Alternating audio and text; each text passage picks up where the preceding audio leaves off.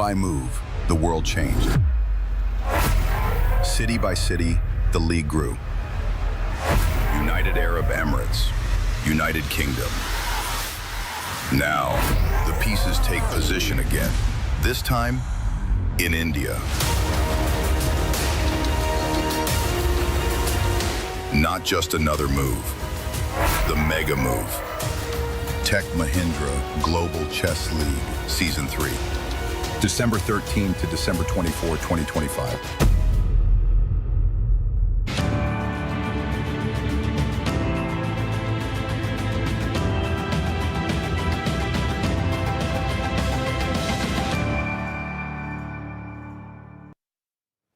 Hello and welcome to day 5 of the FIDE Grand Swiss. In the Opens, there is one sole leader, but there are 13 rivals chasing him down. Whereas in the Women's, there are 2 that share top place, but there are 5 right behind. Well, as we're approaching the halfway point, well, the fight is heating up. I'm International Master Ivanka Hauska, and I'm here with the immensely knowledgeable Grandmaster Yevgeny Mishra. Yevgeny, yesterday was a bit of a strange day, where we had a rather stable, solid day, but with that touch of magic. Absolutely. And, well, what were the highlights of yesterday, if you'd ask me? This crazy game between MVL and Maurizi, of course, and then the Endgames. The Endgames, it was hard for us, you know, 7 hours on air, but the Endgames were absolutely incredible. Both Ivanchuk's against Vidit, and of course the one that Vincent won eventually. Yes. Remember, guys, if you didn't watch yesterday's, absolutely, you absolutely have to rewatch. And you also have to check out the 14-year-old Edomus, his evergreen against Aditya Mittal. That was chef's kiss. Divya Deshmukh also winning so many storylines. We're going to be seeing how they develop, because we're approaching the halfway mark, but there is still a long way to go, because we are just now on round 5 out of 11. Check out this, because the players, they are in for the long haul. It's not just about how you start, it's how you finish, as we check out the format. In the Open, in the Women's, we have different time controls, but they're both playing 11 round Swiss. In the Open, it is 100 minutes with 50 minutes added at move 40. After move 40, the players will continue, but there's another further addition of 15 minutes once they pass move 60. Now, do remember that you do get that 30-second time bonus per move, whereas in the Women's, it's a lot more standard with 1.5 hours of play with that 30-second time increment and then 30 minutes added after move 40. And do remember that what is at stake, it's those top 2 places. They will earn those tickets to the 2026 candidates. And for those of you just tuning in and asking the question, what is the candidate? What is the candidate? It's candidates tournament. It's your penultimate step to become the world champion, right? So the winner of the candidates challenges the world champion in the world championship match. What it means, well, essentially it means like you're playing highest stakes possible, and if you win the candidates, you get to play for your dream, as any professional chess player's dream is to become the world champion. And you mentioned high stakes, and it's not just high stakes here, it's also a lot of money on the line. Because Miro, let's just take a look at this in wonder. First place, $90,000. Second place, $75,000. It's a $625,000 prize fund, and so many prizes, even up to 50th place. Well, that's incredible. And for the women's tournament, once again, 40,000 for the first, 31,000 for the second, 25, and so on and so forth, all the way up to 23rd place. And in total, it's $230,000. Yeah, and whilst we're waiting for the games and the action to unfold, let's head over to Charlie's, who is live from the playing hall.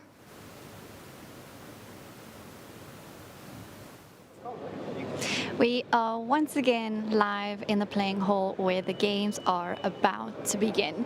We don't know if we've actually shown you the layout of the hall yet, but here we've got a very nice red carpet where our top boards are. Of course, the games are getting longer each day as the rounds progress and get more and more intense. Players are starting to come in. We can try to catch a few if we walk a little bit this way.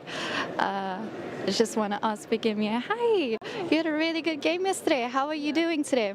I'm doing great. I'm really glad to be able to play in Samarkand, Uzbekistan, so we're having fun with the girls. And how do you feel for today's game? I'm pretty excited. I think every round is a lot of fun and there are a lot of strong girls, so it's fun to participate definitely in this tournament. Well, good luck for today. A lot of fun is always good to have in chess tournaments, and we'll catch up with you later. Thank you very much. So, lots of fun, but also lots of stress. Of course, the FIDE Grand Swiss has it all. Maybe we can walk around a bit and see if we can get another player. Hi, can I just chat to you for a second to ask you how you feel about today's game, as the legend you are? I'm trying to focus on the game. It starts soon, 6 minutes. Cool. Good luck. Hope it goes well. Thank you. Okay, as the players are focusing, getting into their game mode, some meditating, some walking around, talking to their friends, let's let them be and get back to the studio. Thank you, Charlize. And it was so nice. I did notice in the background, there's Vincent Keymer chatting with Rasmus Svaner and his opponent from yesterday that he won in that long drawn-out endgame, Fredrik Svaner. And still, you know, it just goes to show chess is chess, life is life. Right, absolutely. And some people remember Parham Maghsoodloo when he visited our studio. He said, I don't like to play with friends. I don't like kind of winning game against friends because I feel like it's painful. I can feel the pain, right? But some people, and I believe, especially since you're like playing against each other many, many times, like let's say these legends who played a lot of round robins, still some of them are very good friends and they can kind of play the game and then go back to like normal mode. So they said, over the board, you're a chess player, and everyday life you can zone out and That's exactly what the players are going to have to do today. You know, come what may, they're going to have to zone out. They have to get in focus, as the former world champion Ruslav Ponomaryov said there to Charlize. So let's take a look at today's pairings. As always, we are in for a treat because I say it time and time again, but it's certainly true. These are the best players in the world, and we see them in the playing hall, getting ready, some meditating, some walking around, just walking off that nervous energy, others just simply trying to get into the zone.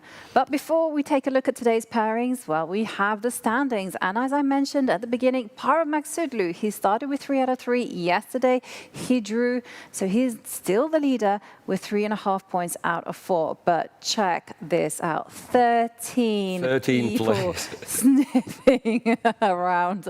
They, you know, the field is basically wide open when you have just a half-point lead.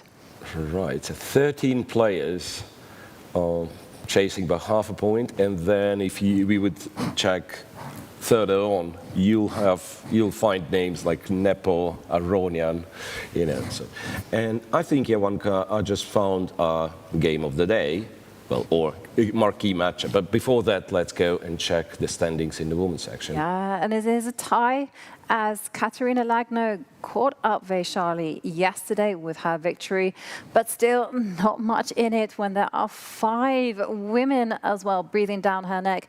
Fatalieva, Dinara Wagner, Hamdamova. We also have Stefanova, former women's world champion, Irina Bulmaga. They're all in with a shot. And in fact, because we're just, you know, in round 5, anything can happen. Anything can happen, yeah. And we'll keep repeating it until, I guess, a couple of rounds left, because at some point he realized, well, anything could happen, but for some players, it's already too late to try to catch up. Absolutely, yeah. When we talk about anything can happen, this is the match that we have in mind. Richard Rapport, one of the most creative players in the world, facing off against someone I consider a creative genius, Parham Maghsoodloo. At the top, we have Matthias Bluebaum against Praggnanandhaa, and I'm going to be cheering on for my fellow Englishman, Nikita Vitiugov, as he plays black against Arjun Erigaisi. Yeah, that'd be a tough one for Nikita. Arjun, so far, well, very, very impressive. In the women's section, Vaishali and Lagno, of course, playing each other, two leaders. Then you have Stefanova, who is white, against Kandamova, and Irina Bulmaga faces Dinara Wagner. And there's so many exciting matches there.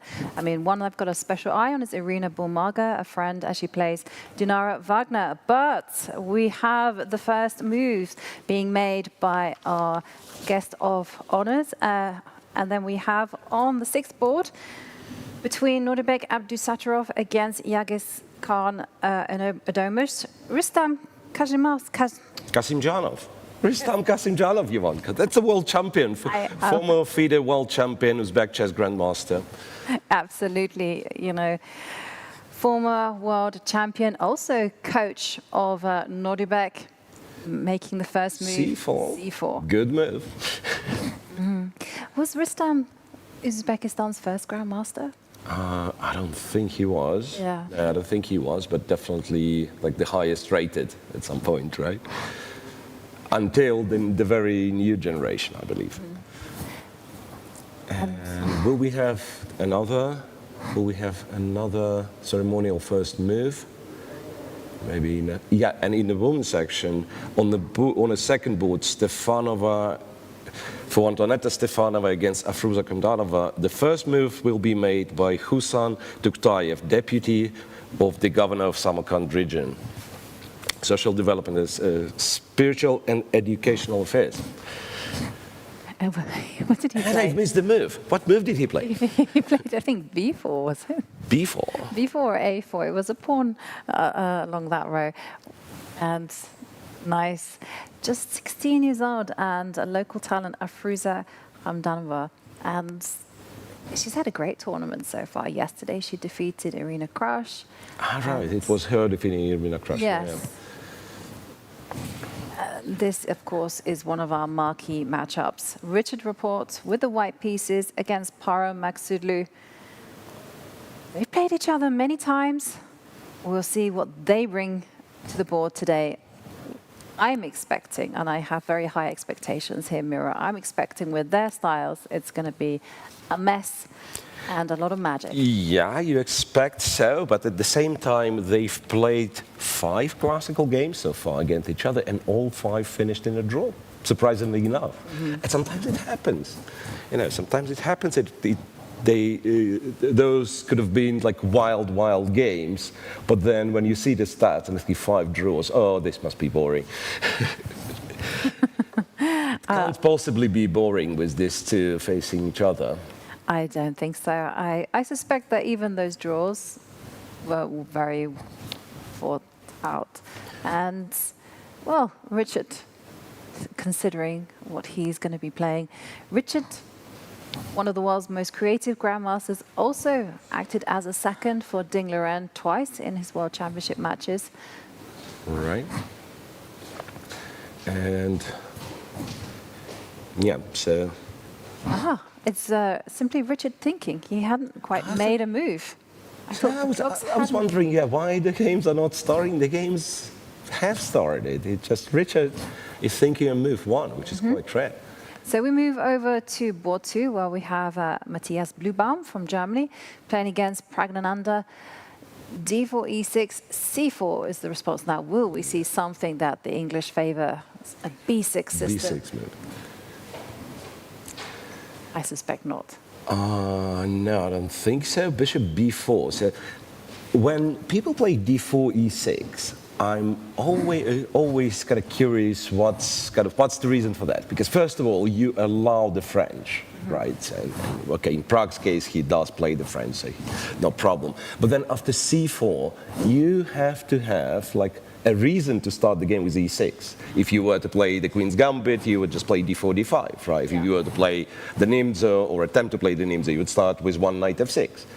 And here Prague shows us that his plan was e6, bishop b4, which might still transpose into Ragozin or a Nimtse, but also you do have some kind of original path in this opening. Do, and I just want to also add to your point that sometimes e6 is used in order to transpose into a Dutch. Yep.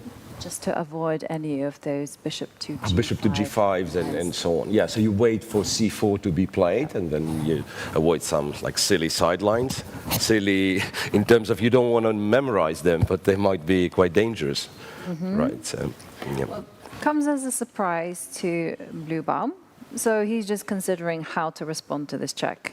Right, on board one, something very interesting happens, because Richard Rapport spent some time, went d4, and then Maghsoodloo started to think, so what's going on here, guys? It reminds me of the stories. I think it was between Alechin and Nimzovich. They did not like each other. They really didn't. And Nimzovich, when he was playing a very young Alechin, was like, okay, I'm going to wait 20 minutes for my first move. And Alechin was like, okay, why does he play? Yeah, I'm actually quite triggered by this. So he thought when Nimzovich finally made his move, he was going to wait 20 minutes to make his first move. Now, I don't think that is happening here because these two are just simply, d4 perhaps coming as a small surprise. Right. No, but seriously, something is happening, something that we don't quite know, I believe. Perhaps e4 was expected. Perhaps e4 was expected by Parham. Even though Richard does play pretty much everything, to be honest. As you said, one of the most creative players in terms of openings as well. Right, some players play something very classical and then the creativity kind of kicks in later on in the stage. Richard is known for very original, sometimes obscure opening ideas. Yes. Well, one thing is for sure is that Richard did not want to challenge Parham in his night off, because we saw Parham beat Aryan Chopra and he also beat Alireza Firouzja, and he came and showed to us here in the studio how well prepared he was. Right. Well, it was so fun, remember, because we were watching the game and we were looking at the database and I said, okay, there are like some correspondent games and they suggest this move instead of that move. Then he comes to the studio and he shows that not only he's aware of those correspondent games, his move is probably better and he has analyzed it, everything, and he remembers all of his prep. Well, Richard is wandering around, but he won't have too much time because d45 has been played. So far, everything is symmetrical. And look, and have you seen it? It's like it was. I see this for the first time, says Richard Rapport's facial expression. I've never ever seen this position. But I'm pretty sure that I was witness, I think, to the Global Chess League, where the two actually played each other. They both traded blows, and they were playing d4 in that particular game as well. So what do we have? Is it a knight f3? Knight f3. Okay. So far, so good. Knight f6 is what I'm expecting. I was told that out of all the possible move orders, knight f6 is the most accurate and the most flexible. Because if you were to go c6 straight out of the gate, then white can go bishop to f4 and transpose into London, where you've played c6. Exactly. And yeah. Well, on the subject of flexibility, there's once again, maybe not for the grandmaster level, for the club players. I think one of the easiest explanations is like you look at your pieces you're about to move and you think like where you want to be. And you ask the g8 knight, it certainly wants to be on f6, right? While with the c pawn, is it c6, is it c5? It remains to be seen. You don't know really, right? Exactly. Well, these two are moving at a very gentle pace. So let's kind of continue. Yep. Let's move on. Yeah? Exactly. Let's revisit them when things happen. Speaking of the Dutch transposition into a Dutch, let's look at board 2. Okay. Where Prague went d4, e6, c4 check, knight c3, and he captures on c3 immediately. Bishop takes, pawn takes, and goes f5. So now, I'm sure it's quite provocative, this line, but Well, it's being well prepared, you know. It's signaling that Pragg means business. He wants to unbalance the pawn structure, and he wants a good game. You know, he wants it all.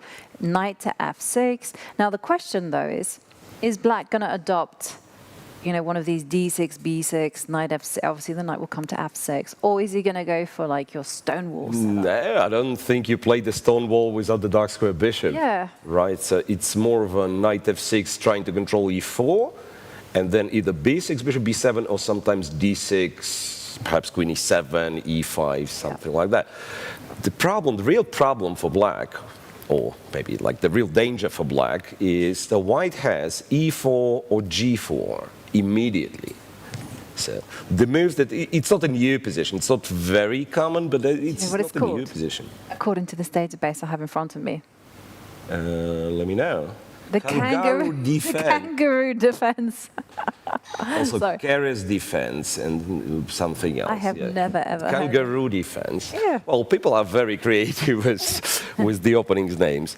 Oh, Anyway, there's e4 and there's g4 from like the very, very aggressive moves. you have also the G. And you have the g3. Yeah, you want to fight for the e4 square.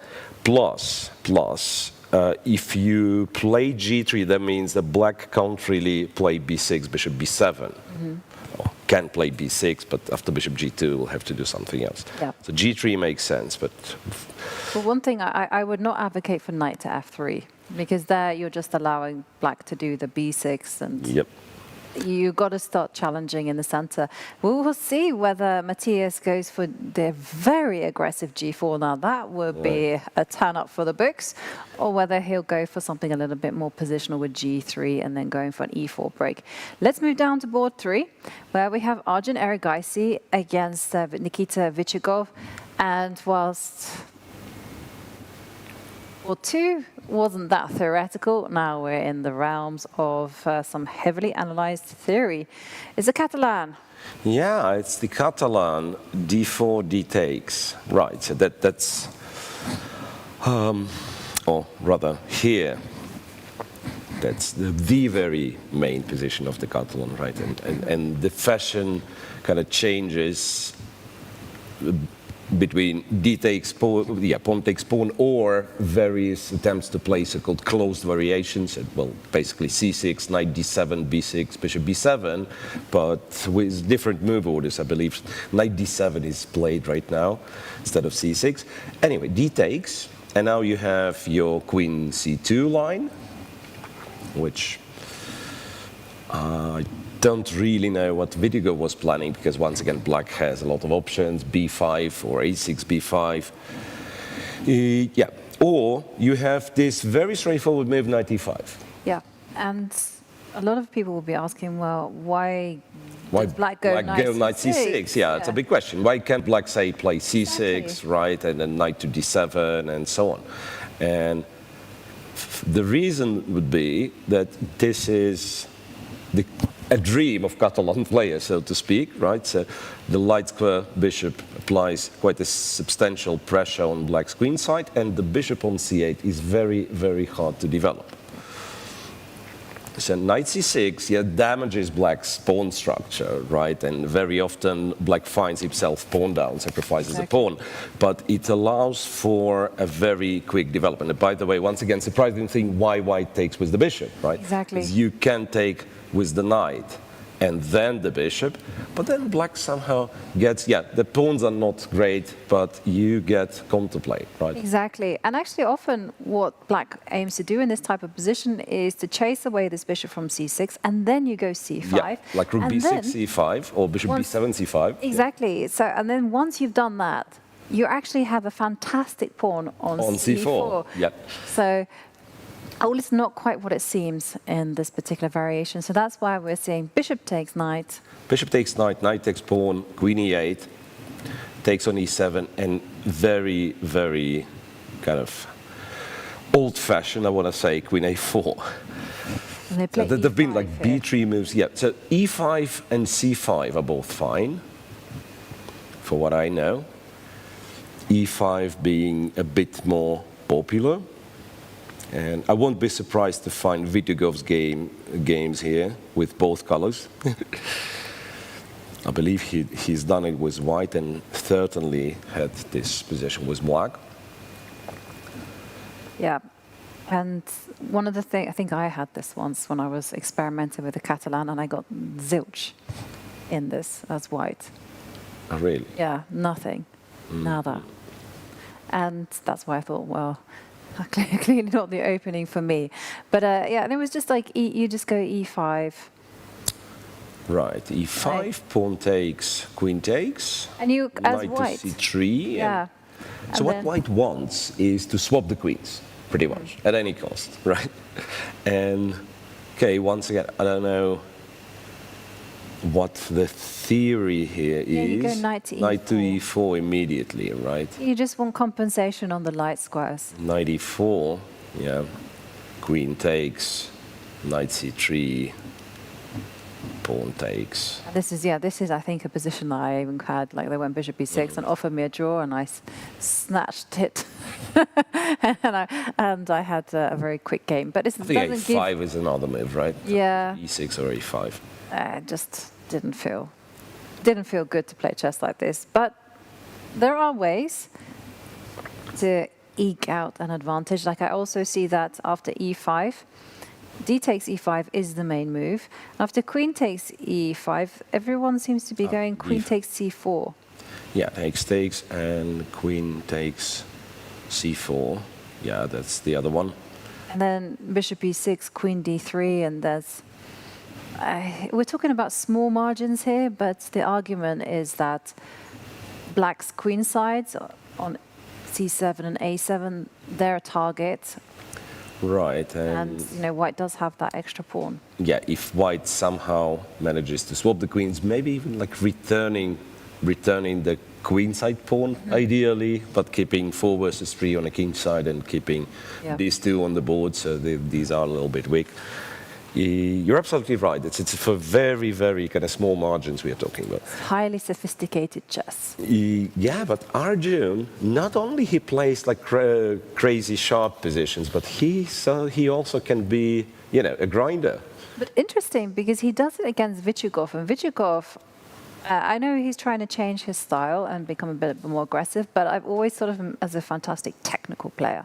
Very Right. good at these endgames. So we'll keep an eye on see how this one develops, see what kind of idea Arjun has up his sleeves. But let's move down to board 4, because it's a completely different pace here between Abhimanyu Mishra, just 16 years old, against world champion Gukesh.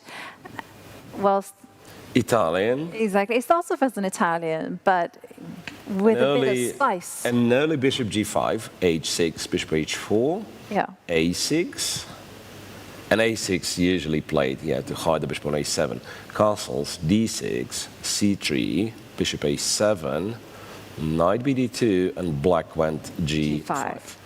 And to be honest, I always felt that it's scary to play this with white. When you develop the bishop early to G5 and then you castle, that's very, very scary. But apparently if you know everything, you do have your con to play with D3, D4 in the center. The position must be known. Well, one of the things, it is known in many games in the database, one of the things is you've got to have confidence playing this line with white. Absolutely. You've got to know it inside out, because as Mira said, basically black is going to be going H5 at some point, and you have to continue with a lot of energy. Now, believe it or not, these two players might be very young. They might be still teenagers, but they have played each other. They do have history. So let's check out their head-to-head score. Now, not too many games, so let's... If one game only? Just the one game. One game only, but it finished in a It's not draw. like there's a big rivalry, but there is one game. It did finish in a draw, as you mentioned. So Mishra is on 50% against the world champion. Not bad. And Mishra is now on a 60-game unbeaten streak. So Right. we'll see whether he carries on that form. Yesterday, he came close to losing in his game against Praggnanandhaa, but he found a Managed to fortress. build, yeah, and managed to build a fortress. stuck with it. And here it's nice to see the players in the background. We have Look. seen Nepomniachtchi wandering around. We saw Katerina Lagno also. And I just realized Mishra has a very, very strong tournament. Because he was the one to beat Yu Yang-yi, Yeah. right? And then he drew Prague, and now he's playing Gukesh. So he plays inside this like Swiss tournament. He plays a super, super tournament. You know? And Abhimanyu Mishra is let's remind ourselves, is the world record holder that became the youngest GM. Did it at 12 years and a few months, beating Sergei Karyakin's record. So here, well, both players are going to have to bring their A game because knight h7 is going to be backed up with h5. And that bishop on g3 is going to get locked out of the game. You know, it's going to get harassed. So white will have to find a way how to handle that one. Right, so knight h7 is not the most popular move in this position. Funny enough, after all that we've said, I've discovered that the most popular move is castle for black, Yeah. not attacking the king side immediately. But after knight h7, it's a very, very good, 6 games, very good starts for black. Black won 3 games in this line, lost 1 and made 2 I draws. mean, we're talking about people like Fedoseev, Yeah. played this, Heik Maitarosen, Yilmaz, Fedorchuk. I mean, these are, and then some other people that also is super strong. Yeah, I believe the last game in the database is the correspondence game, once again. Right, so we'll leave that, but we'll keep an eye on it, of course. It can develop into something very, very exciting. Why don't we check board 5, where we have Maurizi against Keymer. Yep. Keymer yesterday being one of the last people to finish, but he successfully beat Frederick Svaner in an endgame. And now he's going to play Marc-Andrea Maurizi, French champion, just 18 years old. Yesterday, played one of the wildest games I've ever seen. Yeah, between MVL, you know. Yeah, It beating MVL in a crazy roller coaster game. Yeah, I mean, it's almost, you couldn't write the narrative, you know. Maurizi had like these rolling queenside pawns. MVL had a potential kingside attack. We are hoping for similar fireworks in this game, but we will see. Well, Vincent Keymer will have learned his lesson, though, because in an earlier game against the 14-year-old Adomus, he pushed the boat too far, and he almost got punished there. He played very risky chess. Adomus had a crushing position and didn't manage to put the Vincent away. But here we have a Sicilian. I like this. Bishop d3 move. This bishop d3 move, which is like, I'm still not sure how to, how to look at this move, because that seems almost like, yeah, it's a mistake. You have to develop the knight first, but then you check the database and you see Firouzja played it, MBL played it, Hans Niemann played it, and it means it's just kind of a new kind of theory. Knight to c6, bishop e3, black goes knight g4, knight takes pawn, knight takes knight, pawn takes knight, sorry, and bishop to d2. And all of that being played, and the only games in the database that you have are the games of grandmasters. So my understanding that bishop d3 is not good is, well, kind of, this view is shared by many other players, and unless you are good, right? If you are good, you are allowed to play bishop d3, if you know what the point is. After bishop d2, my first question is, isn't queen b6 a double attack? And I'm known for being greedy in the Sicilian. You can do it. Let's do and it. you can even capture the b2 pawn, but I imagine it is very, very dangerous. Okay, but I'm not sure which one. Yeah, is it knight c3 or is it bishop c3? Bishop c3 is a tempo, knight c3 is the better, maybe not the better knight. Yeah, maybe we do this, queen runs away. Let me run to b8, maybe.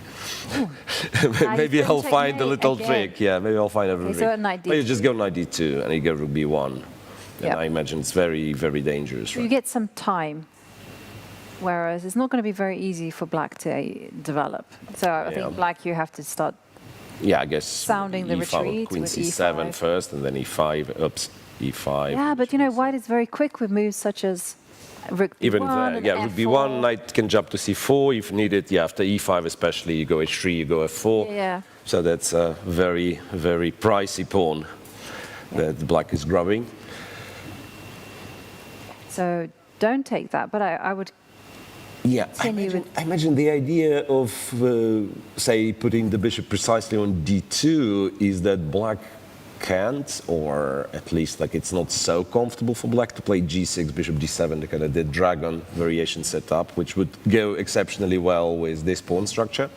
But then white has bishop c3, and if you go e5, it's a very strange combination of moves, right? e5 and g6. But you can go knight e5. You can kill knight e5, but then white goes f4, And I was forces hoping- you to take, right? Yeah, and there I was hoping Forces to you say- to take queen d3, and I imagine like knight d2, castle along, white's very quick. Black has, well, very flexible, huge pawn center, but it's not very well advanced yet. Yeah. So f6 and some, oh, I don't know, is it f6, is rook g8? That Well, feels a well. bit unpleasant. I'll tell you something though, we have the move, Rook to b8. He says, I might not want to take the b2 pawn with the queen, but I will consider taking it with the rook. Exactly, but I feel like in Sicilians you should not defend such pawns.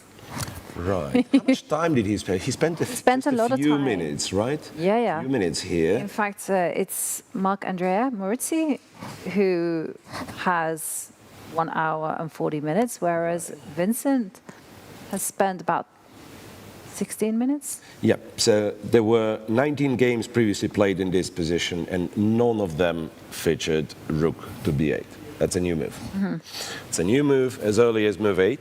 It's a testing one as well, because you're saying to white, I'm going to get greedy. The question is, Rook do takes- you take b2? Yes, you My do. vibe is no, but that's because of my inner chicken Well, says, Look, well, focus on what's the development. difference I'm trying to understand? Like, capturing it with the queen wasn't great. Why, let's say, taking it with the rook is so much better? Or maybe it's not better, I don't know. Rook b8, I guess. Knight d2.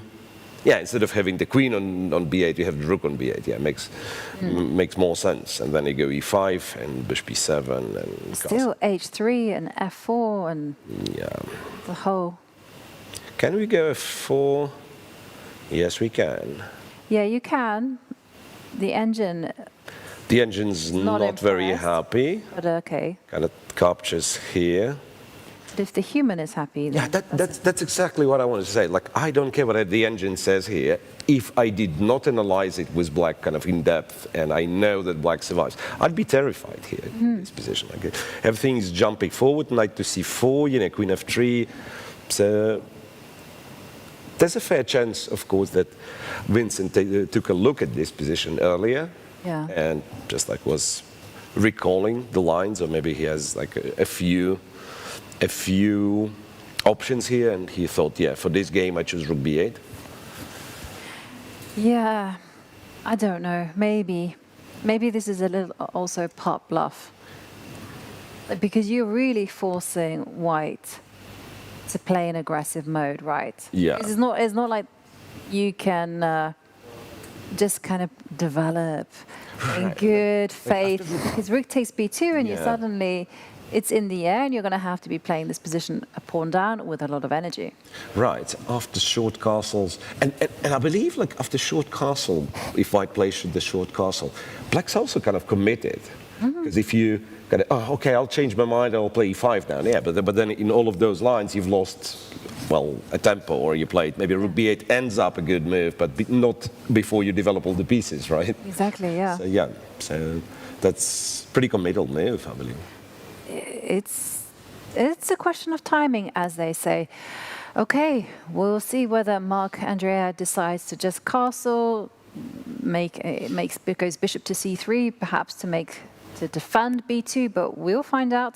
Let's go down And have a look at board 6, which is Nuribek Abdusatorov against Yazkan Adomush. Now, this I recognize, but I normally playing this structure with the black pieces. Right, let me read this one. Castles, d4, knight a4, castles, queen d3, and rook e8, and we've seen this one, right? Yeah, this is like a Caro-Kann, Tarrasch, Caro-Kann Panov Botvinnik, except white is playing that. and this one's, yeah, famous Tarrasch line. And once again, no games, but how is it? Something new. I constantly confuse everything here. I think it's the queen d3, actually. d4 knight goes, and here you still have like a lot of games, Carlsen, Nakamura, and the likes. Castles, and queen to d3 indeed. Is the new move. Is the new move. Queen d3, rook to e8, knight takes b6. And I imagine a b6 is what you play, as we've seen in one of the previous games. I think, was it Hans' game? No, it wasn't. Was it? No, it wasn't Hans' game. It wasn't Hans' game. But remember this. Yeah, well, I remember there was a game, yeah. Discussing. It wasn't Prague either. Okay, yes. It also fails me as well, but I know that we did see this. Right. Then I just noticed that on board 8, we have Sam Shankland playing Oliver Firouzja. I know. Yeah. So many great matches today. But heading to this one, knight takes b6, a takes b6. Maybe we can do a comparison with the main lines. I mean, the main line, you're going rook bishop to out to g5. But now you have the extra option of going rook to d1. Yeah. What happens if again, rook to d1 and white tries to capture this? And apparently, once again, it's very hard for me to navigate such positions without computer. So I will be logging computer. Apparently, the only way to keep the balance is to defend the d4 pawn by the means of rook a4. Oh. That's a funny move, because the rook seems to be kind of hanging in the air, but it's no easy way of chasing it away. And if queen b5, then you just go rook b4. Yeah, queen b5 is the silly move. So rook a4, defend that. If white goes bishop g5, we go h6. And if bishop takes, queen take, I don't know, the mouth misbehaves. Queen if... And then you go bishop takes knight. Yeah. These are always like serious. And you can see the evaluation bar's like, this is a big mistake. Your mouse is behaving. It's okay. Knight takes, and... It's not its fault. Yeah, black is better. Black is better, bishop a6, or... Isn't it rook d8? Rook d... Yeah, like rook d8 doesn't really win a piece yet, because e3, and if c5, there's queen c2. Like this thing. But basically for the piece, for the pawn, for one pawn only, you get this weakness of this diagonal and so on, so I don't think it's recommended. In fact, can we somehow... No, e3 is terrible, I guess. Yeah. Just take. Is it terrible? You just take and take f2, right? That's why it's terrible. It blunders the pawn. So it's a very unpleasant position to play if you don't know exactly what to do. Okay, so let's have a look at some lines. So rook to d1 was weird, but then some seemed to help black. What about bishop as bishop f4? Bishop f4, yeah, and then we go. Hang on. Bishop g4? Isn't it weird what he's done with the queen on d3? Because my understanding from the black side of it is that you actually want to put a knight on d3. Knight c1, knight d3. Yeah, but then, you know, when you're playing on the black side, you're a tempo down and you have a more defensive... Yeah, right. Now, I believe here he'll try to make the point that somehow I quickly go and attack d4. Yeah, some kind of centralize the rooks, e3. I don't know. What was the line again? Rook d1, bishop rook a4. Can I play e3 here? Question mark. Well, you can still take. Yeah, but then again, my queen's protected, so I can take bishop e3, right? And I believe this one's just good for white because. Yep. eliminated this d4 pawn, developed everything, and 2 bishops, and these pawns are finally somewhat weak. But after e3, the key move, the critical move, perhaps will be bishop to g4, hitting my rook. So f3 now, bishop to e6, knight takes, pawn takes, and black can even capture a2 if he wanted to. But I believe it's either knight or bishop d5 that I feel will be kind of, enough of practical compensation at least, because f3 is played. f3 is such an ugly move with the bishop on g2. Well, I'm expecting a quick move here from. Either way, yeah, rook d1 and rook c1 will eventually be happening. What happens if you? So this was rook to d1, rook to a5. Actually, that was really forcing. Rook d1. Rook d1, yeah. At least if you trust the engine, there's no other move but to defend d4. Rook a4. And what happens if I try to go bishop f4? I mean, how bad is this? Yeah, it's not bad. It's just that, black plays, say, h6, for instance. If you try to do the same, like e3 now. Yeah, but e3 now, you run into g5 even. I wanted to go h3. I wanted to play. Yeah. But then I guess maybe now's the time for you to go g5. You can play this one, bishop e6, and then depending on the circumstance, bishop e6, you're threatening bishop c4, by the way. So bishop e6, and it could be a white already has to commit to this one. Takes here, and then there's bishop h3 even. There's queen c8 or something. Yeah, queen c8 is probably a pawn down, but but bishop h3 should be fine. So h3 is not the right way. What about a3? Because in lots of lines, a3 is better. So now the a pawn is not hanging. Exactly. So bishop f4, h6, a3. Yeah. And then I don't know. But then we do the same, bishop e6. But now you can take, because at the end of this line, there's no pawn on h3 to take for black, right? Yeah. Well, rook to d1 did appear, Miro, so I'm expecting the game to actually follow along the lines that we predicted. Yeah. Rook a4. Yeah, rook a4. Holding on to the d4 pawn seems to be a must. And we'll come back and see whether play has followed the lines that we predicted. Let's move down to board 7 between Nordebek Yakuboyev against Gumulash Shimon. And, well, this one is a position where the pawn structure has been clarified. Looks like some kind of that was the Catalan, right? Or started as it actually started as the Slav, semi-Slav, and white went g3. But you can get, well, if not that precisely, it's very similar positions from the Catalan. b6, a3. a3 looks surprising to me, but yeah. a3 looks surprising, and for a good reason. It was never played. 120, 130 games in Master Database in this position. Not a single game with a3. Okay. a3, bishop a6, knight d2, b5, and c5. c5. Interesting as well that Black chose to go b5 as opposed to what I was predicting c5. Yeah, but this particular setup, it's very hard, I think, to play c5 in the right circumstance. Maybe you can you play it immediately? White, from what I understand, White's getting ready to go e4, right after knight d2. Yeah. Maybe play bishop b2 first, and then eventually go e4. So if you go c5, can you do it now, maybe? So this is what I was thinking. You go back, I go forward. And yeah, makes sense. In fact, yeah.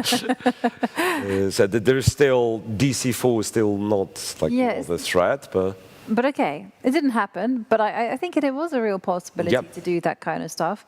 Because b5, c5 indeed stabilizes the structure, but then if you do not organize something with e5 quickly, I think White might just get control over the position. Will be better.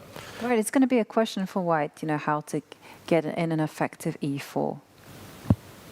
Because you often do that kind of that thing, or you just try to sit on your space advantage. So you can go for b4, lock it down. And I've seen many players go e4, which looks really anti-positional, to go e4 as white. But you're kind of you get the space and you get the square on d6. Right. Okay. Let's do something like that. So we go b4 first. Let's say black tries to block. Yeah. And then e4. It just takes. Knight takes. It's already much better for white according to the machine, even though black does have this nice square. But you get the square on d6, and the bishop is really bad. The bishop on a6. The c6 pawn is weak. Whenever I try to have this structure, I do it with the bishop not on e7 but on g7. I try to go for this. At least then. Yeah, then you have the pressure on d4. But well. Okay, so this can be. This is tense. Might come to be a very instructive game. In fact, like about the pawn structures in the Catalan. We'll see how Jakubov handles this one. And let's move down to the game between Sam Shankland against Alireza Firouzja. I'm expecting some heavy-duty theory. So that's bishop g5 knight off, and Alireza goes e6 and queen to c7. Wow, so that's not anything that is not poisoned pawn variation, queen b6, queen b2, I'm ready to discuss, because that other one, it's impossible. You have to know your 30 moves of theory with both colors. And Sam is the kind of player who does know his theory. Right, queen c7, queen e2. So there is, even the engine suggests that, and there was a belief that this position, this type of structure, and I know Firouzja does play it from time to time, but kind of objectively, it's not a very good structure for black. So there have been great examples from the past, like even starting with Botvinnik, I believe, in this kind of little mini center. But yeah, later on they've concluded, it's probably not very good, but I imagine queen e2 is much more aggressive. Queen e2 was the sole idea to go e5. D takes, f takes, knight to d5, knight's been traded, bishop takes e7. e5, by the way, is a novelty. I just wanted to, according to the database, everyone else, and there hadn't been too many games, had been playing castle queenside. So yeah, but that's usually what they do, right? They put the queen on e2 to castle queenside so that the rook is operating on the d file, and queen would support e5 later. You're absolutely right, but yeah, e5. I did not understand it. There was a new move. I guess if you castle now, we might get some sort of transposition. I think he'll have to castle, otherwise, king is unsafe in the middle of the board. The knight's unsafe, I have to say. The knight's unsafe. There is that. I mean, it's hard to invent a move which would blunder this queen h4, right? So any sensible move probably stops queen h4. Like you go c3, queen h4 doesn't win. You go g3. But yeah, there's absolutely no reason not to castle long. Right. I mean, that's the logical follow through. The only other one I see is g3, which also, as you mentioned, to go g3, bishop g2, castle short. Side, yeah. And then just kind of centralize with the rooks and just more space. I believe like the thing is, it doesn't matter what we do with white, we will face knight to c6 next move, and I think g3, knight to c6 will simply be not in time to go bishop g2. No. I don't think like trading is a good idea. Takes. Yeah, then we just have an isolated pawn on e5 for no particular reason. No, I mean, I was just trying to make sense of this whole construction with the queen coming to e2, so to me, castle... Yeah, you have to develop the bishop, yes, and very often you would go g3, bishop g2. So I'm expecting knight c6 as a logical continuation, and now... the question is... You don't want to be messing around with the queen on e2, you don't want to be moving it, so I'm still seduced by the idea of going g3, bishop g2. G3, and if if Okay. black's greedy, no, but it can be like we can Well- play. Yeah, black's greedy, black captures E5. If we go, so my problem now is that I go bishop G2, you can go bishop G4 and force some trades, right? Mm-hmm. So therefore, I'm thinking maybe I start with rook E1, hitting this knight, and after F6, I can go bishop G2. And again, I would probably prefer the other rook to be on E1, right? So rook H to be on E1, but then I'd have problems replying to bishop G4. And this one can, this is probably the position you can kind of play. But you know, even if we rewind and Here. don't go rook D1 and go G3, we allow knight takes, bishop Bishop just G2. G2. Even if the bishop comes out, you can still do some funny business. But you're playing a pawn down. I forgot about castle. The whole rule of castling queenside as black, which knocks it down. Okay, we're Knight F3, but we are not playing for advantage No, of no, the no. knight F3. Knight F3, knight F3 will have to trade the queens and so on. yeah. No, I was, like I said, I forgot the queenside castle. Well, sometimes I would not remember the game, but what game that happened, but sometimes it was a few examples like that. So that you go for, the castle is delayed for a very long time, Yeah. and then you go for some sort of a combination, simply forgetting that castle as the move exists. And then your line you were going for is refuted by like very, very late castle. Exactly. Yeah, you were not taking into account. I've seen lots of examples actually where a person has moved a rook and then retreated the rook to the starting square. This one. And then they've castled. And they're like, yeah, I played a great move. And it's only become apparent when they've tried to input their game into the computer. The computer's like, Yeah. no, illegal move. You can do it, yeah. No, you can't do it. But, Right. well, it's an open position. It's danger for both sides. But at the minute, the onus is on Sam to prove that he has the activity to offset this weak pawn on E5.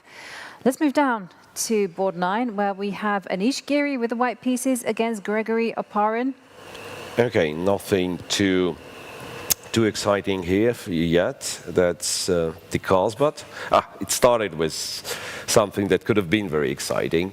So D5, E6, C6, and this gives white the possibility to go for this Marshall gambit, as you taught me, E4. But Anish just captured on D5, went bishop F4, and there you have it, the Carlsbad structure, with black similarly have not that many issues, gets to exchange these bishops, and also the fact that black can play knight E7 supporting bishop F5. It's knight E7. If you need a knight on F6, it will be this knight, and it makes it that you can develop the bishop on F5. The queen to B3 is an unusual move, designed to stop the light square bishop from developing. So everything is still very, very stable here. Right. Pawn structure, as we mentioned, it's fixed, so it's just going to be a question of development, and we'll see whether white manages to put pressure on the queen side. But for the time being, relatively equal. Let's go down to board 10, where Levon Aronian is playing again. Whenever we go to Lev's games, there's always one, right? Everyone has played like 5 moves, and there's always one. This was always my father's complaint about me when I was a kid. You've gone and played 60. Actually, they played 23 moves. Yeah. And are we heading down to another draw? I mean, we had this yesterday in Anish's game. Yes. Right. It was, the blitzed out all the theory, and then somehow it was... Yeah, it was against Cheparinov yesterday, so it was just... Shan Sarsan. The C1, and both playing very fast. Levon, in fact, so he barely spent any time. Check here. This is surprising. White has the king on F1 and doesn't even have any material. Any extra material. But black king is getting stuck in the center as well. Right? Rook H3, something very, almost like a trademark of Levon, like developing the rook this way. Knight G5. f4 and rook e3. Well, it's an unconventional position. I'll give them that, you know. Knight e4 incoming. The king is in the center, and you can't possibly castle queenside anymore because the queenside rook has moved. Ha ha ha, you inspired me. Sorry. King d8. King d8. King d8 to go king d8. King d8 might be a clever move because you go away from the e file and then you'll go king c8, artificial long castle, and you go king c8, and then if you were like very pedantic about it, you could even go rook d7 to d8 and say, haha, I did castle long. Exactly. It took me took me a few moves, but I did castle long. Right. Well, this is I don't know. This one is looking like it could be very crazy, or could just simply. Can he go like queen d2 or something? Try to simplify. I'm trying to kind of figure out like, does white have a push here or not really? Because c1 rook is hanging. At first I thought, yeah, maybe I can take on e4, but then the rook on c1 is hanging with a check. So it's either I trade the queens or queen c4 is an option. Queen c4 threatening queen e6, but then black goes back to d5. And the big question is, like, can I somehow keep the queens on the board? Because I imagine an endgame like that is nothing special, right? And knight e4, black just captures, goes, I don't know where it goes, f7, black should have no problem whatsoever. Rook e8, right? Yeah. Rook's active. Yeah, this looks relatively. Yeah, I guess the whole thing is that having gone for this, and the black king is in the center, probably after queen d2, you have to keep the queens on the board, but very complicated for the time being. We'll find out whether this is preparation, whether this is going to be a sizzler or a fizzler. One game we didn't check, Jovi, and that was game one. Board one. We've seen d4, d5 was played, and Rapport started with knight f3. So I'll just quickly bring it on monitors. Board one, game between the leaders, and it was a London opening. It was a London system, yep. Bishop to g4, and I imagine Richard, he does play the London, right? He does. He plays everything. Yeah.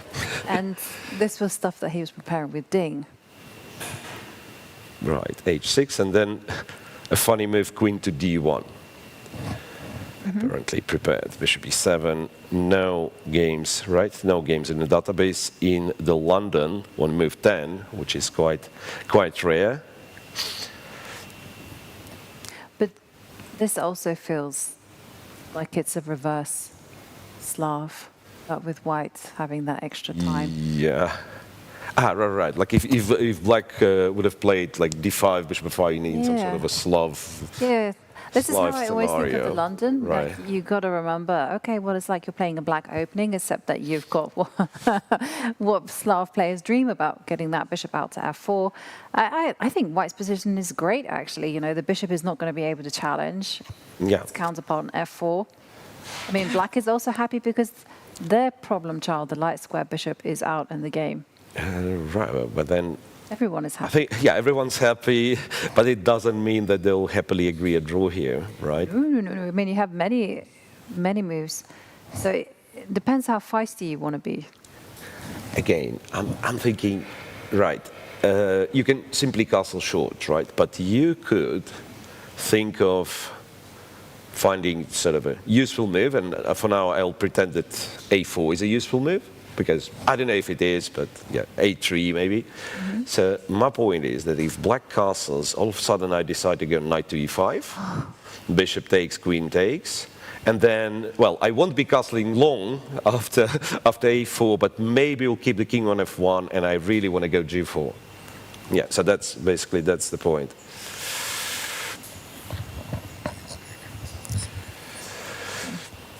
Yeah. Right, so G4 ideas. Yeah. That's something. I like it. I see H6, I see short castle, I want to go G4, G5. Exactly. I was also thinking G4, so I was like, no, but don't bother with knight e5 just yet. Go G4.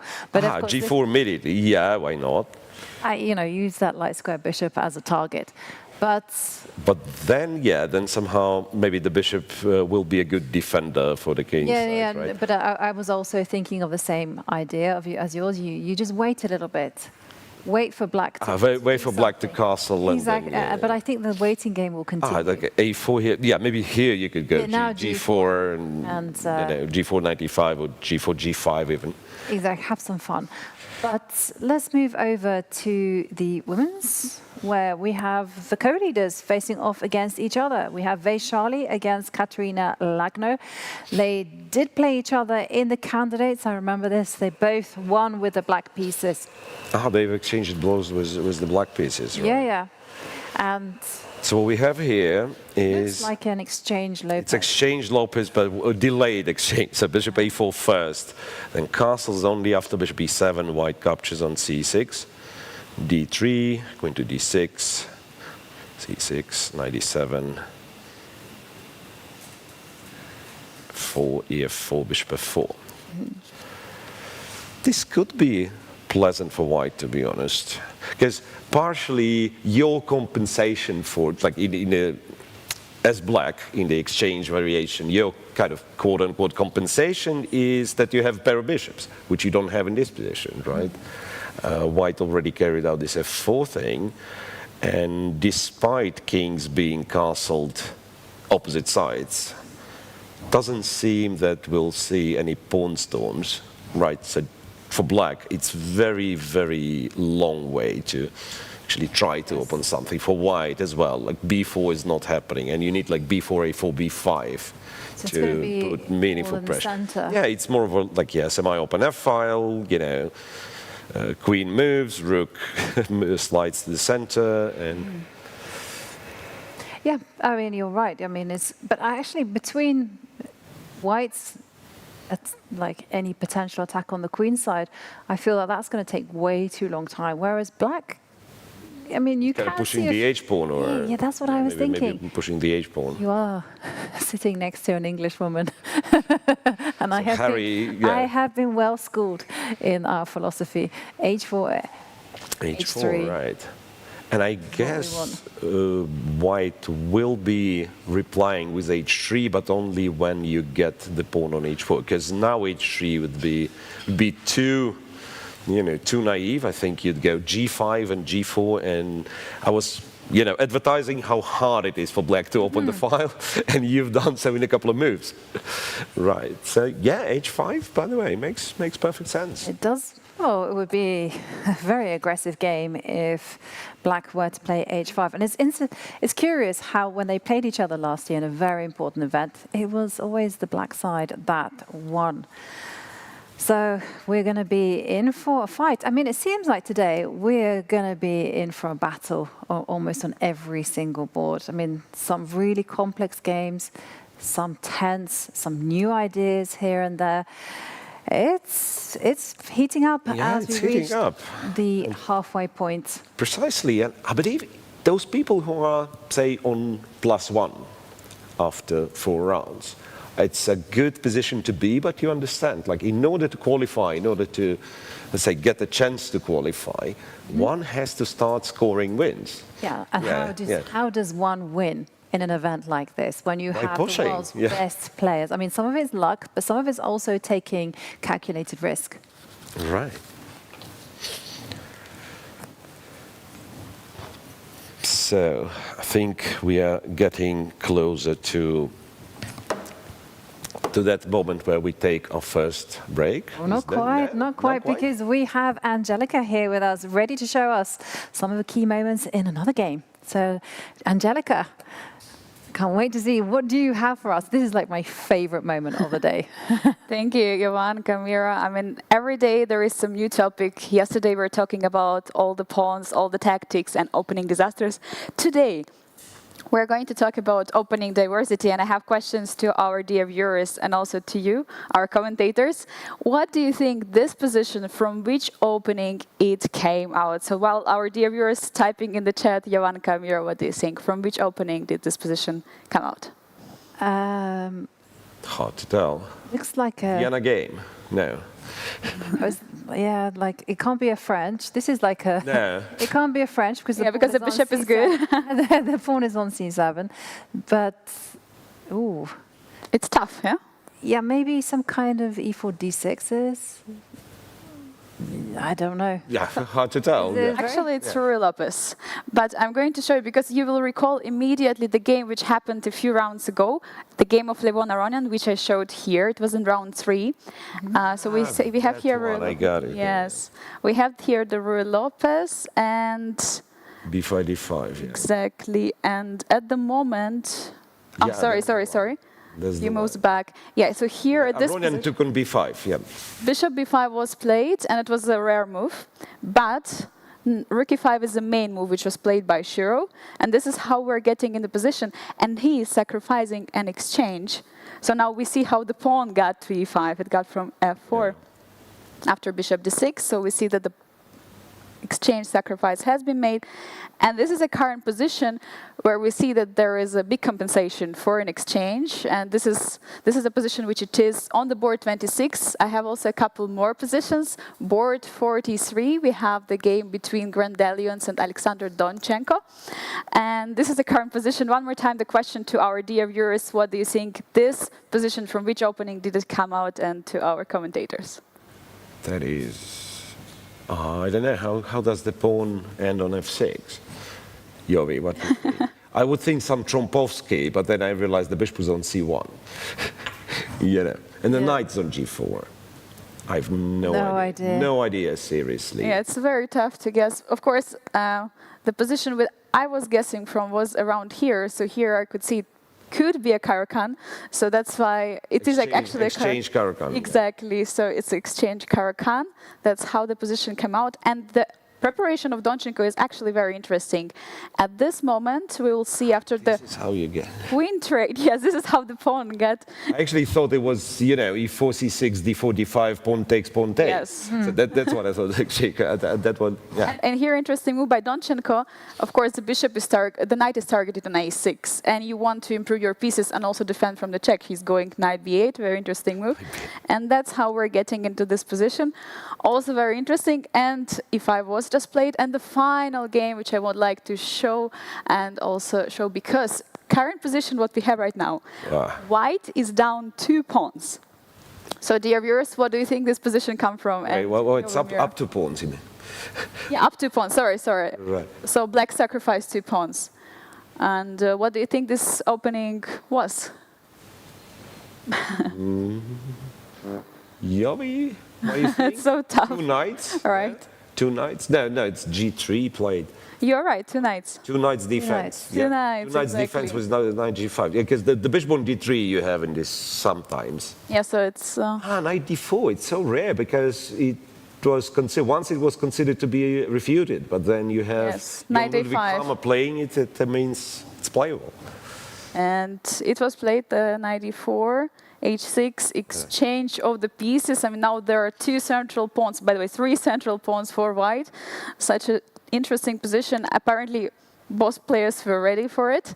And after knight b6, bishop steps back. Now queen is on d3, and we're going to see at the same square, at the end position, after white is taking a couple more pawns, the bishop is already on d3. What we see right now, computer really likes white. But we see that the bishop on d3 is just blocking the bishop on c1. It cannot get out. Bishop on c5 as well. All the pieces of black are active, but white is up 2 pawns. What do you think, Yovi, Miro, about current position? Do you agree with an engine? Well, the engine The engine perfect likes chess. white, yeah. So, yeah, I mean, the thing is, it's very unpleasant, very cramped with white. I'm not sure I'd enjoy this. But then again, I do like playing with extra material. b3, bishop b2, maybe we'll get to develop and, yeah, somehow crawl out of this corner. Yeah, so this is how we come to positions, I think also very interesting, instructive, how we get from every opening, and we can get from different openings to have similar pawn structure, and that was my example from the round. Wow. That's great stuff. Such quirky openings, and I love the fact that you tested us on and our ability to deduce what position came from what opening. Thank you very much, Angelica. Look forward to seeing how these games develop as well. And we are going to step aside for a short break. And during it, you can catch Sagashar's recap of all the excitement from yesterday. And while you're with us, don't forget to like, subscribe, and follow so you don't miss a moment of the FIDE Grand Swiss. See you in a few minutes.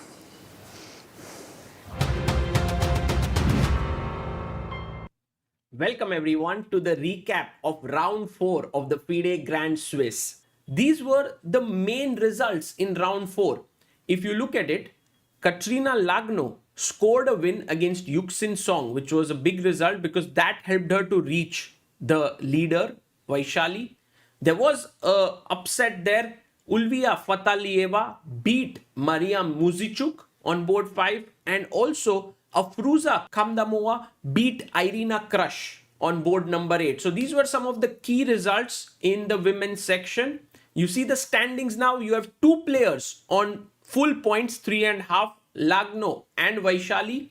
They'll face off against each other. And then we have a bunch of 5 players on 3 points, Fatalieva, Dinara Wagner, Khamdamova, Stefanova, and Irina Bulmaga.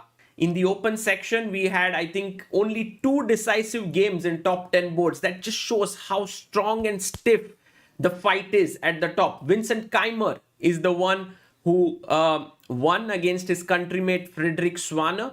And we had Maxime Vachier-Lagrave losing to Marc-Andrea Morizzi. A very, very important and interesting game. And these are the standings now. If you look carefully, we have 1 player on 3.5, but then 13 of them on 3 points. That has Abhimanyu Mishra, Yazkan Erdogmus, Marc-Andrea Morizzi, Gumular Simon, Gukesh, Arjun, Abdusattorov, Keymer, Prag, Rapport, Bluebaum, Yakuboev, Vitiugov, all fighting for the 2 candidate spot and finishing in the top. And I would say key pairings would be Maghsoodloo versus Rapport on board 1 is going to be absolute fire. We have Abhimanyu Mishra taking on Gukesh, which is also very interesting. And my eyes also go to Abdusattorov versus Erdogmus in round number 5. This will be super, super critical. Now, let's move to a few games that I have selected from round number 4, which I really want to show you. I think the combination of the day definitely goes to the youngster Yazkan. He managed to play brilliantly here and beat his opponent Aditya Mittal. The move that Yaz played here was rook e5.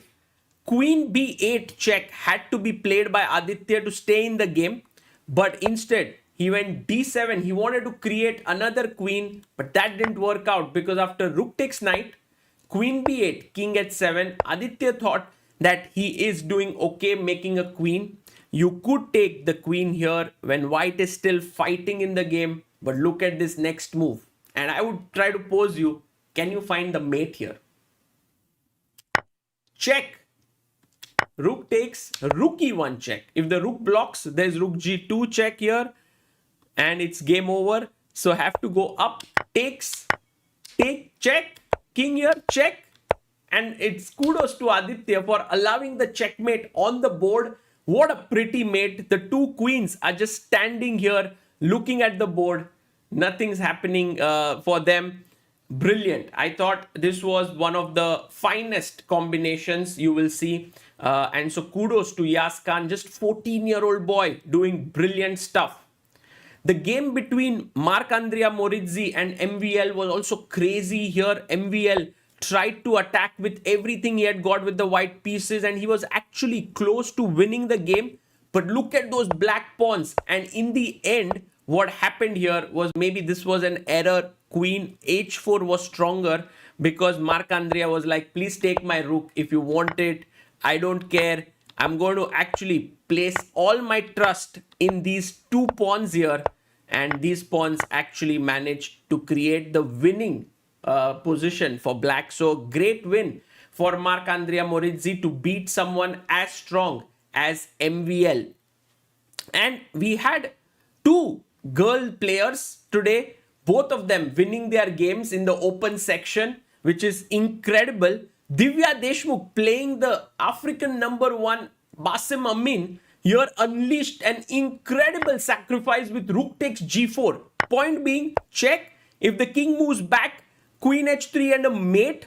So here played knight h5, chopped, and now you can't take, so queen c1, but Divya got her rook in, and you can see that she finished off the game beautifully here with the knight coming in, and then finally this tactical shot which actually ended the game because the rook was in time to stop the pawn. So brilliant win for Divya Deshmukh, but Goryachkina, not to be left behind, also managed to beat Dmitry Kolars. And in this position, Goryachkina showed why she is one of the best positional players in the world. She went queen d2 and then chopped off the knight, played her knight to e5. And this is the kind of position where you have to be seriously afraid of Goryachkina. Good knight versus not so good bishop. It should be around even, but Goryachkina ground this into a win, which was brilliant. One position from the women's section, it was definitely Katrina Lagno's win against Yuxin Song. She actually here attacked brilliantly, and I really loved this move that she played here. Pawn sacrifice with f6, and you know, this is a game from which you can learn how the king in the center is never safe. It was never getting checkmated, but it was never safe. And the way in which Katrina Lagno attacked here is worthy of deep consideration. You should check it out.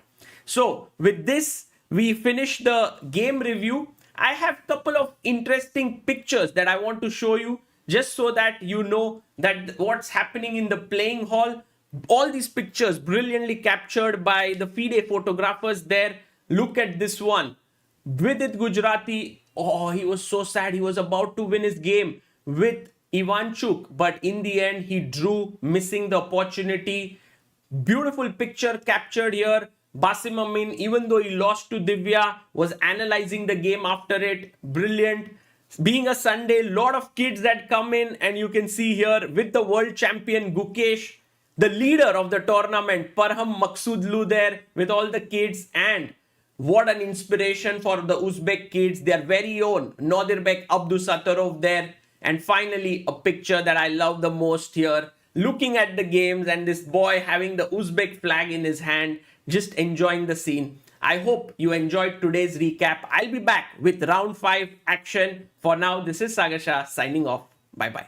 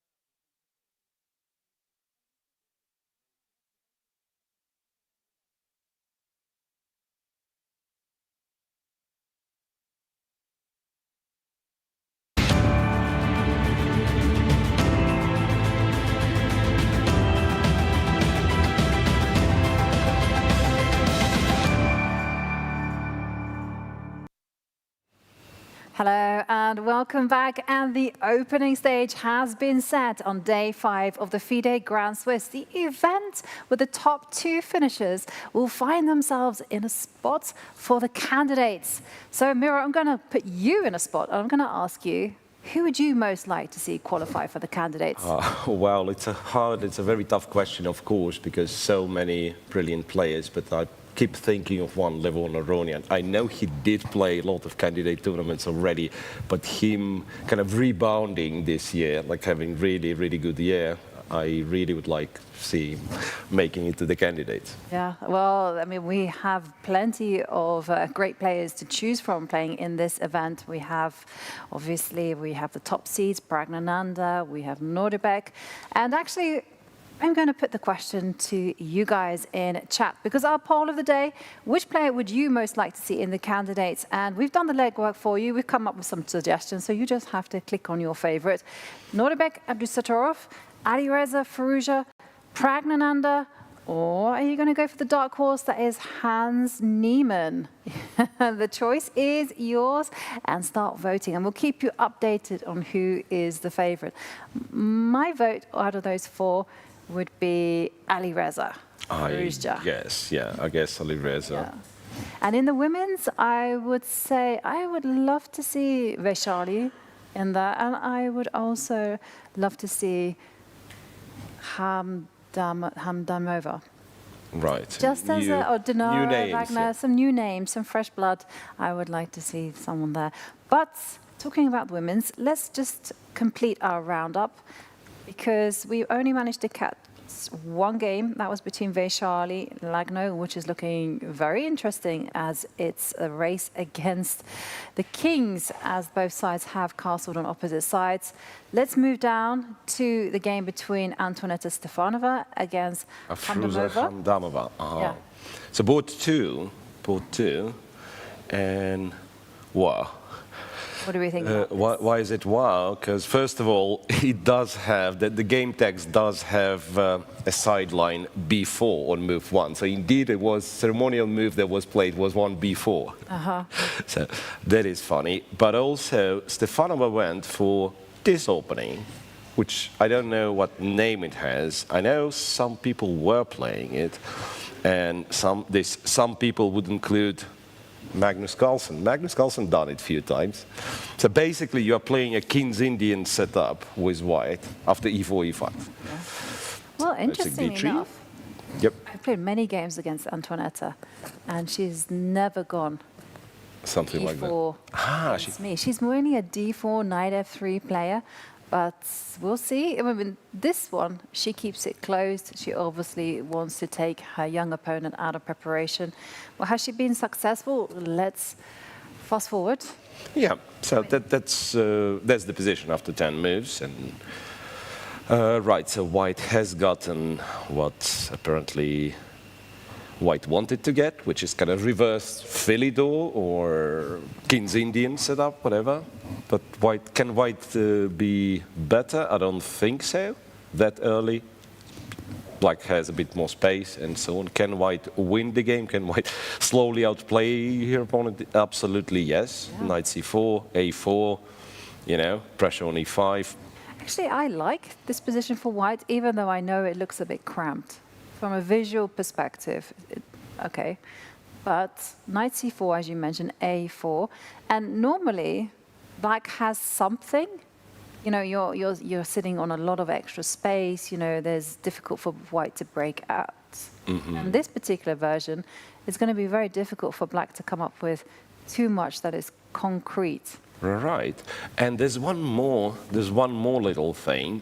So E5 pawn will constantly be attacked. Like after knight c4, there's 2 knights and the rook staring at the E5 pawn.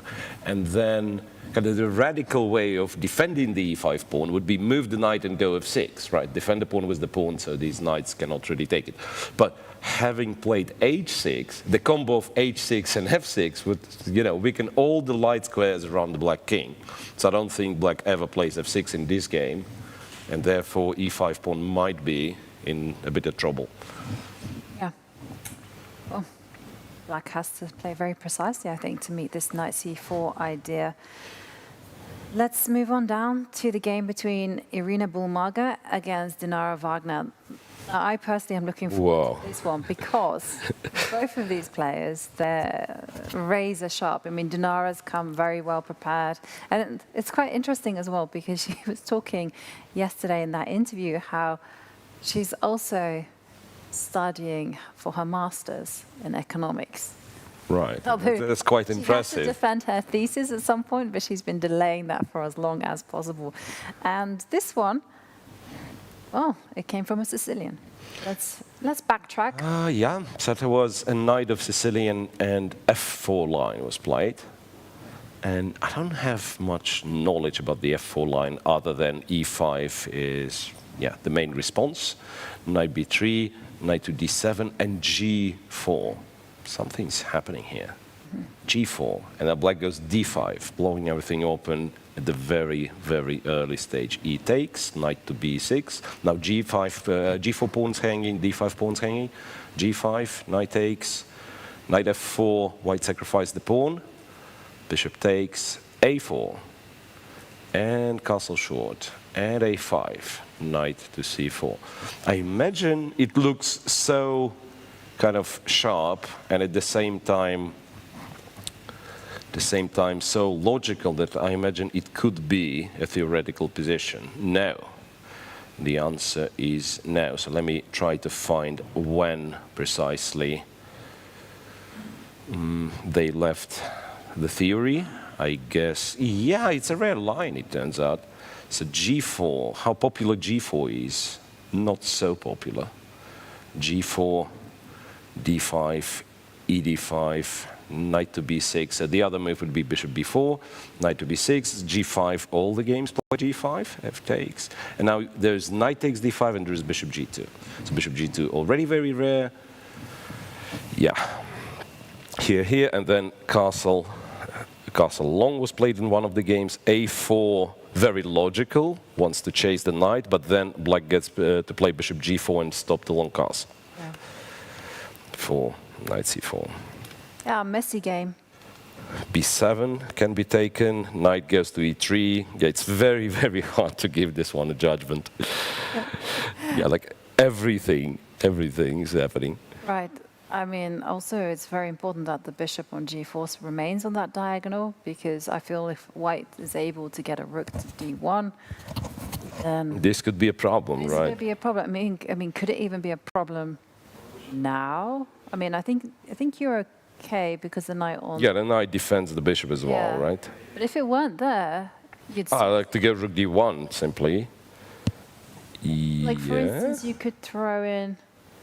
I mean, you have this strange move. That's what I was thinking. And then if knight b2, some rook d4 stuff. Yeah. But knight, of course, will go to e3. This is something I don't like necessarily. Well, I was also thinking about random variations, such as the bishop taking on. Bishop b7. Go to d5 first.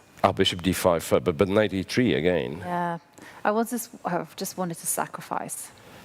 But I can see the evaluation is that it's not enough. No, let's take. Let's not sacrifice anything. By the way, bishop b7 is also not Engid's favorite move because black plays rook a7, chases the bishop away. I thought bishop f3, but then, yeah, this trade and now the rook h6 or rook, yeah, like rook on the 7th rank is great, absolutely.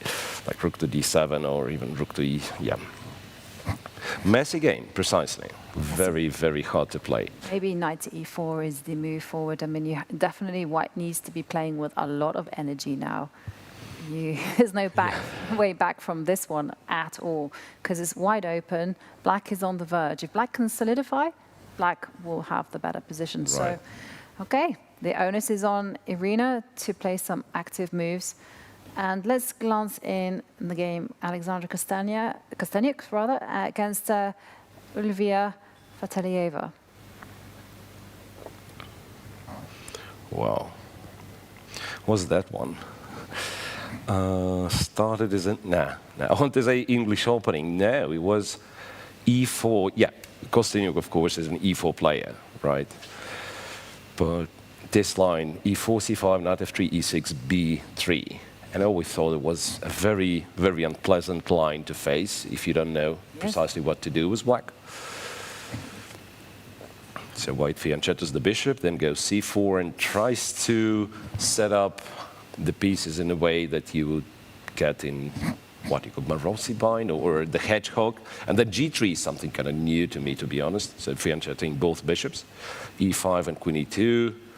Wow, knight a3, it's very original, Ivanka. Well, actually, I don't think I've seen anything like that. This was an England women's team speciality back in the early noughties.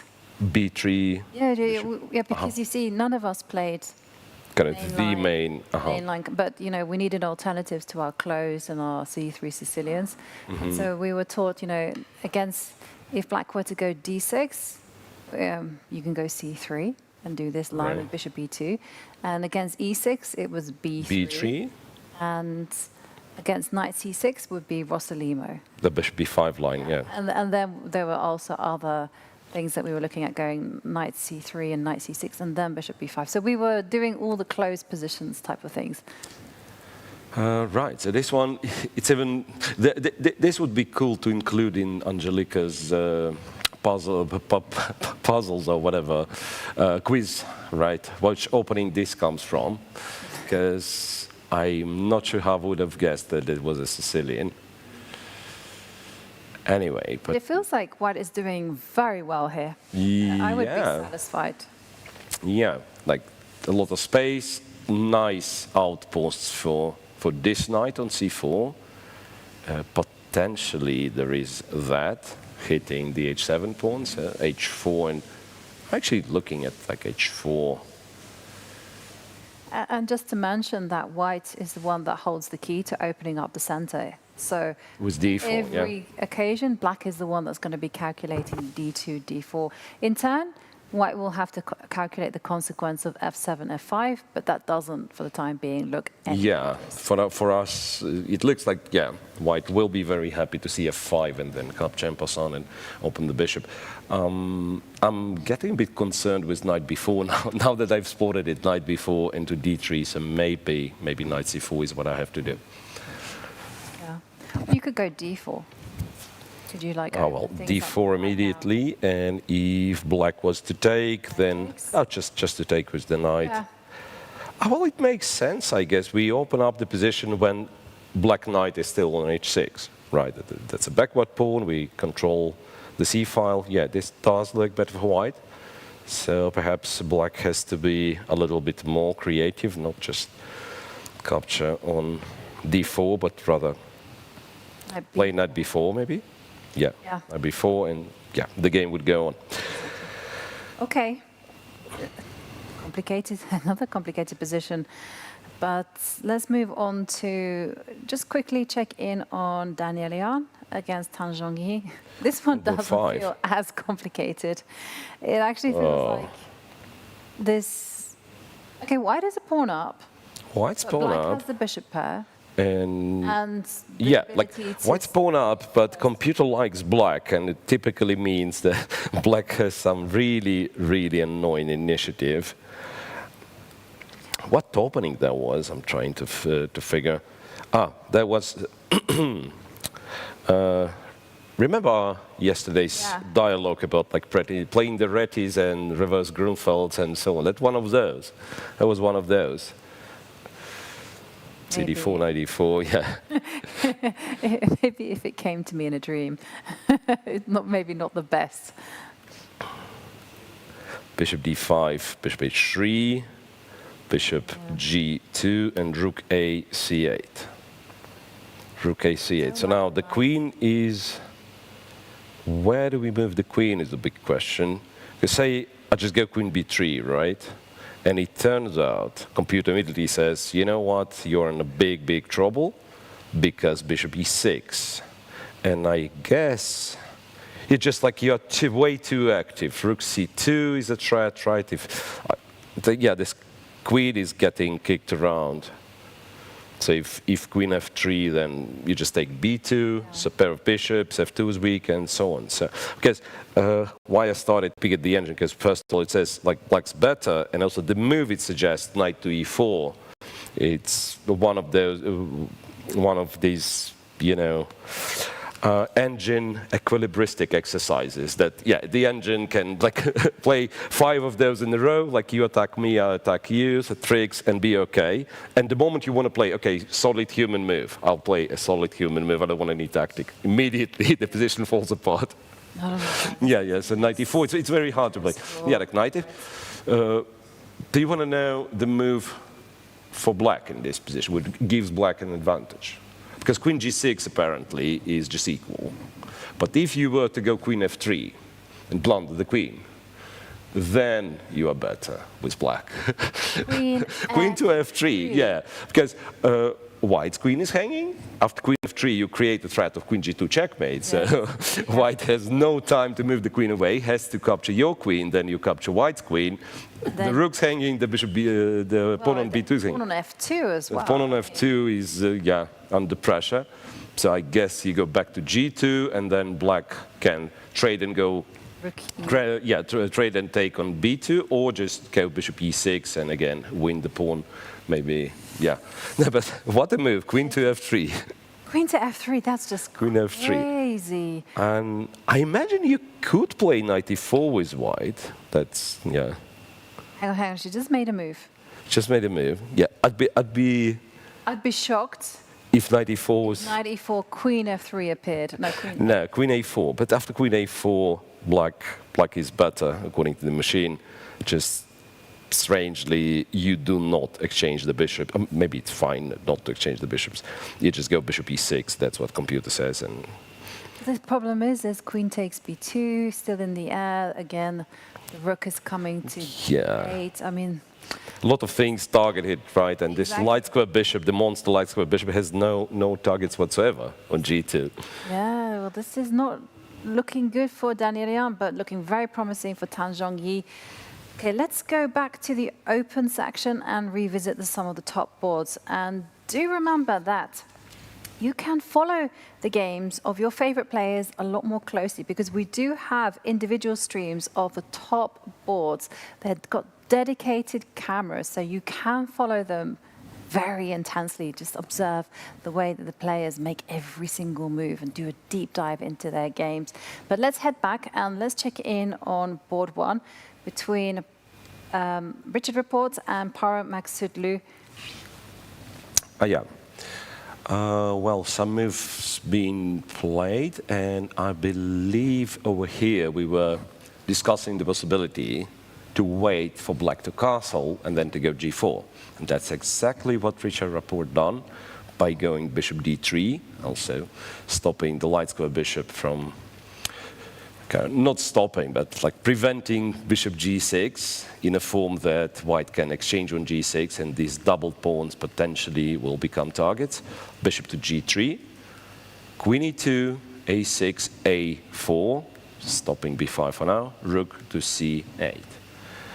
Alrighty, so we went g4, we seized some space, but now with the bishop on g3, I don't know if white should insist on kingside attack, because it's not that easy to do.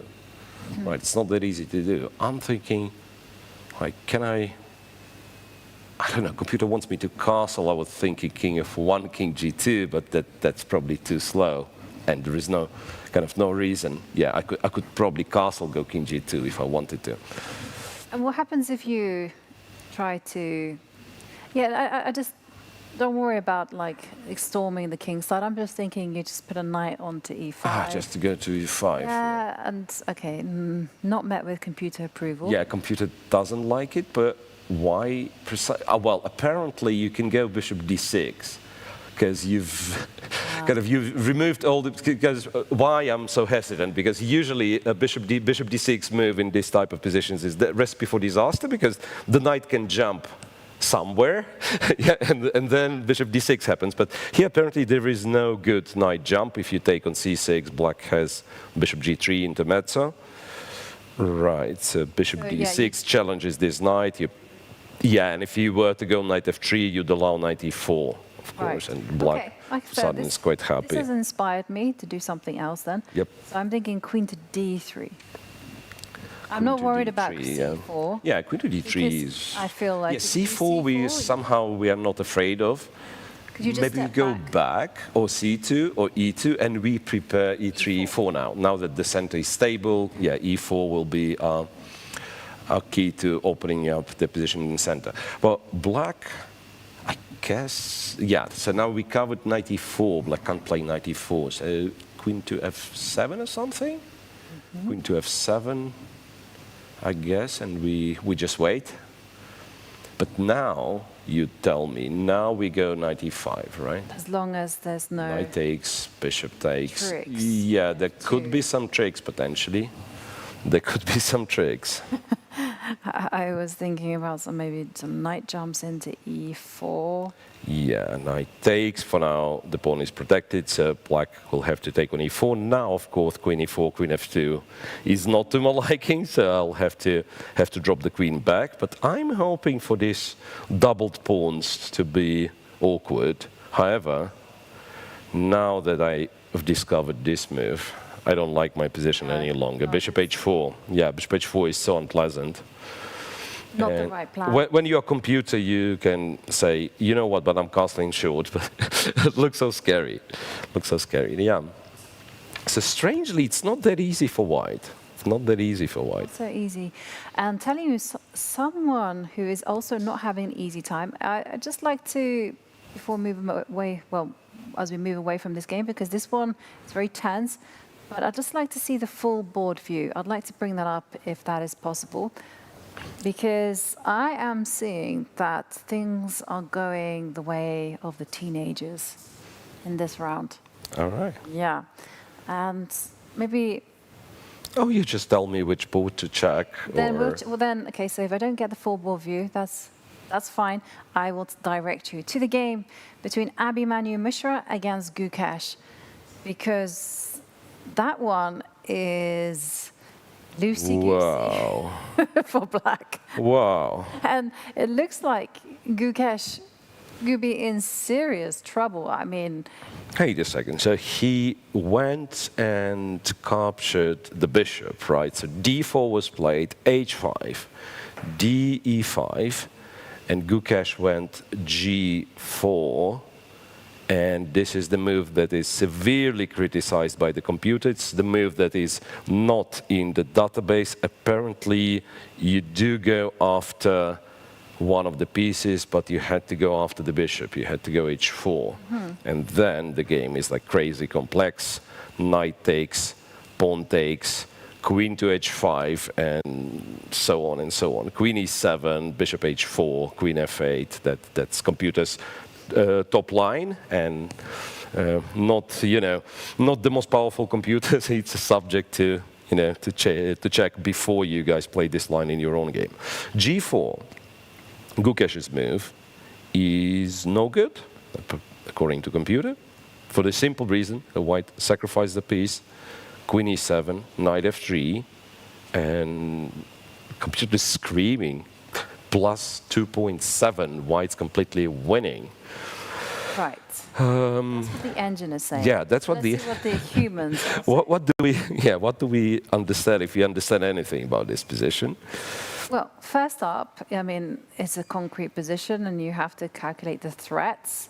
So what is white threatening? If it were white to play right now, what would they play? Bishop to d6. Yeah, I mean, that's... I guess, yeah. Bishop d6. How dangerous is it? I mean, you do have the mouse hole on f6 to hide out on. I'm not... Like, I always thought in the middle game, the piece is better than the pawn. But now I've just done little math. Remember, never do math on air. And I figured that white has 4 pawns for the piece. Right. What would be your guess when you first look at this position? I thought it was 3 max. I thought it was 2 or 3, but it's 4 pawns. All white 8 pawns are on the board. And C7 is alive. So that means black won't castle long as long as this pawn is here. Okay.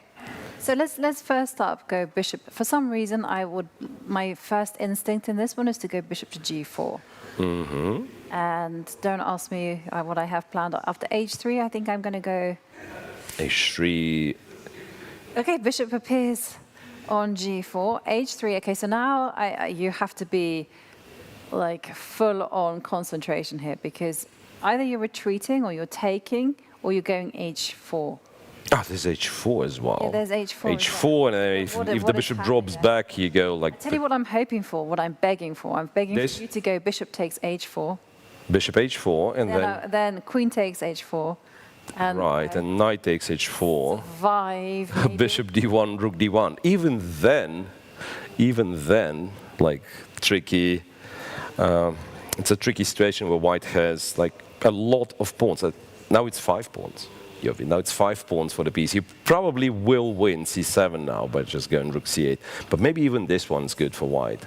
Yeah, I mean, this one's good for white. Yeah. Coming into f5. But that was what was Yeah. tempting me. Oh, looking at its computer lines, yeah. After h3 and h4, what it does, it goes to d6.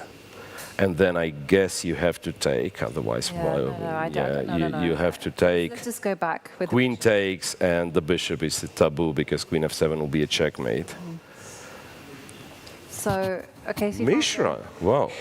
Oh, and we're only 15 moves in, and the world champion is in big trouble. Right. Okay, so let's try go bishop to e6. Oh, wait, h3 and then bishop to e6. I somehow I feel that after bishop takes knight. These are always kind of tricky. So if I just take, Queen. what do we take with? Because if pawn takes, there could be something there. If queen takes, I was thinking knight to d4, so that either knight goes to f5. Maybe I should have gone knight h4, but I'm kind of happy if you take on d4 anyway. So it's a knight takes, pawn takes, and. Okay, I tell you where I'm going to hide out. Castle kingside. No, hang on, I can't even do that. I've got to go king f8, king g8. Okay, so. Here or. Yeah, because if you castle kingside, the h pawn. h5's hanging as well. Yeah. King f8, so that you are able to capture e4, yeah? Well. But even then, like I'm just pushing d5, you take, and it's d6. And No, what I'm hoping for as black, I mean, I'm not using an engine at all, mirror, so I'm just thinking, put the queen on d7, hold. Over there, yeah, not to take, but Yeah, not to take anything. So, okay, but you cannot let the h pawn drop, so this is telling me that actually when it comes to this, maybe knight to... Right, so what have we done? So we've done this. Looking for the spot for you to kind of deviate from the previous line, knight d4, maybe not to take, but then the knight appears on f5 and it's once again like very annoying. Okay, if we rewind after h3, what happens if we... This is pins abound. So I was thinking h3, bishop takes knight in order not to lose tempo, and this knight is... Okay, I got it. Queen f3. Knight to g5. Knight to g5, yeah, that's nice, A tempo, knight g5, now... Because if this is an easy position to play for white... Yeah, then you're going to lose anyway, so you have to muddy the waters there. Exactly, but I'm also, just going to be... And now if I go to e2, for instance, this is where, you can try to set up some sort of a dark square to block knight it. e6. Knight e6 or h4 first and then knight e6, right? Let's go h4 first. h4, bishop has to move. I go to h2, and knight e6. Attacking this, bishop b6. Yeah, if you win this one pawn and you get to those like e5, f4 squares, that's not as easy as it used to be. Okay, so we found a way that at least keeps immediately and isn't that straightforward for takes stakes. Yeah, knight to g5. Maybe I have to go like queen f5 or something. Okay, still f5, and then you go knight e6. Yeah. And this is where you go, well, this didn't quite work out, but rook d1. Rook d1, yeah. And can you go, is anything dire happening if you go knight takes c7? Bishop to d6. Yeah, bishop d6 is painful. Bad. Okay, bishop c5. No, you can't go bishop c5 because b4 is a problem. No, I think it could be that like this g4 move. G4 move was just completely off. Catastrophic. Hang on. So knight h7. Again, I'm trying to figure out what was the kind of the decisive mistake. G4. G4, yeah. So knight h7, we said very rare, but it does exist. D4, 3 games, one of them being Fedoseev-Demchenko from 2022. h5, following that game. D takes e5 is a new move. D takes e5 is a new move because white was reacting with either h3 or h4. Yeah. So there were 2 games, and here white didn't react, and you had to go h4. Yes. You had to go h4 instead of g4. And after, okay, but then this is just, yeah, so G4 was just the wrong piece. G4. Time. And what's remarkable that after g4, yes, ed6 is very strong, but even if white simply was to play knight to h4, according to the machine, white is better. Gukesh finds himself in a lot of trouble, I gotta say. Mishra just played this h2, h3, which we believe to be a good move. Okay, and the best that we have found so far is bishop takes knight. Yeah, bishop takes knight. I guess once again you might include. Now here you can't even go. It goes bishop takes or bishop d6. Or bishop takes as well. Right, bishop takes as well. Yes, so knight g5 defends this one. After queen f, can I go f4 after queen h4 after queen f5? But then I kind of get white. Well, let's try it. Let's just yeah, try like it. h4. So there's always. Wait. I forgot about one little thread.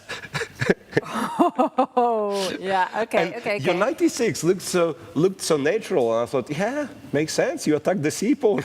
You also stop c8 queen.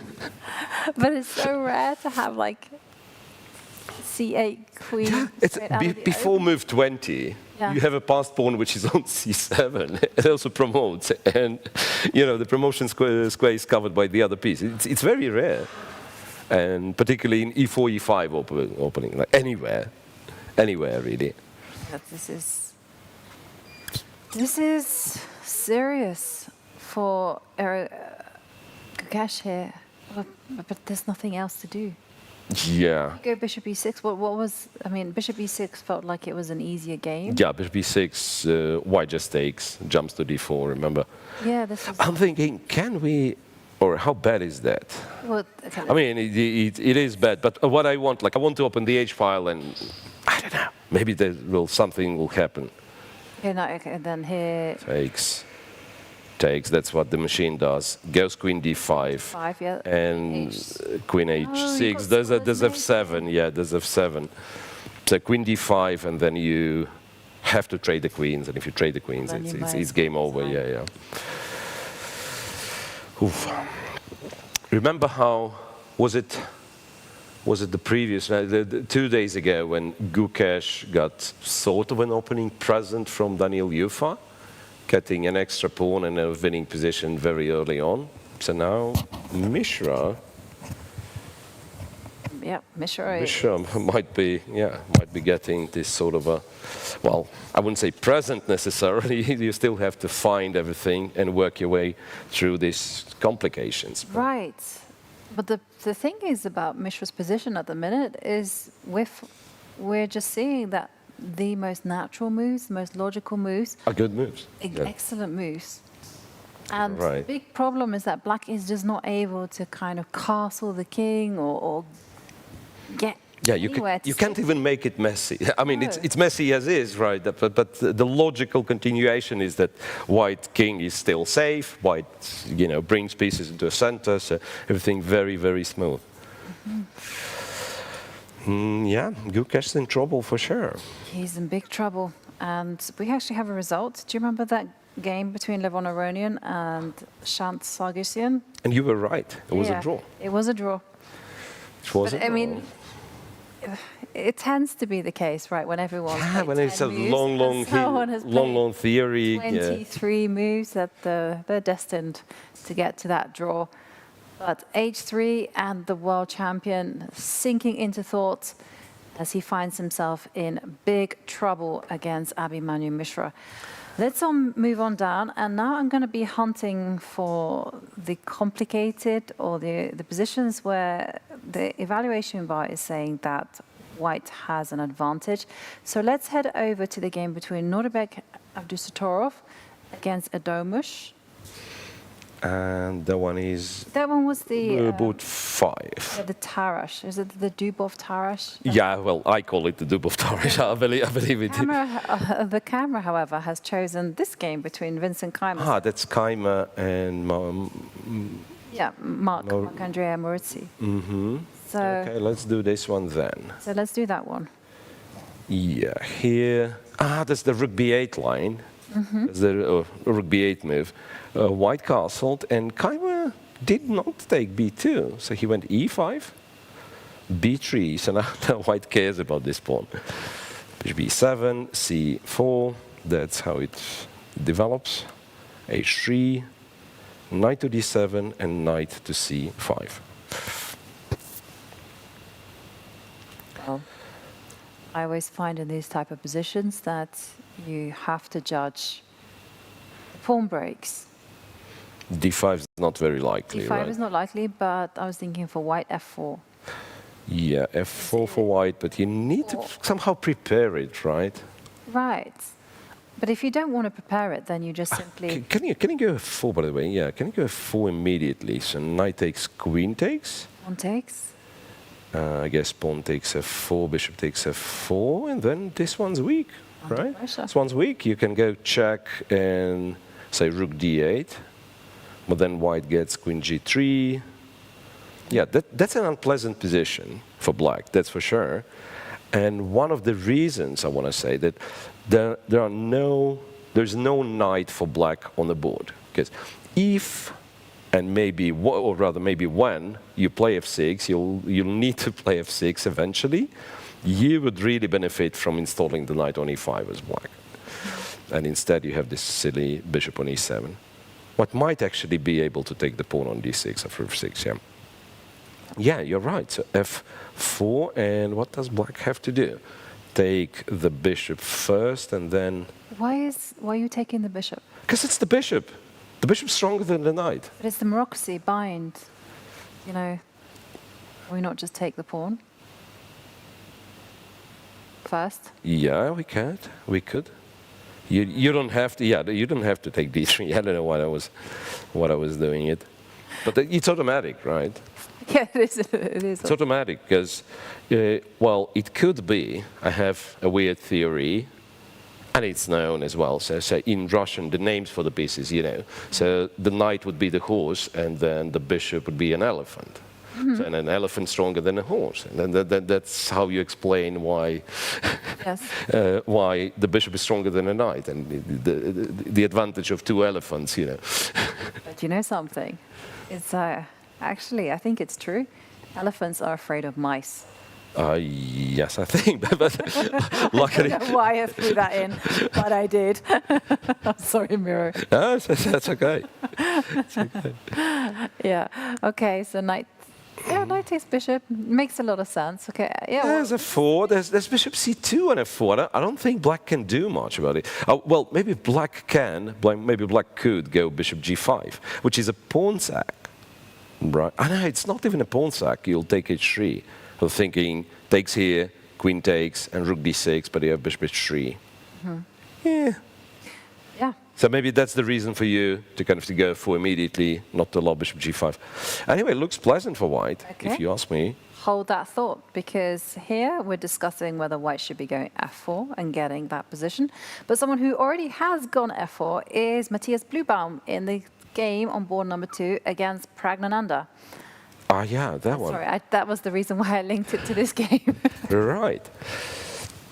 And that, this game, so this very provocative opening by Prague, remember, exchange on c3 and going f5, Matthias decided to go e4, the alternative being g4. In terms of aggressive moves, yeah, of course you could do something slower. e4, pawn takes, queen to g4, attacking e7, attacking g7. So you have to go here, queen e4, knight f6, b6. I have a feeling that black kind of gets what he wanted to. Like development, the pawns, the c pawns are still somewhat vulnerable. Bishop b7, d6. I was wondering if Prague was going to go for long castle somehow and then go h6, g5, but no, so he goes d6, knight d7, and decided for short castling.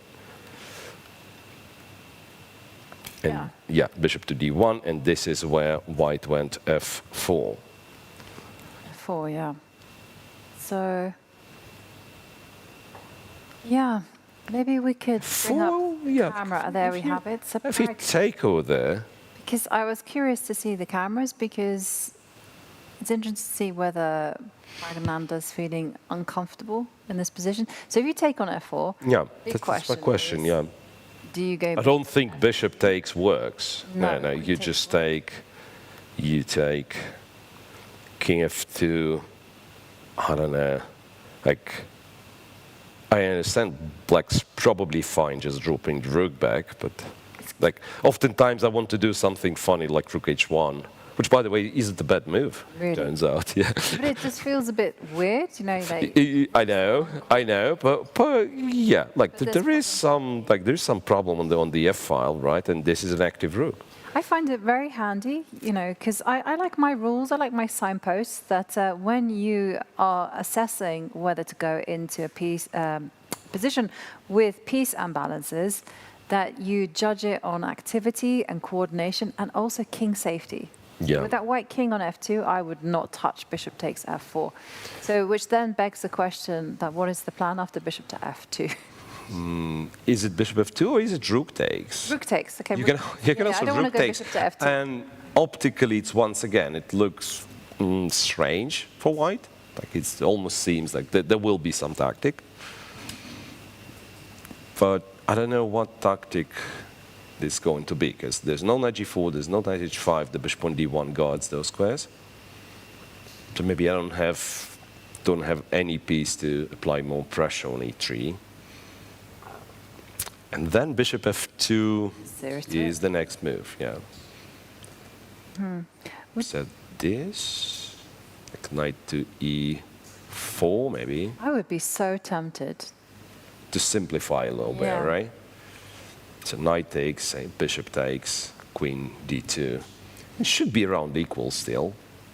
Okay. So the pawn, yes, the pawn on c4 is weak, but it's a pair of bishops, and imagine, like, if things are getting really, really scary for white, he can maybe go c5, everything gets exchanged, and the bishops, as the result, like, bishop's going to be on d4.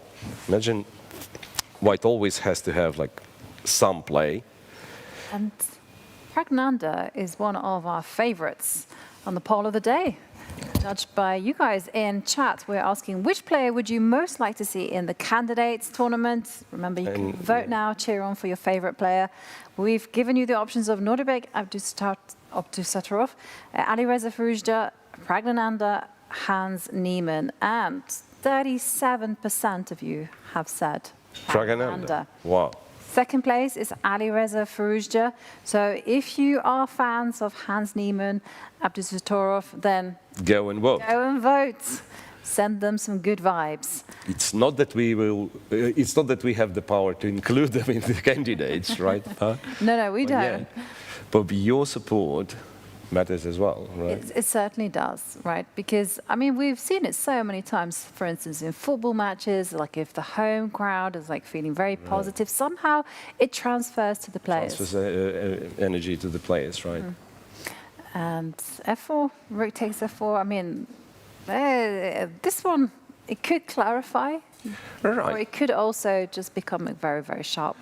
Now, all I'm saying, like, black doesn't have that many other options, right? Because white, I guess, if you just try to keep the tension, white might capture, go d5, and then your bishop is cut off. The e5 pawn is going to be weak. I don't think e4 is the good move, because then your bishop is quite silly on b7, and all of that. Yeah, like there is no play. And White actually has G4 move, similar to the game of Vaishali. Remember Vaishali against Olga Badelka? Talking about tension, Yep. I'd like to cast our eyes on the game between Sam Shankland and Alireza Firouzja. Ah, the one, the Yeah, knight because of... that one is getting sharp. So we saw in this particular game that Gukesh is in serious trouble. He's a piece up, but his king is weak. And here we're seeing another piece sacrifice. Ah, was it a piece sacrifice? I've missed it. Oh. Rook E1, F6. My maths is wrong. Bishop G, no. You're absolutely right. Bishop G2, Bishop G4. Remember us discussing this. Bishop E6, check here, and wow. That's something tricky. Like, okay, your bishop's hanging. You could move the bishop. You could leave the bishop here. But to block the bishop with G4, so to make sure that it never runs away, this is something next level. But apparently, G4 is played to go G5 next move. How about that, Yovi? G4. G4 being the move. So you're locking out your bishop out of existence. It'll never escape. GH5, G5. And now Bishop G4 was played by Firouzja. Wow. Sam is on 1 hour and 6 minutes, and not necessarily like entirely home prep, but he might have seen this position. He might definitely have seen this position, and it's looking like Alireza has to be very, very careful. Extremely cautious. Yeah, absolutely, as this position is incredibly sharp with the king. It's unsafe there in the middle. But there are many other games, fantastic openings already happening in day 5. So we're going to go straight to Angelica, because Angelica, I am dying to know, what do you have for us? Definitely, I mean, you're saying so many openings have been played. This one, by the way, is arising from Petrov opening. And in this position, we see that Rauf Mamedov is playing with white. It's his move, by the way. There is a pin on the rook, so knight is pinned. So what Rauf Mamedov is doing, he's playing rook d to e1. And he's facing Jules Moussard, who is a very strong French player. And in this position, for him, would be the best to take that knight on f3, doubling the pawns, although it would open up the g file. But look what happened. After he played c5, suddenly we see the power of the knight on f3. It's jumping right to g5. That's what Rauf played in the game. And in this position, after h6, he's not caring about the knight on f6, on g5, and he's playing f3 himself, although there was a better option. Here, there was a move bishop h7 check. The point is king cannot go to h8, knight f7 fork, winning the queen. So king has to go to f8. Knight f7, piece sacrifice. We're talking about so many piece sacrifices in this round. Piece sacrifice could have happened. King takes, now queen d3, entering on the light squares. King goes back to f8, queen g6. Probably Rauf was looking at this position, and he was thinking if there is still a lot of pressure, what can happen. There is nothing concrete here, but there is a huge attack. For computer, it was already winning. He didn't find this, or if he found it, it was not so clear for him. So after h6, what he did, he played f3. He's targeting the bishop, and now bishop goes back to d7, and g4 was played. So this is a current position. The knight is hanging on g5, but if black is going to take it, the h file will open up. There is a huge attack ongoing. So the piece is hanging, but still nothing is clear. And by the way, bishop h7 at some moment might still come with one more time knight f7 sacrifice. What a position. So many piece sacrifices we're having, Jovanka Mira. I was just thinking that while you were talking. I mean, most of the games that we've seen, you know, white has just sacrificed a piece and the king is unsafe and there's trouble all round. Everyone is in danger. I mean, is it something to do with round 5? I don't know. Yeah, people feel like it's time to win, finally. Yeah, enough of those like draws, right? Yeah. Approaching the middle of the tournament, I think people realize what it comes at the stake. There are 2 spots in the candidates, and that's what we see on the board. Yeah, wow. Thank you for sharing with us that wild game. But Angelica, wow, so many storylines so far. We have Gukesh, the world champion, in trouble. We also see Alireza Firouzja. He has to play very, very careful as A lot of piece sacrifices have occurred in this round. It's been a wild one so far, but we're going to go on a short break. But during that break, we do have an interview with Alexandra Goryachkina, who is one of 2 females playing in the open section. So enjoy that, and we'll see you in a few minutes.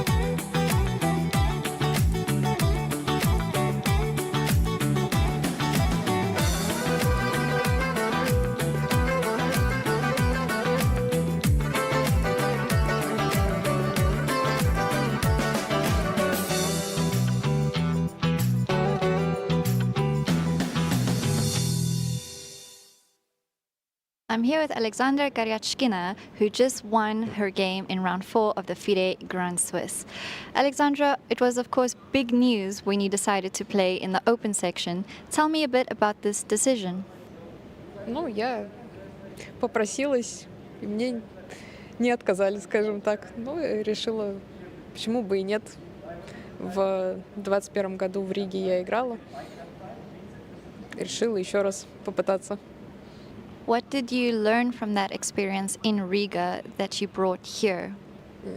Если честно, я как бы не ориентируюсь, что это именно один и тот же турнир. Я просто иду как бы от турнира к турниру, от партии к партии и пытаюсь просто играть сильнее. And how do you think you are performing here at this event? How would you assess your style and your game quality?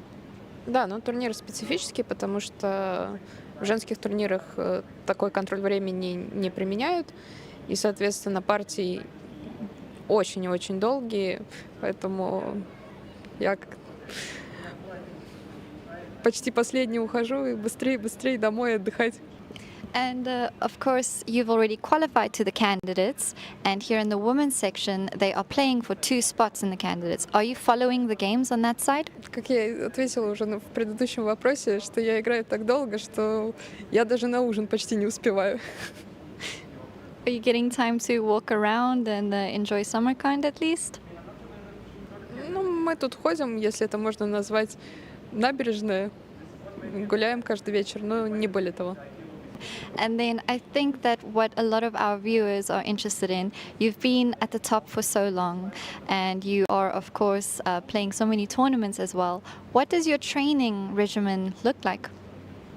Ну, каждый раз по-разному, но здесь у меня между турами просто каждый день цейтнот, поскольку я к такому контролю времени все-таки не привыкла, и крайне мало времени остается там даже на отдых и сон.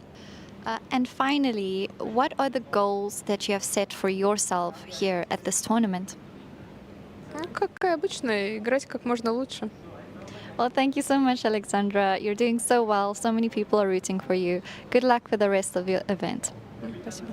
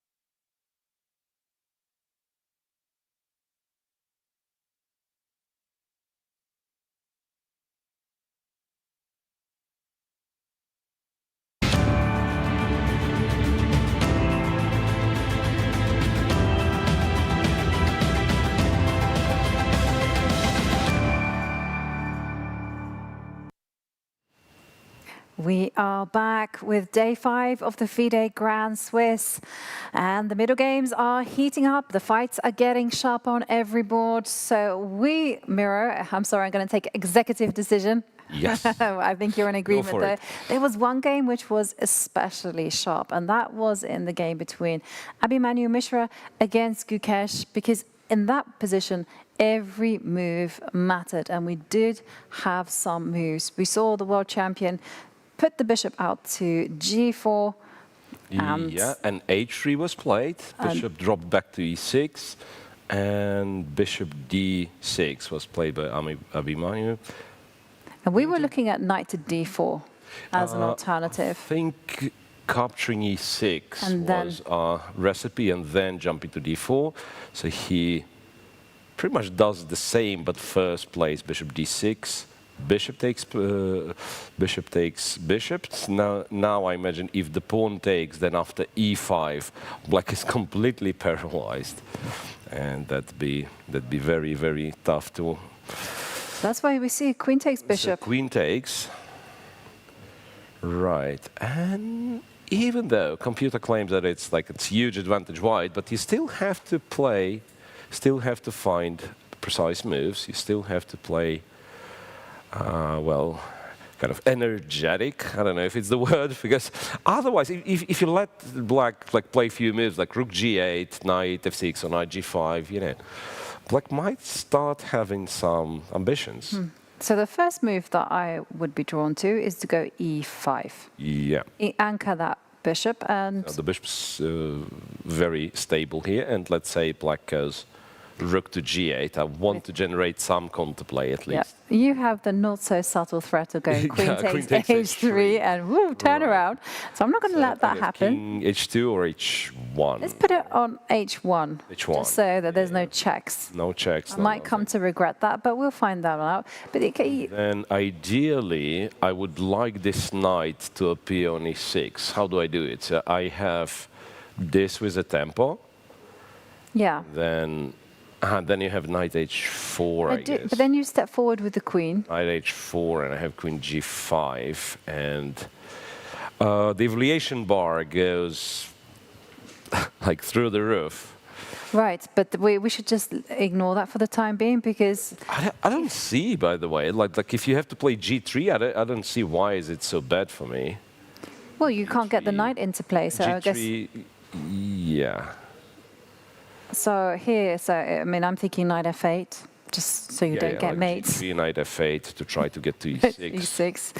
And now queen to b3. Oh, queen to b3, and it's impossible for me to defend b7, it seems, because if this, you just go to d5. Yeah. And can you e5 played?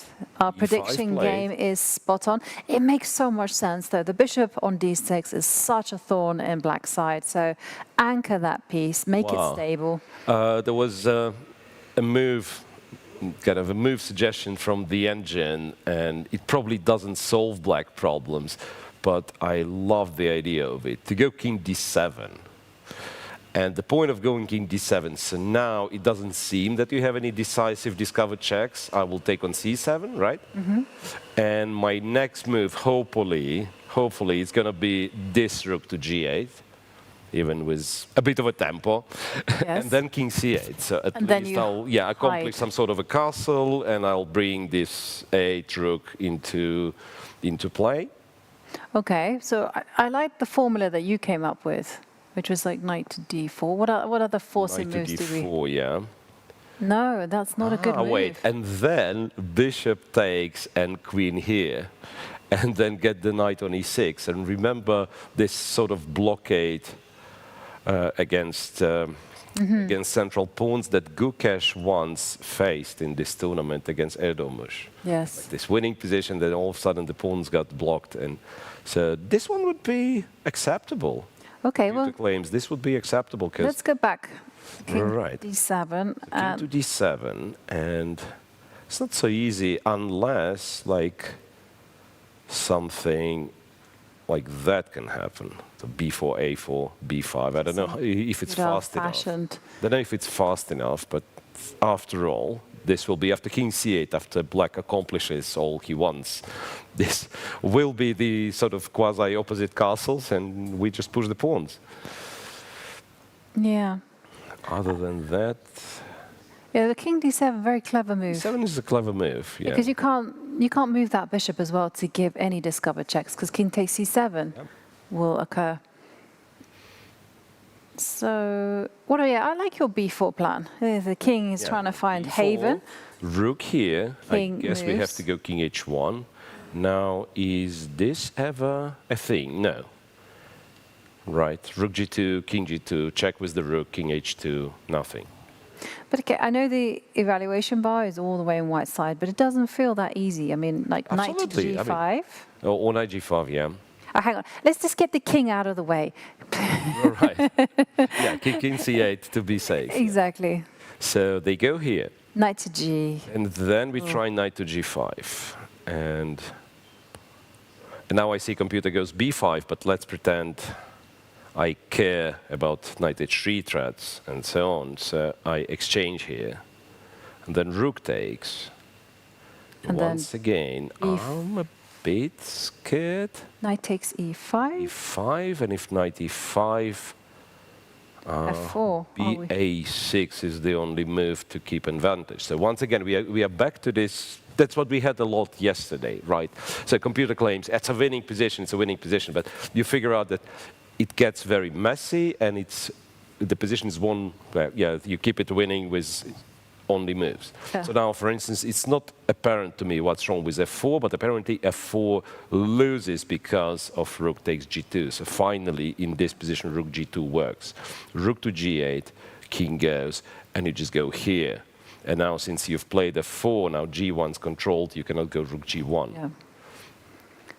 Okay. And you cannot go queen f3 either, because, the f3 square is controlled. King d7 would be a moment of brilliance, and I feel like it's perhaps the only way to survive, because we also considered this rook g8, but that seems to be easily neutralized, especially with the queen targeting b7. Yeah, king d7 has to be played. Yeah. I feel like king d7 has to be played. And is white objectively winning? Yes. Does black have chances? Also, yes. Yeah. Also, yes. But, it's a lot more murkier, and white will have to play a lot more precisely. And talking about precision, let's take a pause from this game whilst Gukesh sinks into thought. But if he finds king to d7, we'll give him a round of applause here in the studio. Absolutely. And can we check in on his countrymate, Arjun Erigaisi, against Nikita Vitiugov? Right. Well, it's quite an imbalanced position, this. Can we find out how we got here? Right. Because we were in a normal Catalan. That's precisely what I wanted to do, because remember we were talking about how this line is sort of dull, and all white hopes for is like this minimal advantages, very minimalistic, maybe an endgame grind. So after rook e1, Nikita performed a little queen dance here. So he goes queen to c5, inviting the bishop to e3, which is a bit surprising, one would say. But then queen goes to h5, and now knight g4 is the threat. And after f3, which is very logical, and if you give white some time, white actually gets position of his dream, like bishop f2, I guess, knight c3, queen c2, everything's solid. But queen to e5, hitting the bishop and the pawn on b2.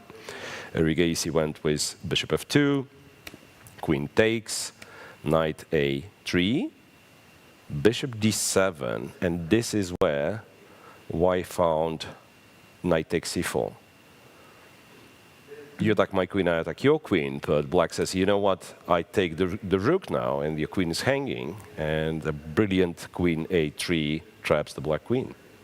Beautiful. He'd seen through this, queen a3, queen e1, bishop e1, and this position is, once again, so unclear, if you'd ask me, because it really depends on the king's safety, right? If black somehow gets active with the rooks, black might as well be better. But also it depends on the power of the bishops.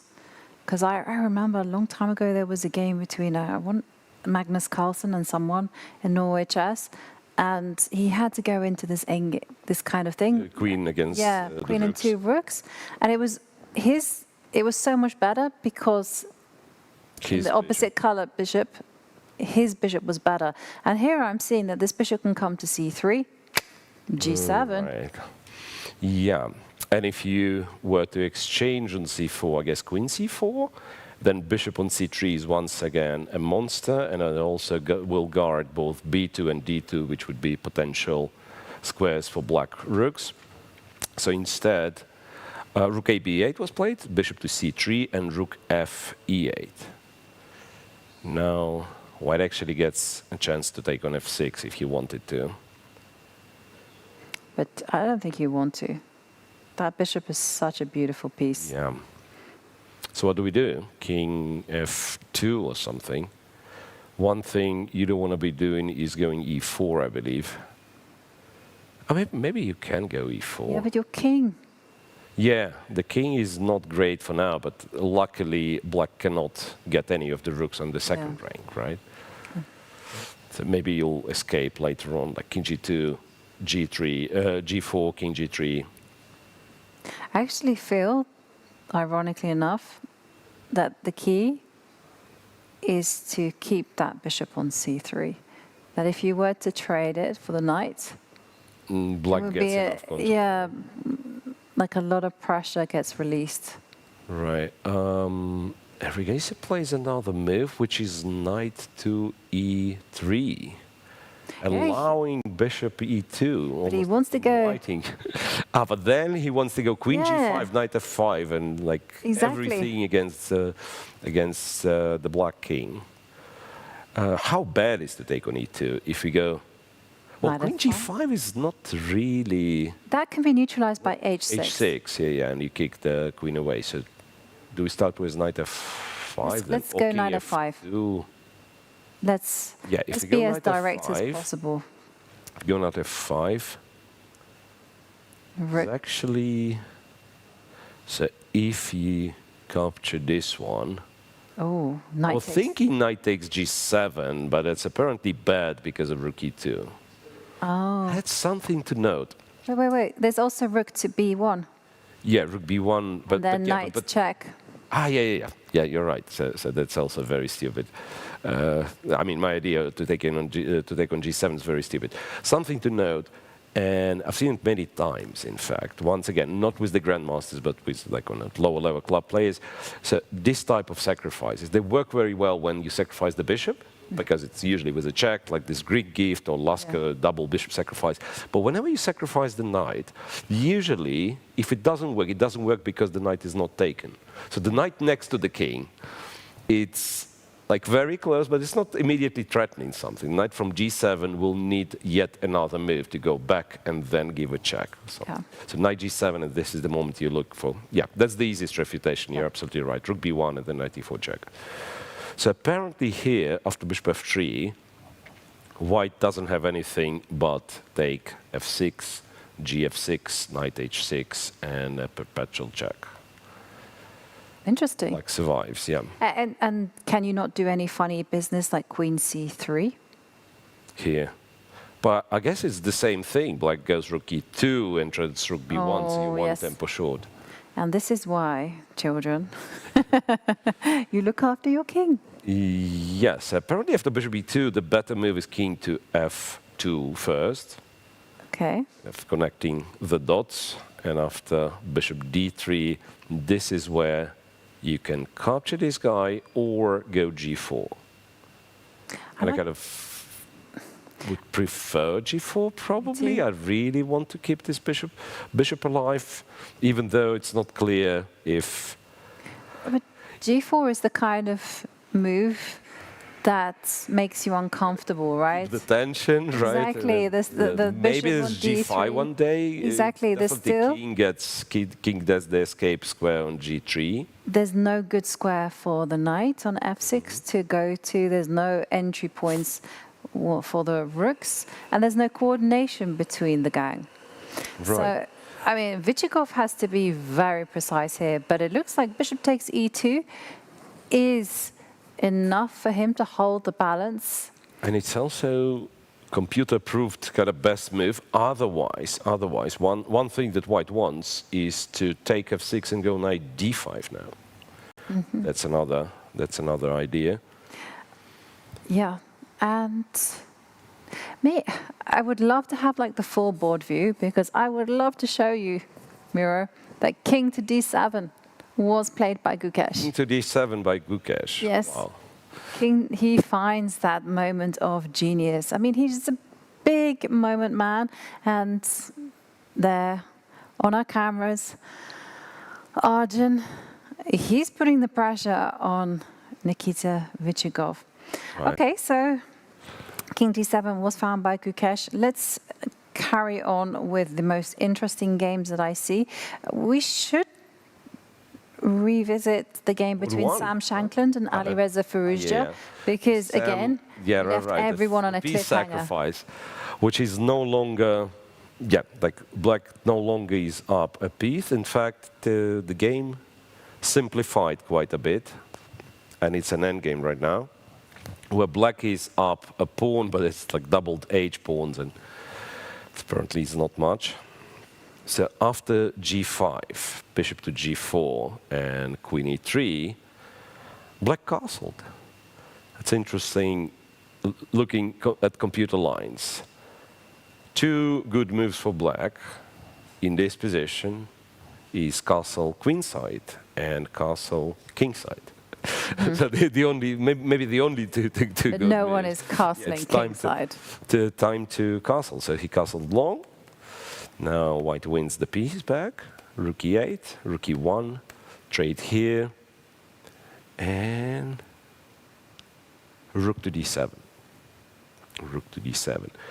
Now, computer claims this one to be equal, but I imagine if black somehow manages to activate the rook to attack the h2 pawn, it's black who has some chances. I don't think white gets to play for win in this position. So for this, you have to, somehow win the pawn, trade the rooks, right? As long as black has the rook, it's always going to be counterplay against the h2 pawn. Yeah. Yeah. But it kind of calmed down quite a bit, right? It has calmed down, but on the other side, this is where Alireza has shown himself to be absolutely resplendent. You know, game 1, game 2, it was in the endgame where he was able to coordinate his pieces. And as you mentioned, I think he will be looking to win this game because of h2 as being a weakness, and the fact that his bishop on g4 is anchored to the pawn. Yeah, there was an interesting alternative suggested by the engine that you could have gone h4 and after rook g5. I was thinking h5, but apparently it's not great. Yeah, if you go h5, then it's h3, and you have to give up your h-pawns now. Then, yeah, okay, understandable. Rook d7, then rook f7, I guess. You can bring the king over. Well, it's a lot more clear, at least. I mean, they survived that little skirmish in the opening, and now it's a completely different game. But meanwhile, the battles are still raging on in a lot of the other boards, and I'm gonna... There's so many tempting positions to look at, and I can see in the game between Maurizi against Vincent Keymer, Marc-Andrea did play f4, so now the heat is on for Vincent. Yeah. Oh, okay. So it's both 5. Yeah. Yeah. Right. So he's done his bishop c2. Yeah. So keeping the bishop on the board.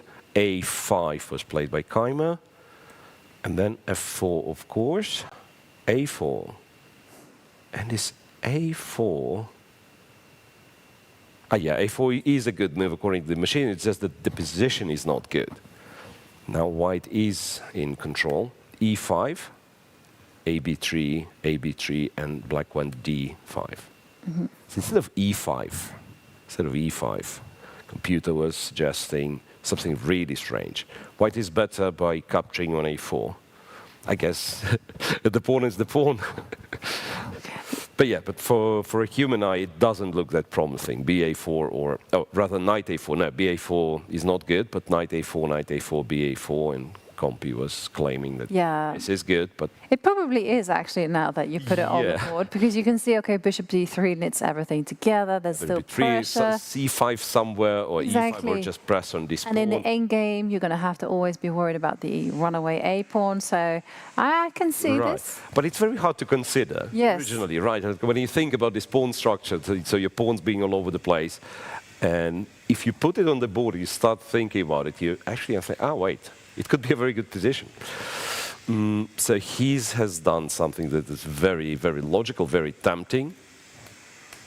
But after queen f3, black apparently has queen c7 or queen c8, and black's okay. It's again easier to say than to believe in it, yeah? C takes, white captures the pawn, bishop takes, rook takes, and knight e6. And despite white being a pawn up, I mentioned this b pawn is not running too far. The knight on e6 is very solid, kind of defends the black king, and it should be playable for black.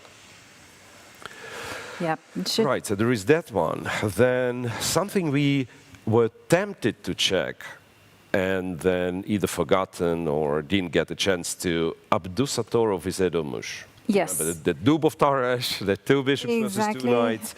Well, so at some point, Abdusatorov got rid of this d4 pawn, not by going e3. Remember, I was suggesting going e3. Well, so what happened was, he went rook d1, and Khan Edomush did not play rook a4, which we were told by computer was the only move to keep the balance. So instead bishop g4 was played. Bishop g4, hitting e2 pawn, but this one is very pleasant for white. So you get to develop, and eventually you evict this e2 rook, and it's just, two bishops in the endgame.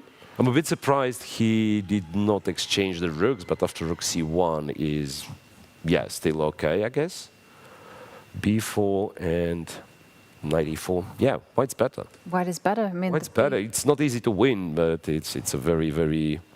b5 pawn is... b5 pawn's weak, rook a2, rook c2 if you needed to. But one of the things, I mean, you can tell me whether it's true, but I was told many, many moons ago that the reason why two knights can fight against two bishops is because they can traverse the whole board, as in the sense that they can fight on both colors. Whereas a bishop and knight can only work on one color complex. So like two knights are better duo against a pair of bishops. Yeah, okay, obviously you have to you have to judge it on pawn structure and see whether the position is wide open. But here, I mean, I can see that it's not that easy, because the knights will be able to jump, say, for instance, and coordinate to deposit a knight on c4. Say knight e5, knight d6. Exactly, and knight c4, just and supported by the other knight. Yeah, maybe, but still. I mean, well, what they say, like the part of the advantage of pair of bishops is that you can trade one of the bishops in the right moment, right? So I imagine if you were with white, if you were to change, I guess, to exchange a pair of rooks, maybe all the rooks, maybe one pair of rooks, so that it's easier to get the king into a center. Then some endgames where you have one knight, say bishop exchanged for a knight, and still white would be better because, other factors will come into play. So it's easier for white to bring the king closer. The pawn structure, the b5 pawn being weak, also in white's favor. Yeah. So, I think it's kind of hard for to fully equalize. Yeah, you can fight, and it's not that you're necessarily losing this one, but yeah. Yeah, I mean, it's definitely going to be a big fight for Edomush to actually manage to equalize this, because there's a target. White's play is very, very nice. And again, let's take a look at the game. I mean, looking also further along down the line, and I'm just kind of curious. We do have a poll of the day where we mentioned that who we want to see. Who we in the want to candidate. see. You know, we're asking Nordebek, Ali Reza, Praggnanandhaa, and we're also asking Hans Niemann. So I think, in fairness, we should go to Hans Niemann's game and see how he is getting along in his game against Demchenko. Because if he wins, he's on, I think, board 12, I want to say. Yeah. So Hans's results so far: 3 draws and 1 win. Yep. But if he wins, He's up there. He's right? up there, and you know, you just have to. What is the score you have to get? Like 8. That's a good question. What is the champion score, right? I'll find out. 8 out of 11. No, 8. It's not your usual open. 8 sounds like too much. But maybe, right? Maybe you need to get 8. Yeah, I think 8 is a good 8. Anyway, so anyway, all Niemann has to do is win. Win today, win few more games. Right? Exactly. Don't lose games. Right. Does he have kind of, what is the position?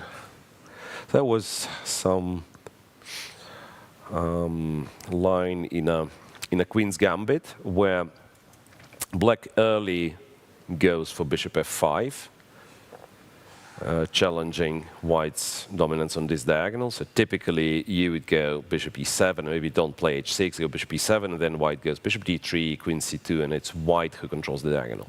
But there is this line, bishop f5. You solve the problem of this bishop very early. And the only problem with this line is that white can go queen to f6, queen to f3, pardon, and then exchange on f6, doubling black's pawns, so doing damage to the structure. And again, as we've seen already a few times, there will be a question if 2 bishops is enough of a compensation for damage pawn structure black gets. Anyway, fast forward, that's the position, with some peculiar piece placements like this rook on a3 somehow gotten there. I think, yeah, there was rook c3, rook e, b2, knight g6, knight e2, rook a3. So this is how this rook got in there. h4 pawn is hanging. And if you were to play g3, I imagine black goes rook c8, controls the c file. Well, however, rook c8, now I've spotted bishop a6. Rook c8 is not clever.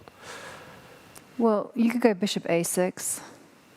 Sorry, rook a8. Rook a8. I was thinking to stop bishop a6. Stop bishop a6, yeah. And it's a tricky position, because white wants to move the bishop, and then you can't save the pawn, right? But there is no square to move the bishop to. And you'd say, but let me move the knight from e2 first, but where does it go? Like knight c1 looks way too passive. But it might be sufficient. Might be, yeah. Like, then you go here, then you go here. Also, you could look at knight to f8. For black. Yeah. Right, and then if the bishop moves... Yeah, wherever it goes. Yeah, knight d7. Nice. But it might be the moment he's gone g3. Okay, I was also wondering whether it was the moment to go bishop to a6 and strike here while the iron's hot. Yeah. Yeah, might have been. Well, he's gone g3. He's gone g3. This one is going to be a long game. Yeah, that could be, you know, one of those 7-hour games that we are getting every round. Yep, we are. Although this round looks like it might There's not a chance. go. Yeah, there's a chance. And let's go back to our top board between Richard Rapport and Parham Maghsoodloo, because well, we left it where there was a big question for Richard, you know, how was he going to coordinate his pieces, castle, king side or not, as the computer was recommending, and clearly he did castle. Look, Joanna, I would argue that this one is completely unrecognizable. Like, can we can we really say that it was a London? Can we really say, yeah, none of these like London pawn structure left on the board, right?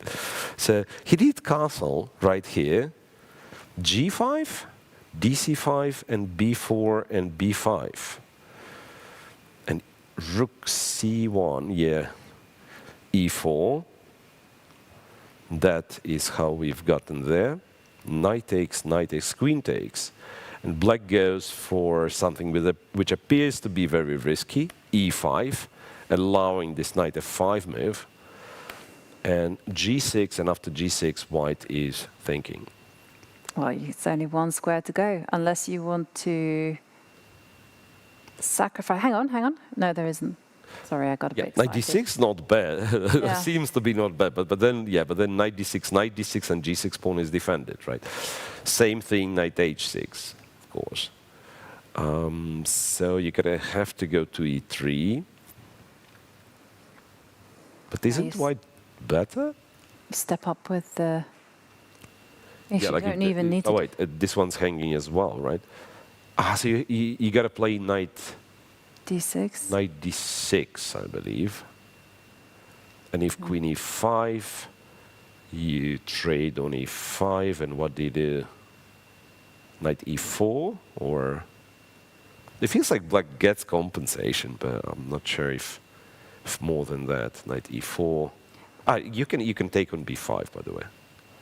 Yeah, you can take on b5, rook b1, and...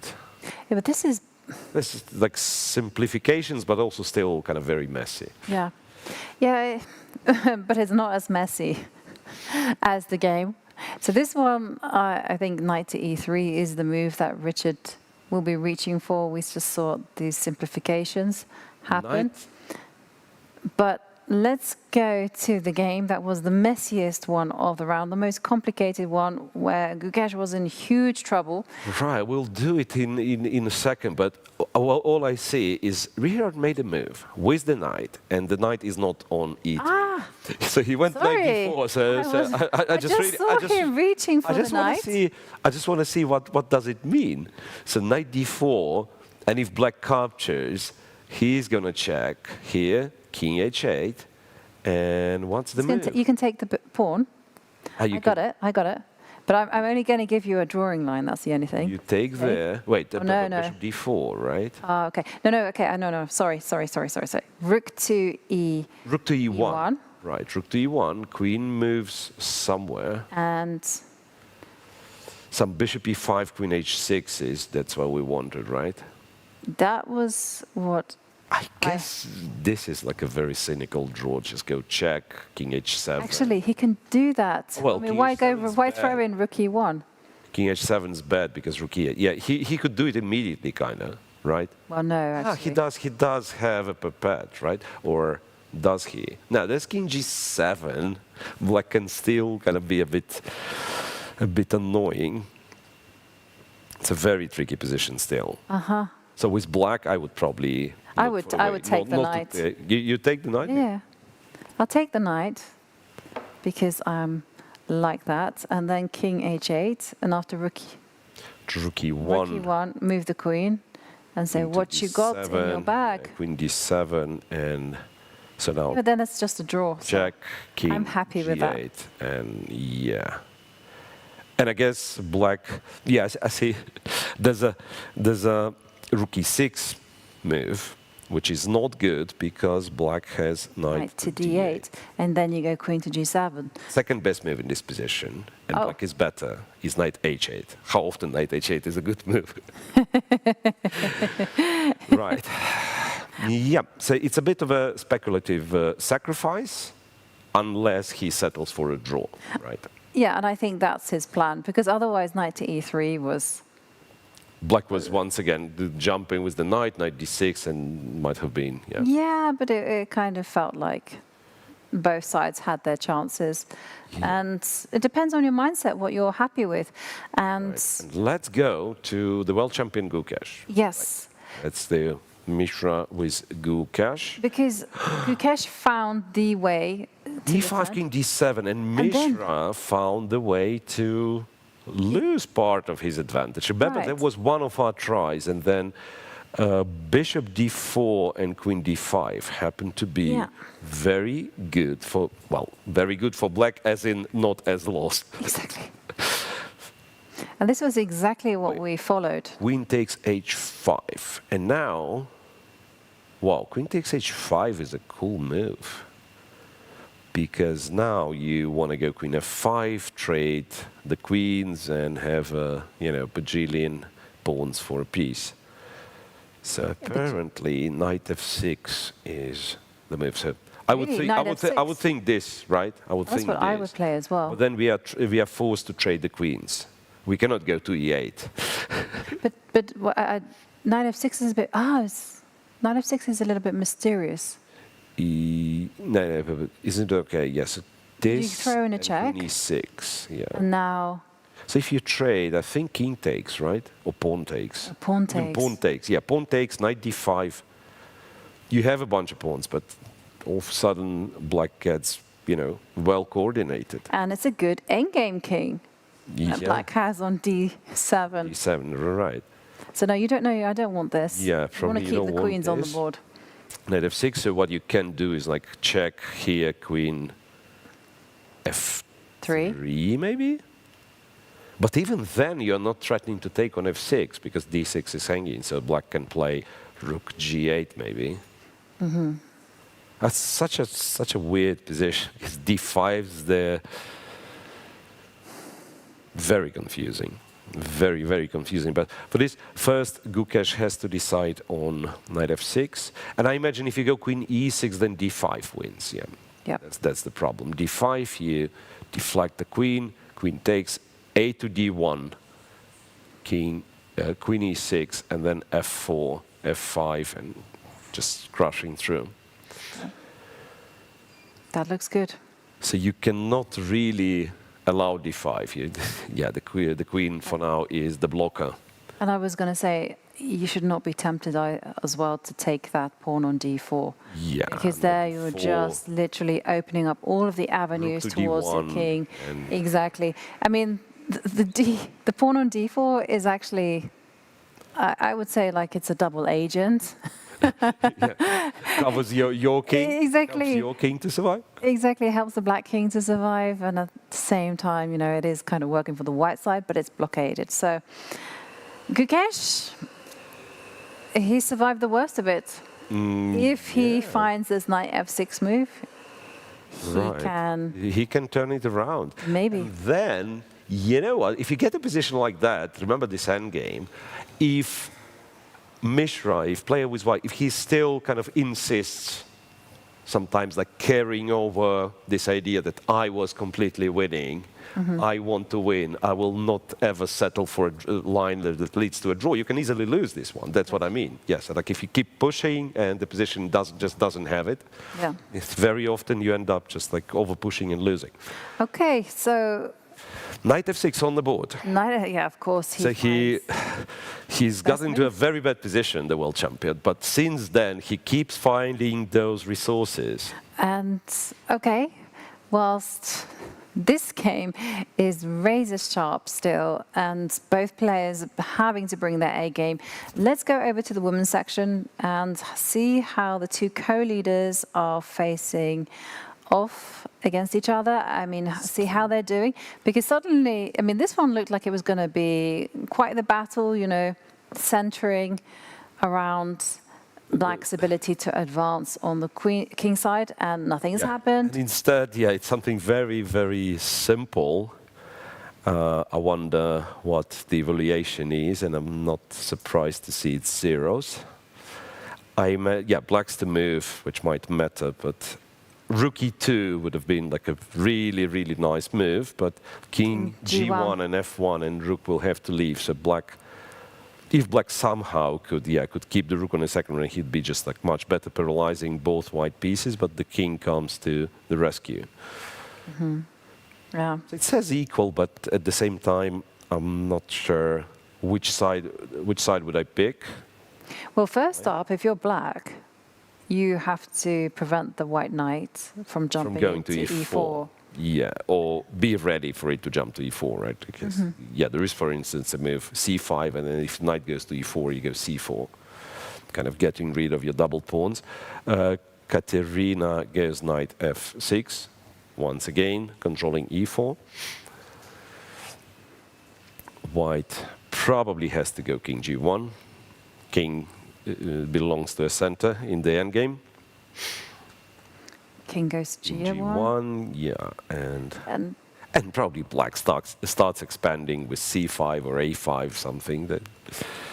Actually, I can see a universe where things are not easy for white. You know, like you pointed out with the knight to d5, if it can arrive on c3. Yeah, now I probably have to do the same, kind of stop you from getting to c3, but then there are some jumps to b4. And wait, it's nowhere near simple. I just realized it's nowhere near simple, because after knight b4, what's the move? Like, this one's hanging. After c3, you have knight d3, and black will be a pawn up. So in fact, this is how easy it is to get fooled by computer. This is evaluation, right? Zeros, yeah, equal. Yeah, there's a lot of play left. And Vaishali is down to less than 10 minutes. It's move 26. So there could be some, yeah, even some time trouble could affect some of her decisions. Exactly, and she's having to play very accurately to find those ways to hold the draw. Let's move down to the game between Antoaneta Stefanova against Hamdamova. Right, it changed quite a bit. No more of this e5 pawn and no weakness for white on d3. At some point, everything got exchanged. So now the center's open. b7 is the target for white, that one I see. Well, it also looks like a lot of simplifications are looming. Like, take here, take b5, I guess. Yep, you take. Yeah, like if ab5, b6 is good enough, I believe. So you take with the c pawn, I guess. And right? suddenly, b7, c7. Yeah, these are hanging. I've played many games against Antoaneta, and I know she loves this type of endgame. Yeah, when she would eventually have the outside pass pawn. Give her something. She's a fantastic endgame player. So, yeah, this is not ideal. I do feel that Antoaneta is the one pushing in this particular position on account of the fact that she has that target on b7. That's a funny move that the engine wants to play here, which is queen a7. Defend b7, keep the queens on the board. would never consider this. I think it takes a special kind of player to make that move. Queen to a7, it says it's the best move. Yeah. It's around equal. Well, okay. Nice. Well, it just means that if black has to make those moves, such as queen to a7, then she could be potentially in a lot of trouble. Let's just glance in at the game between Irina Bulmaga against Dinara Wagner, because black is looking like they are doing very well. Right. So that was this very original Najdorf line, right, where we've seen an early simplifications. And the endgame materials finally equal, but black gets much better, much better mobilized, plus a pair of bishops, plus a5 pawn, strangely, is a target. So computer says black better, and I imagine after something like rook e3, f3, in fact, is a very serious threat. So white will have to go bishop d3 then.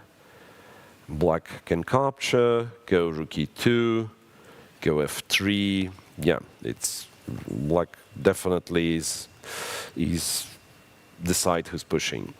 Yeah. h6 was played. Well, h6, I was afraid to go h6 because it allows rook b4, but maybe there is something. Computer says, you know what? Don't be scared. Bishop c8. then starts opening the g file. Yeah. Well, essentially, for the human game, I think it's still anything possible, but computer tends to prefer black. Yeah, anything possible. I think that is the motto of the round. There's been a lot of twists and turns. And we have Angelica here with us, ready to show us some more of the rounds, a little bit of craziness perhaps. Definitely, Ivanka. As we can see, I have a game of Gunina, and when there is Gunina playing, we know there is a lot of fireworks in the position. By the way, the starting position with which I'm starting already looks very messy. Pawn on b4, queen on b3, knight on a3, long castle. And here what she went for, she plays knight g5. Don't look at the evaluation, it looks like black is clearly better according to computer, but if black would take on g5, pawn takes, queen takes g5, there would be g3. So white is sacrificing a pawn and getting this initiative. But after knight g5, pawn takes on g5 here, queen didn't recapture due to this g3 resource, so queen f8, stepping away. And I would like just for us to enjoy this game. Look at this, bishop steps back to e2, b5 is happening. Now knight c2, now she's remaneuvering the knight. Again, evaluation says it's all great for black, but for human eye, the position of white is just looking incredible. Bishop takes the pawn finally. And now c4. Now what Gunina is trying to do, she's trying to break this pawn chain, which black has d6, e5, f4, queen f7, and now c5. Even more space is being expanded by the pawns. Pawn takes c5, pawn takes on c5 as well, pawn takes on e5. That was probably one of the slightly mistake because suddenly e5 is an option in one of the lines. But here after knight d4, castle, we see suddenly there is a semi-open h-file where Gunina wants to double her rook and put a pressure on h7. h6 has been played, so another rook is coming in, and this was a moment where mistake by black was played. In this position, black should have continued with rook e8, keeping an eye on the pawn on e4, not allowing e5. But what happened in the game? Bishop d7, sorry, not this moment. Sorry, bishop d1, and this moment. So not bishop f6, but rook e8, just keeping an eye on the pawn on e4. What black did, black played bishop f6, and it didn't stop the pawn coming to e5. Now bishop e7, trying to attack the pawn on c5 and capture it. But here Gunina goes g3, not caring about the pawn. And after bishop c5, beautiful, e6 is coming in the position. Now, suddenly, what to do? I mean, of course, Mary Arviza is taking the pawn, knight takes, bishop takes. The queen is targeted. But what Gunina is doing, of course, she's not caring about it, taking with a rook on c5, because after bishop takes on b3, there would be bishop b3, and white would win back queen. So after pawn takes on g3, queen g3, we have some queen trades, by the way, on the board. And we have this crazy position where white has a piece for 4 pawns, but there is a full pressure on the king side. And this is the current position. We see this endgame, very unclear. Computer prefers white. Now already suddenly says it's completely winning. Apparently, this position already... Bishop d5 is completely winning, and that's what she played. But 4 pawns for the bishop, at first glance, it looks like it should be enough for black. But Gunina proves wrong, and she is just dominating. Yeah, Valentina Gunina is a fearsome attacker. I mean, she really is ferocious. She's able to just whip up tactics from nowhere. And so it doesn't surprise me that she went all in. She's very motivated for this event. Definitely, she is. Yeah, very beautiful. A crazy game, though. Crazy game and a very, very beautiful tactic, right? Yeah, queen's hanging, and you just leave it on pre. Yeah, absolutely. I just like that as well, you know, that's ambitious. Yeah, you say, oh, the queen's defended. Exactly, just goes to show. Yes. And wow, what a start already. I mean, it's been such an unpredictable day.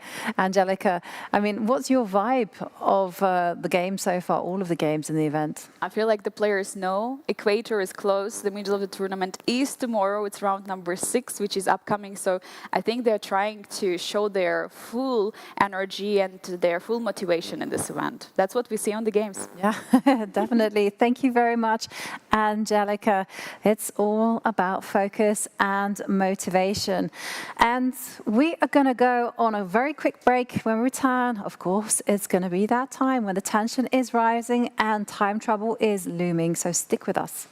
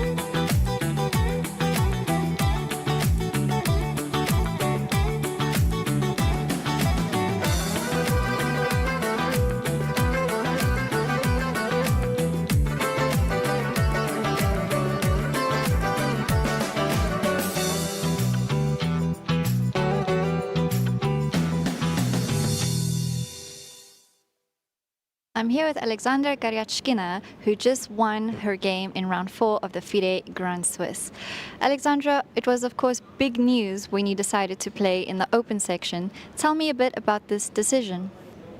Ну, я попросилась, и мне не отказали, скажем так. Ну, и решила, почему бы и нет.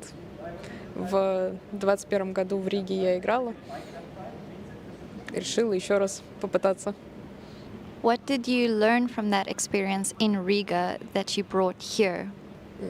Если честно, я как бы не ориентируюсь, что это именно один и тот же турнир. Я просто иду как бы от турнира к турниру, от партии к партии и пытаюсь просто играть сильнее. And how do you think you are performing here at this event? How would you assess your style and your game quality? Да, но турнир специфический, потому что в женских турнирах такой контроль времени не применяют. И, соответственно, партии очень и очень долгие, поэтому я почти последний ухожу и быстрее домой отдыхать. And of course, you've already qualified to the candidates, and here in the women's section, they are playing for 2 spots in the candidates. Are you following the games on that side? Как я ответила уже в предыдущем вопросе, что я играю так долго, что я даже на ужин почти не успеваю. Are you getting time to walk around and enjoy Samarkand at least? Ну, мы тут ходим, если это можно назвать, набережная, гуляем каждый вечер, но не более того.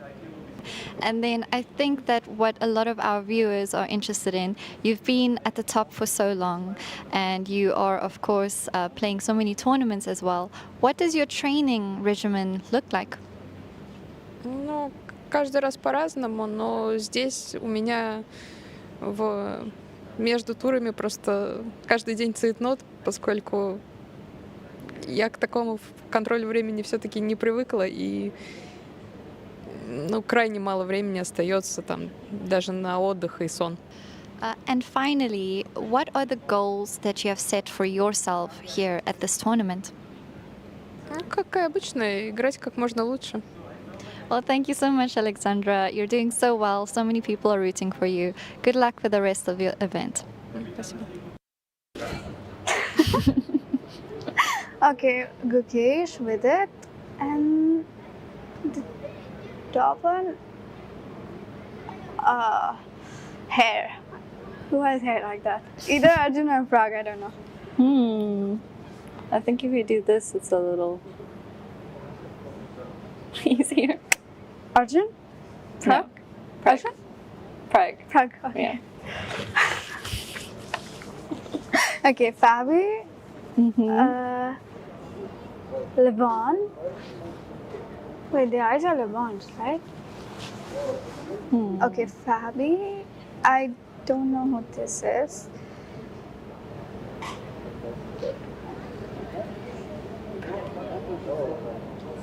Yeah, Nepo? Yes. Okay. Nepo, Fabi, whose eyes are these? Yeah, Anish. Yes. Firouzja. Vincent, and who has blue hair? Lynette? No, it's not blue hair. What Don't look at the color. Okay. It's just the lighting that made it blue. I don't know who has hair like that. Black hair. The hair's supposed to be black. I have no idea. Abdul? No. No. Hikaru. Okay. But you see it if you take the blue away. Oh my god. Galswind? Mm-hmm.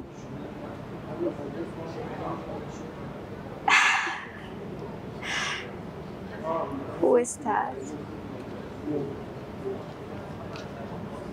I think it's... No. I have no idea. Your This one guesses I'm have been good. curious. Sorry? Your guesses have been good so far, so we'll Yeah. just throw a name out there. Who has hair like that? I'm not sure. Is it Lee Kwan? Mm-mm. No. Abdul? Mm-mm. No, I'm no idea. And bottom? Sorry? Bottom? Yeah, the dog. No, okay. Duda and MVL. Ah, okay. And then I think this is our last one. Greshchuk? Mm-hmm. Who? Oh my god, the hair. uh, who has hair like that? I need to go check in the playing hall. Take this with you and put Yes. it next to everyone. Yeah. Just put it next to their faces. Okay. The jacket. I think Asipenko has a similar jacket. That's a good guess, but no. Yeah. I have no idea. Is it Danny? Danny? Dubov? Dubov, yeah. Dubov? Yeah, and the Okay. hair. Come on, you got the hair. Player is here. Narrows it down a bit. Lemon? Yeah, nice. I think that's, yeah, congrats. Yay. Very nice. Cool. Okay, you did really well. Awesome job.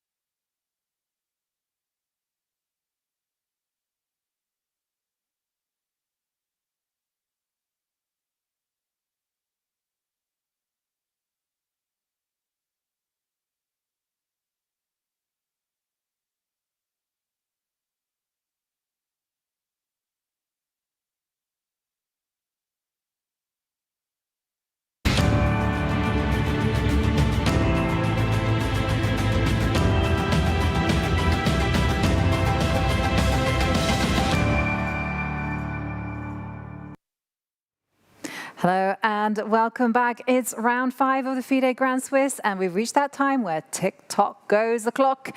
You know what happens next. It's a whole lot of fun on the chessboard. But we're going to begin actually by checking out the full board view, because there we can do a quick update on some of the games that have happened. We saw Gukesh there on the 4th board on the top right. There he is. The queens are off the board. He's established a blockade with his knights. He's over the worst of it. Yeah, he's over the worst of it. And once again, anything can happen, but it's not impossible that he somehow turns it around, even tricks Mishra. Board 1, well, complex but relatively balanced position.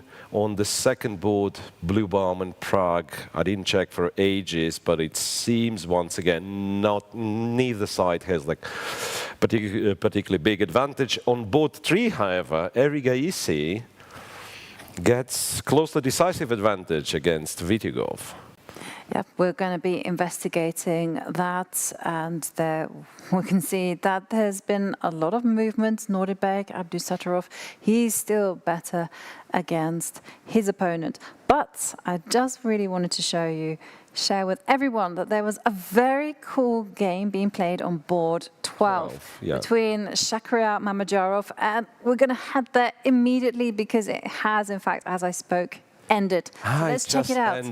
It's just ended. Is in a resignation of Salem Saleh. Well, it was a remarkable game, so maybe the last few moves of it. So over here, White has this pawn on h6, and whenever the pawn is on h6 here, you feel something's going to happen to this king, right? Rook d6, and Mamajarov goes with g4 and wants to go g5. Bishop d4, bishop is anchored on d4, so what do? You go b4, so the bishop no longer is going to be anchored. King moves, bc5, queen c5, and now knight to a4, trapping the queen. If queen a3, then you take on d4, and of course the checkmate is threatened. So Salem goes for a desperate queen takes d5, bishop takes, rook takes, and then queen b4 seals the deal. It's a extra queen for only a bishop. Exactly. And, well, it's the trademark of a Shak to go all out for the attack. And just look at how he just advanced the h-pawn. Right. Very, very unbalanced position. And the opening line here was also quite cool. If you're interested in like original opening ideas, it is highly recommended to check. Yeah. Before we go over to the Arjun Erigaisi Nikita Vitiugov game, can I have your quick assessment of a king and pawn ending between Sam Shankland and Alireza Firouzja? Because that one could just finish in front of our screens, or they could be playing on for a long time. Now, king and pawn endings, they almost feel like they're different type of chess. So, you know, it's all about counting. Right. It's about zugzwang, it's about shouldering opposition with the kings. Right. There are the simpler ones where you are running, I'm running, and then you can tell who's running faster. These are, yes, sometimes you need precise calculation, but at least they're quite linear. And something like that we have on the board, and Sam Shankland is thinking currently. By the way, he's the one with half an hour on the clock, and he might need this half an hour, because looking at the computer, I can tell you there's only one move that keeps it relatively balanced. So there's a move which leads to minus 0.4, and anything else is minus 5. First of all, minus 0.4 in a pawn endgame does make sense to me. I don't know what it is. It's either equal or black is winning, right? So apparently it's unclear, and you have to kind of further look at it. But to me, you know, judging by everything that I know about king and pawn endings, it's either you wait with the king, king e3, and just go king d3 and say there is no entry, or you have to stop, or you go b3 to stop the king from entering. C4, right? C4. And b3 loses. b3 loses. Okay, let's have a look at what happens if king e3. King e3, I imagine king c4. And then I think the A pawn goes forward, and if it goes all the way to A3, black wins, right? So Okay. we'll have to, yeah. So it's Very also bad. And B3 is bad because, and by the way, A4. A4, and A4 was the only move to keep it balanced. Okay. A4, and what's the trick? What's the trick? So if black was to play B5, now you can go A5 or AB5? I don't know. I don't know, confusing. So all I know is A4 is the only move to keep the position balanced, and it was played by Sam Shankland. This is one of those things, right, when A4 keeps the balance, B5, and now you have no choice. You have to calculate. Either you're going A5 or you're taking on B5. Yeah. So And for me, I would be going, after B5, I would be going A takes B5. AB5, and if AB5, then wait, is B4 okay? B4 loses, for instance. B4 loses. Why does it lose? Because here we have There's to King explain D6, King, I would think King D4, and Wait. then you have a lot of spare tempi. So you go H7, H6. Now, Force them back. white goes here, and then you use another tempo, which is H5, and then white has to let you go either to the H pawn or to go D4. So King F3, you would lose to D4, and if you were to go here, Is this where, yeah, you come in. right, here, here, I imagine I'm not in time if I take D5. So I go back, and I go here, and I shoulder you. And you are lucky to have one more tempo, and this is how black wins. Exactly. And so this is why it's really important, if we go all the way back when the pawn was on H7, that if you're going to wait, With black, you should always wait with ones like going H6. H7, H6, And again, H6, you know, H5. this Just is in very- case to keep this spare tempo, not to end up in a Exactly. Zugzwang. Yeah. Okay. Right, so there is like B5, AB5, AB5, and a B4 would lose, but a B3, H6, King E3 is fine. Yeah, and you just shuffle King E3, King D3. Okay.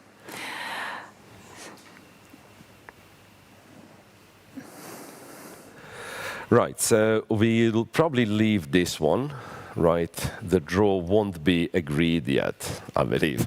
Firouzja still has chances. He will still find a way to test Sam Shankland. Shall we move on to the Arjun Erigaisi against Vitiugov, Vitiugov? right? Because that one, This looks completely winning for Arjun. okay, can we back? Yeah, we've seen bishop takes e2 and king f2 was played. Rook to b5, queen a7. And now apparently knight d5 was kind of a last chance, even though computer still says white would be winning. After bishop d3, bishop f6 and queen to d4, centralization, and then knight goes either to d5 or g4. Bishop g6, and now both knight d5 or knight g4 would have won. Erigaisi prefer knight to d5. Too many threats, I imagine, to capture on f6. That's why, yeah. And the rooks are helpless. It's just one of those that's things, right? The strange, queen like in the center. You covers the control key. both squares on the second rank, and that's the only kind of the only file or the only rank where you can generate some counterplay. So rook a8 attacking the a2 pawn, check on f6, king f8, a4. And it's such a bind, this knight on f6, that whenever you try to go somewhere, you run into a double attack or a fork with the knight or a checkmate. It is very, very grim. Rook a5, knight to d5, and then the checkmate is threatened. Nikita decided to take on d5, queen h8, check. Accuracy if till the queen very end. takes, I imagine queen takes, rook a4, and black would be dreaming of setting up a fortress, right? But Erigaisi seen through that, he gives a check and he takes another rook. And now the queen will support the a-pawn moving forward. Check here, rook a3, and well, some technique is still required, of course, but white should be winning this game. Yeah, I mean, the thing here for Nikita is that the a-pawn is simply going to be escorted to its promotion square. Yeah. and white can take all the time in the world. Absolutely. It doesn't change anything. Yeah, absolutely. So if you somehow try to control, say, a6 square with the bishop and the rook, then these pieces are not anchored and one of them will fall victim to a double attack. Yeah. Okay, so it's lost for Nikita Vitiugov against Arjun Erigaisi. Arjun, definitely, he's perhaps going to be joining the lead in the open section. But can we head over to the women's, to the top board, because there's trouble on the clock. Wow. Yeah, time trouble in the women's tournament on every game that is still in progress, right? There are some results. Fazalieva won against Kostyuk. Stefanova made the draw against Kamdamova, and on board 8, Tsulakidu against Baeva also made a draw. But on board 1, Vaishali against Katerina Lagno. We have very sharp knight endgame. That's face-to-face reminder that Katerina leads with 2 wins to 1. Right? Yeah. But okay, it might all change because here, Vaishali down to under the minutes. They're on move 35. Yeah, B4 was her last move. The knight is exceptionally awkwardly placed on A6, so this B4 is called for helping this knight to escape to C5. And I guess black can try give a check, king E3, and put the knight on E6. So the knight is not escaping. You cannot really trap this knight. We can join in to see a draw being agreed. Knight D4 came along with a draw offer, and a draw was immediately agreed. Okay. Well, there is another time scramble. This one is happening on board 3 between Irina Bulmaga against Dinara Wagner. Now, Dinara has been having these amazing positions, but she has been a little bit of a victim to time trouble.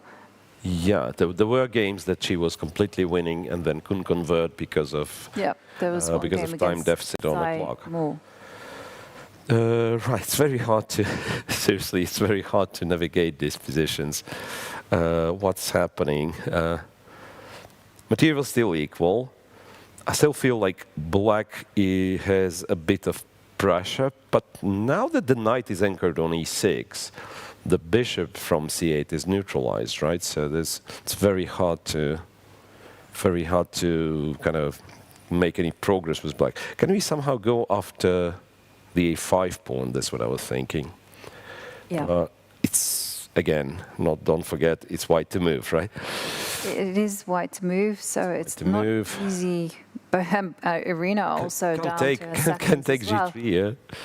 No, she can't. Can she take this guy? But then rook takes, king takes, and bishop F5. Bishop F5 first, so we hunt the rook, and when the rook moves, it's bishop H3, and this one's hanging. Well, Irina only has 12 seconds. She played king E2. King E2.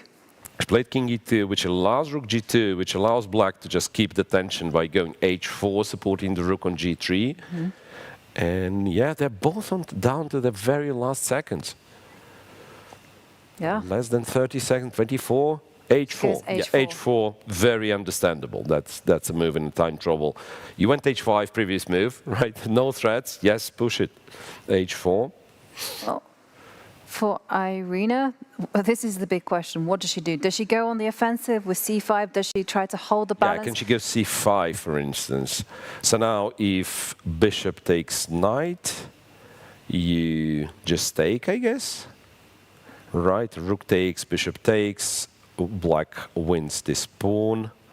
Then rook takes... Rook takes pawn. Oh. Well, rook takes pawn, loses to rook E3. Yeah. Tactical alertness. What has she played? Yeah, back to Back to live position. She did play something, but I don't see. And the digital board is lagging. She just played king f2. King back to f2. This did allow rook f to g6, which I thought was the point of Dinara playing h4. So defending the rook, yeah, and now doubling on the g file. So you go rook g6 and then, yeah, threaten to go rook g2 check. Or rook g1 and then the other rook g2 checkmate. Oh, perfect. Oh, Played. absolutely. F to g6 played. And it's move 36. 36. Right? 36. So there's still few more moves before the time scramble's over. That's certain danger for white not to make it out of time control. And can Irina, and we do have a result. It was a win for Arjun Erigaisi as expected, so he moves to 4 points out of 5. He could finish the day as one of the leaders. It depends on the outcome of Parham Maghsoodloo's game, right? If Maghsoodloo is not winning, that anybody who's half a point behind him and wins will join the leader at the top.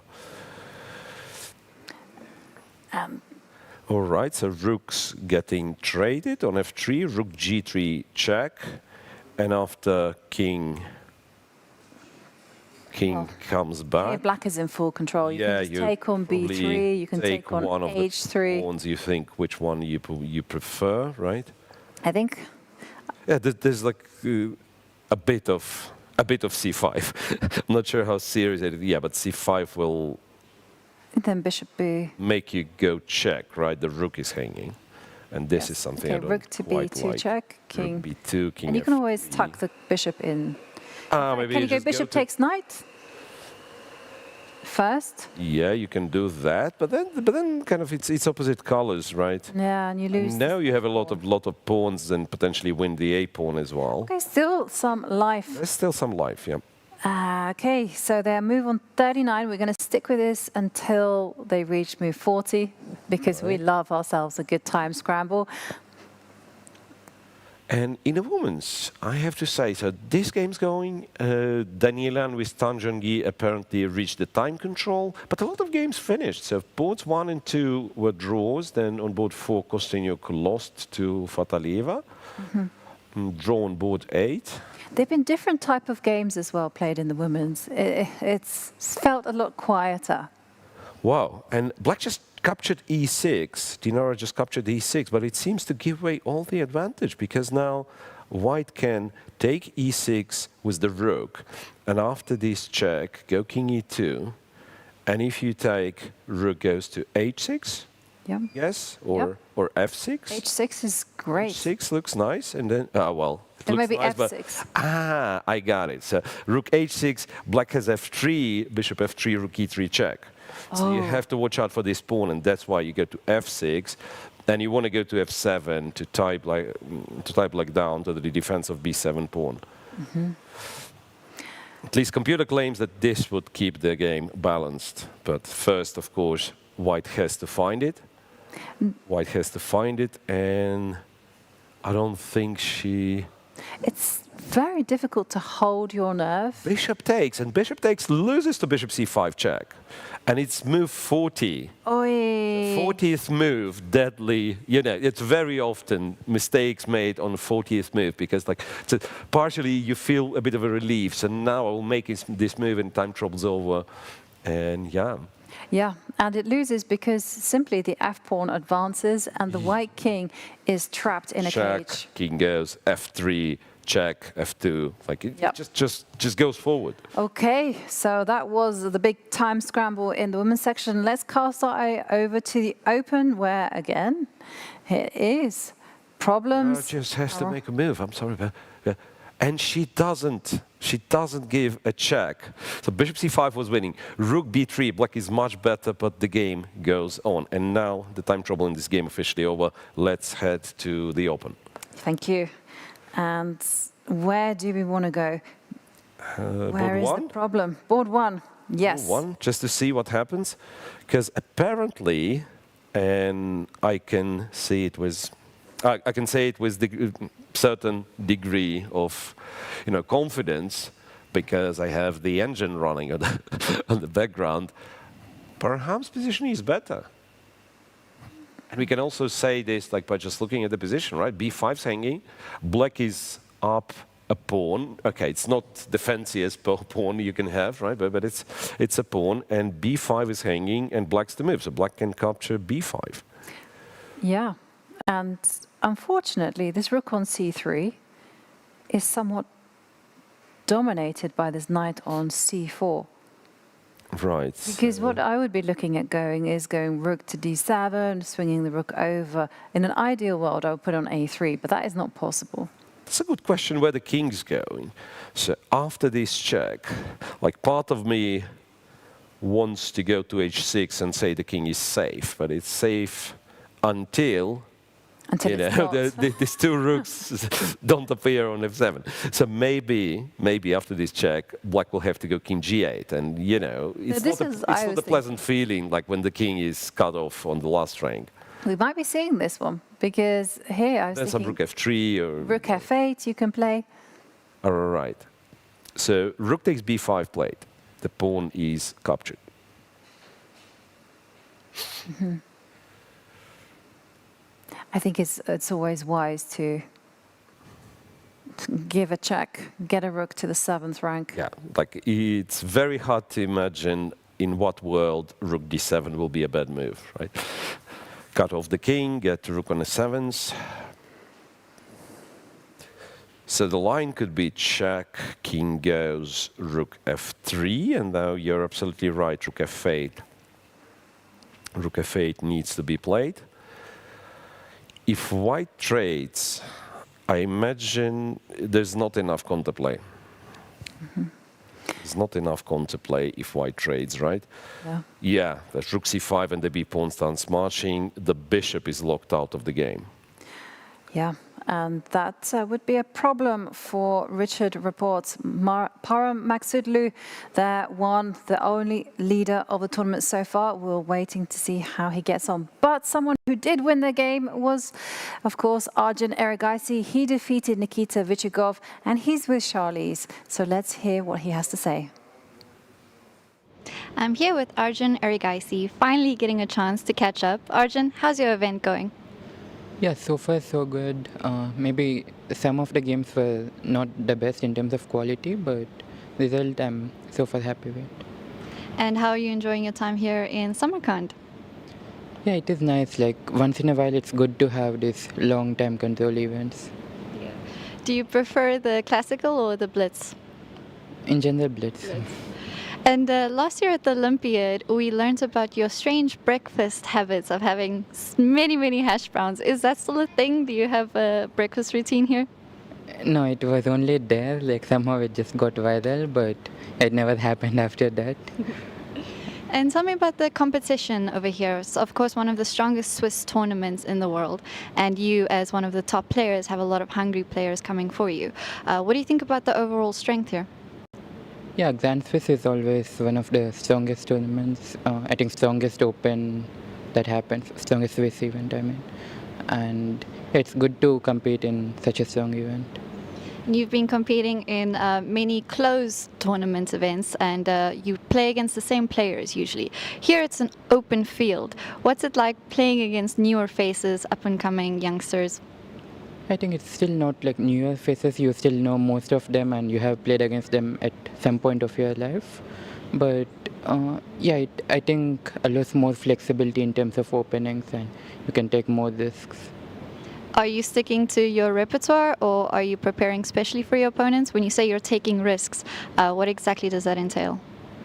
I mean, like when you play against the very best, you cannot really risk too much in the opening because they can really punish you. But for instance, my second game with Hike, I took a massive risk and bluffed, but it kind of paid off. But I don't think I can afford to do it against the other top players. The tournament is just getting more and more intense as we go to the later rounds. As we get to the finals. How are you keeping up with the stamina and making sure you are mentally prepared? Yeah, I'm just focusing on the game preparation and this, nothing else. Yeah. You don't have a lot of time to prepare, though. We've heard that from players that they play and they kind of just eat, sleep. Do you at least get time to individually prepare? Yeah, I find it good enough, actually. Yeah. Well, thank you so much, Arjun, and congrats for your win today, and good luck for the rest of your event. Thank you. Thank you very much, Arjun. A very convincing win from him, but someone who perhaps wasn't in a convincing shape, I would say, is Gukesh, as he found himself in big trouble against Abhimanyu Mishra. Let's revisit that game, because we said he was out of the woods, but judging from the game position right now, I'm not sure. It was a crazy, crazy game, start to finish, right? It did not finish yet, start to present. Knight takes d4, which looks very scary because you allow the rook on the 7th rank, but apparently that's the right move. Rook g8, and then white starts marching with the pawn, g4. Rook h7, doubling on the 7th, and rook d1 would have been once again the way for white to seize an advantage. After rook f7, Gukesh has to take on d6. And the way it works is knight d6, king d6, check on d7, rook d8, and you have only moved rook g8. And computer says it's equal, but you know, again, I will continue with this mantra, anything can happen, because I can see a scenario where, you know, this pawn falls and the pawns are not fast enough and maybe black gets to munch something on a queen side. Yeah, and I also can see the reverse happening, where the white pawns are incredibly quick. Yeah, they're fast and you don't stop them, right? Exactly. Knight is not the best piece to fight against the...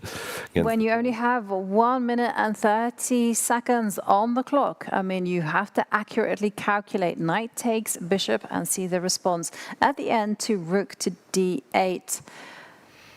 It's not an easy task, but I have to say, after that catastrophic blunder in the opening from Gukesh, he's found some amazing moves to stay alive in this game. So he goes for rook to c8. Rook to c8, allows right. rook d7, so there's no knight takes bishop. He prepares to capture on d6, right, and...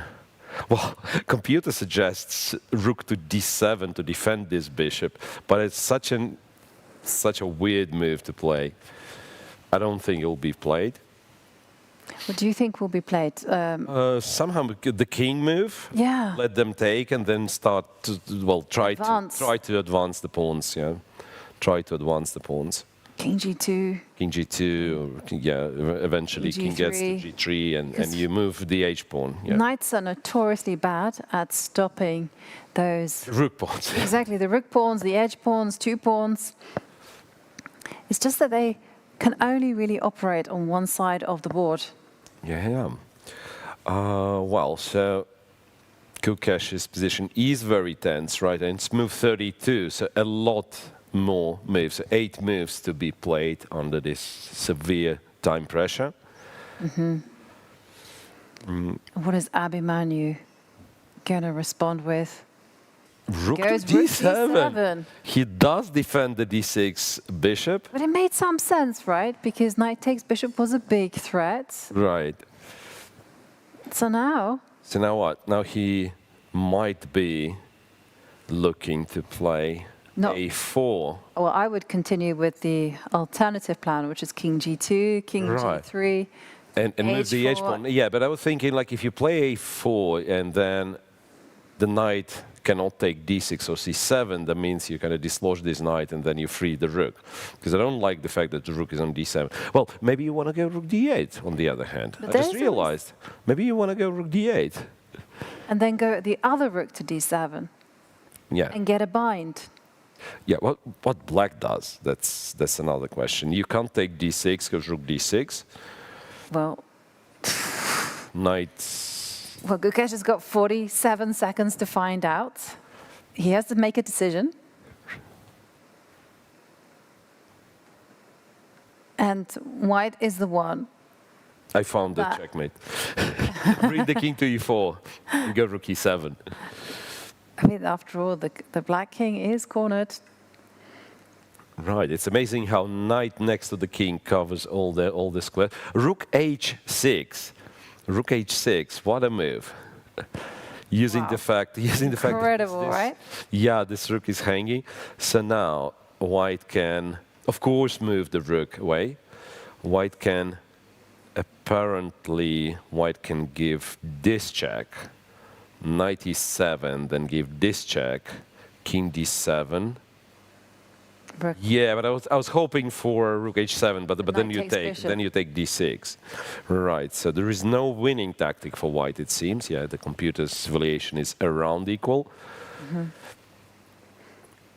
So maybe you end up just taking on h6 and again moving the h and g pawns.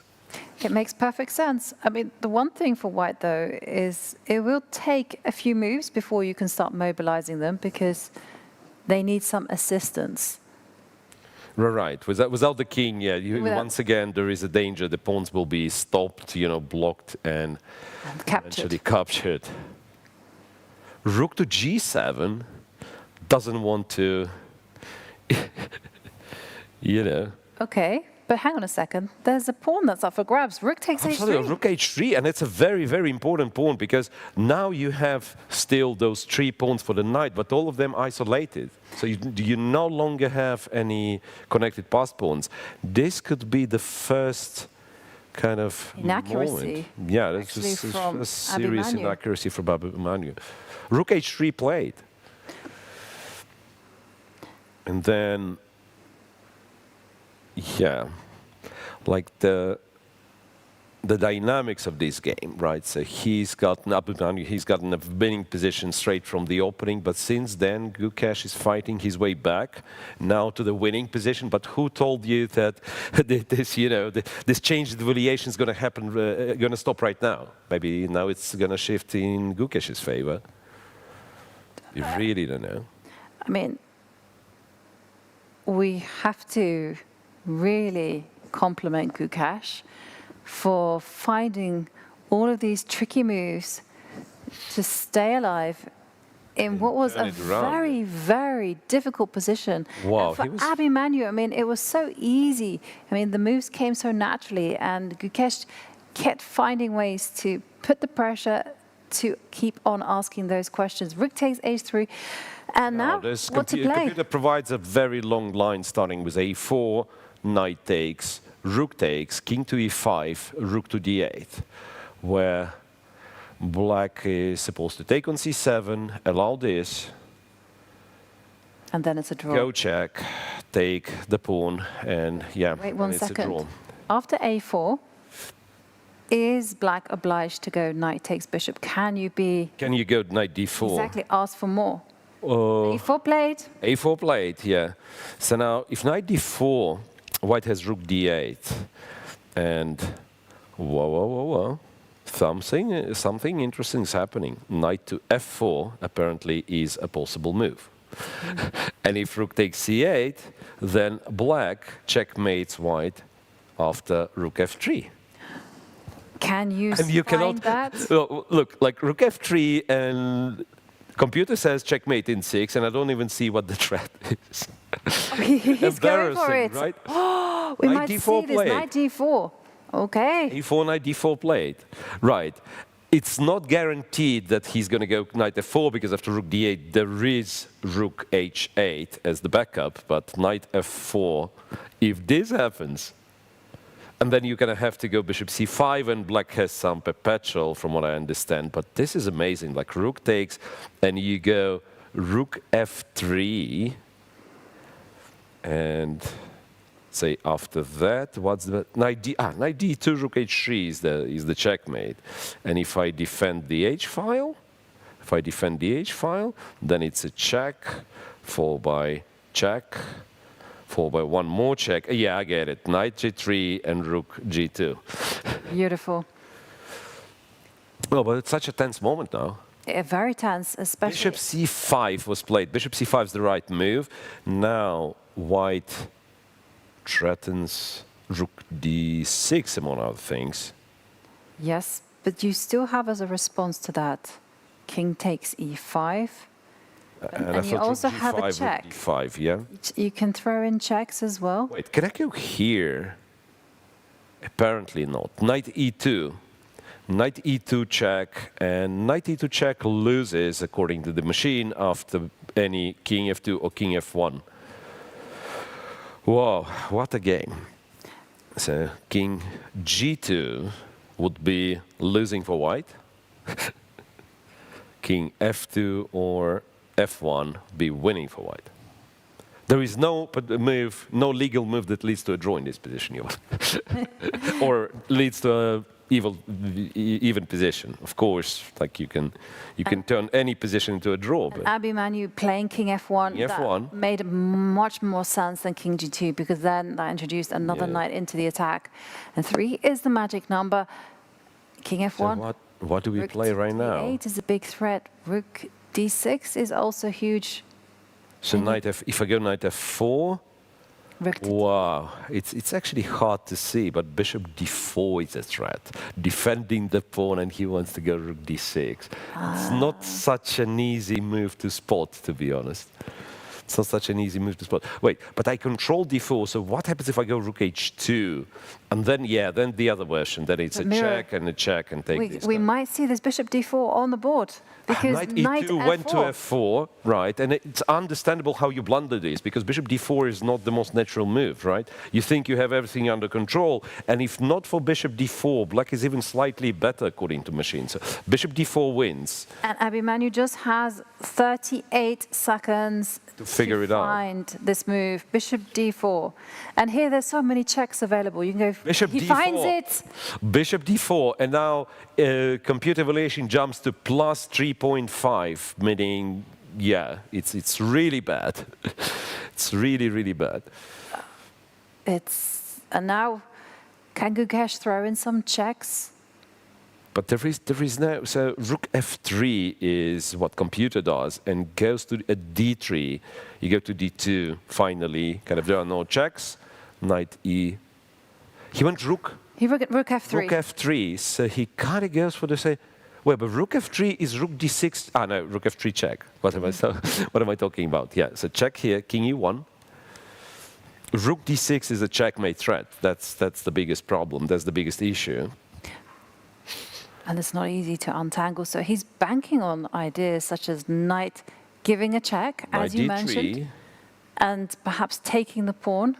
Do we see why King E2 is not a move? I don't understand. Wait, King E2, knight takes E5. Yeah, Knight E5, and if Bishop E5 does a check and takes the bishop.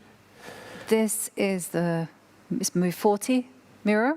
Yeah. And Move King 40. D2. King D2 wins. King D1 wins, but it's like it's a very strange move to make. Yeah, you either go King E2 or go King D2.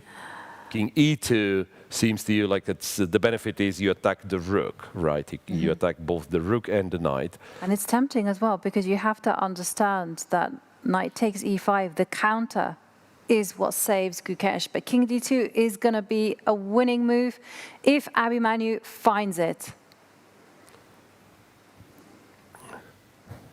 Well, seconds, literally seconds on the clock. 10 seconds? 14 King seconds. D2. Oh, precise until the very end. And D2. this is the move to play. Right, so knight E5 is what Gukesh has to do. Bishop E5, king to E5. Rook G5 check, king moves.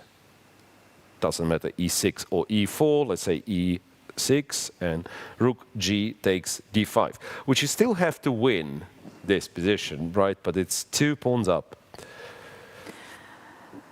And Gukesh has to make that final move. Gukesh is down on time 17 himself, right? seconds and ticking down. He takes Knight on takes E5. Yep. Knight takes E5. Now, again, the line is very forcing. White has only move that wins.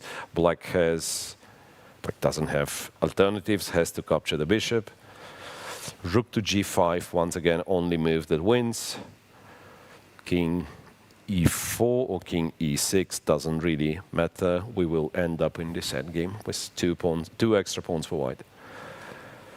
Yeah, and everyone, I'm just checking, everyone has made the time control, they've made move 40, but there have been a few adventures along the way. For instance, Vincent Keymer is losing to Marc-Andrea Maurizi. Yes. So we wait for Gukesh to... I know, he did make his move. So we can leave this game for now.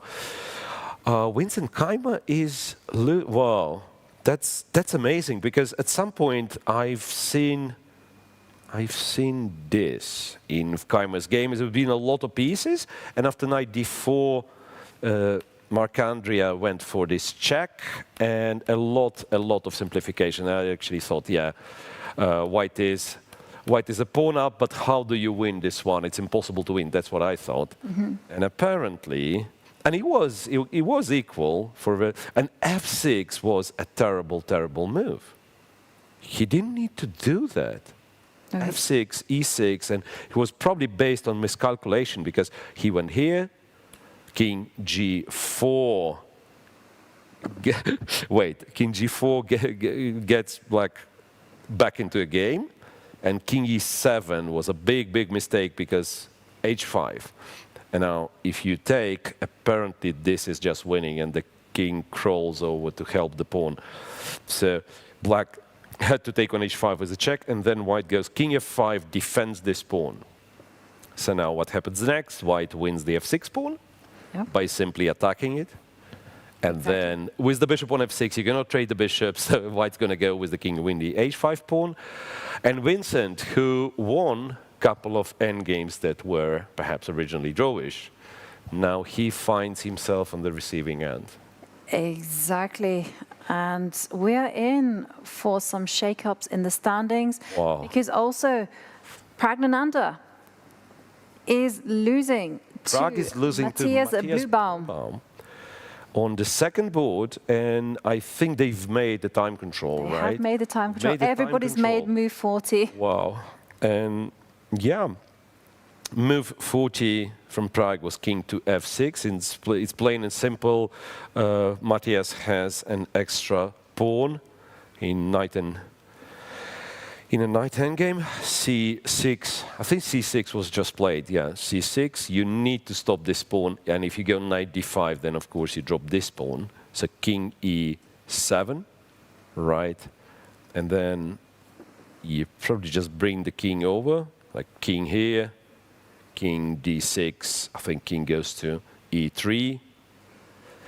I guess you exchange the c pawn for the b pawn, and very standard outside passed pawn, and it should be winning. Like I don't know why Compy wants it to be like, it claims that it's an easy win, more than +2. I would not assess it this way. There's still options to go wrong. There's still possibilities to go wrong for white, but should be winning. You're absolutely right.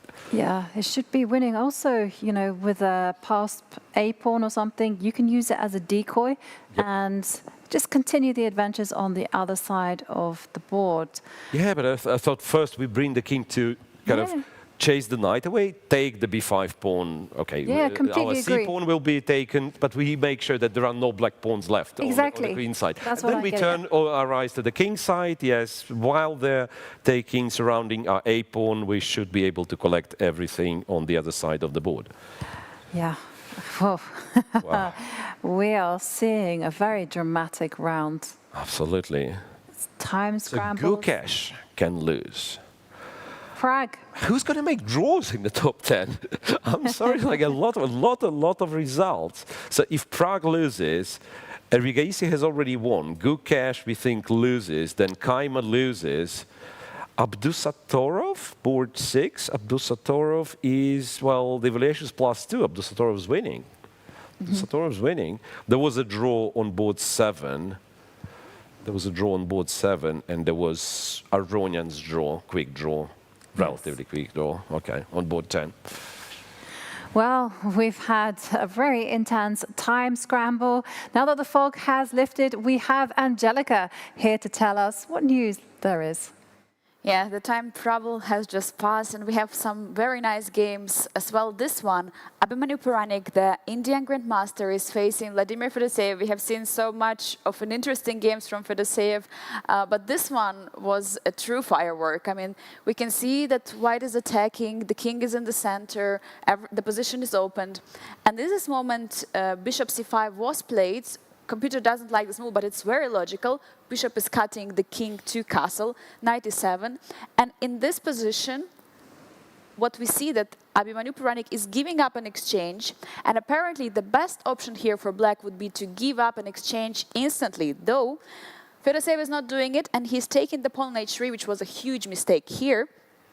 Queen g3 was played, another mistake, so many mistakes incoming. The winning move would be pawn takes on e5. Suddenly here, we can see that if rook takes on c5, there is pawn takes on f6, and the king is in the center. If black would castle, there would be bishop h3, and attack would be ongoing. But if bishop would go to b4, there would be just a checkmate in a couple of moves. King cannot escape. So pawn takes on f3, on h3 happened. Queen g3 was played, still keeping up the pressure, keeping this attack ongoing. And here I just want to observe it. I just want to enjoy the position. Look how Abhimanyu is attacking this position. He brings the queen. He is down material, by the way, down the whole rook. Bishop b4, rook c4. And by the way, look at the bishop on a5. It's just standing under attack. So many moves. I mean, we can count, but enormous amount of moves. There is a pin happening. Pawns are marching forward. Just position you want to play to enjoy. The valuation bar is always jumping up and down, but we see the pressure is ongoing. Queen c4. Now white is finally taking an exchange back. Queen g8. A couple of checks. Again opening up. And if it would be king of the heel, then black would win, because in the next move, king d5 was played. But we all know that the king in the center is not a good sign. And by the way, in this position, a mistake came in. Apparently, pawn takes on a5 would be a winning move. But a logical rook d1 is just equality here, as we can see according to the computer. But both players were down on the clock. It was a time trouble. So king c6, now after a couple of checks, finally we can see that material is already, already white is up a pawn in this endgame, but the king is in center of attention, and after a couple of moves, one more time, black is blundering, and it is winning for Abhimanyu Puranik. I mean, what a game, so many fireworks. It's unbelievable, really crazy. I mean, it was, to my eyes as well, a miracle that black king could be okay in the center for that just one move. And it's incredible how it was okay in the center, and the moment it got into a7, it's actually bad. Exactly. It's actually bad. Well, thank you very much, Angelica. But we could be seeing a day of some big upsets. After the players have all reached move 40, we are going to go on a break. And of course, it gives you the time to just replenish yourself, get those drinks, get that popcorn ready, because there's a lot of fun to be had ahead.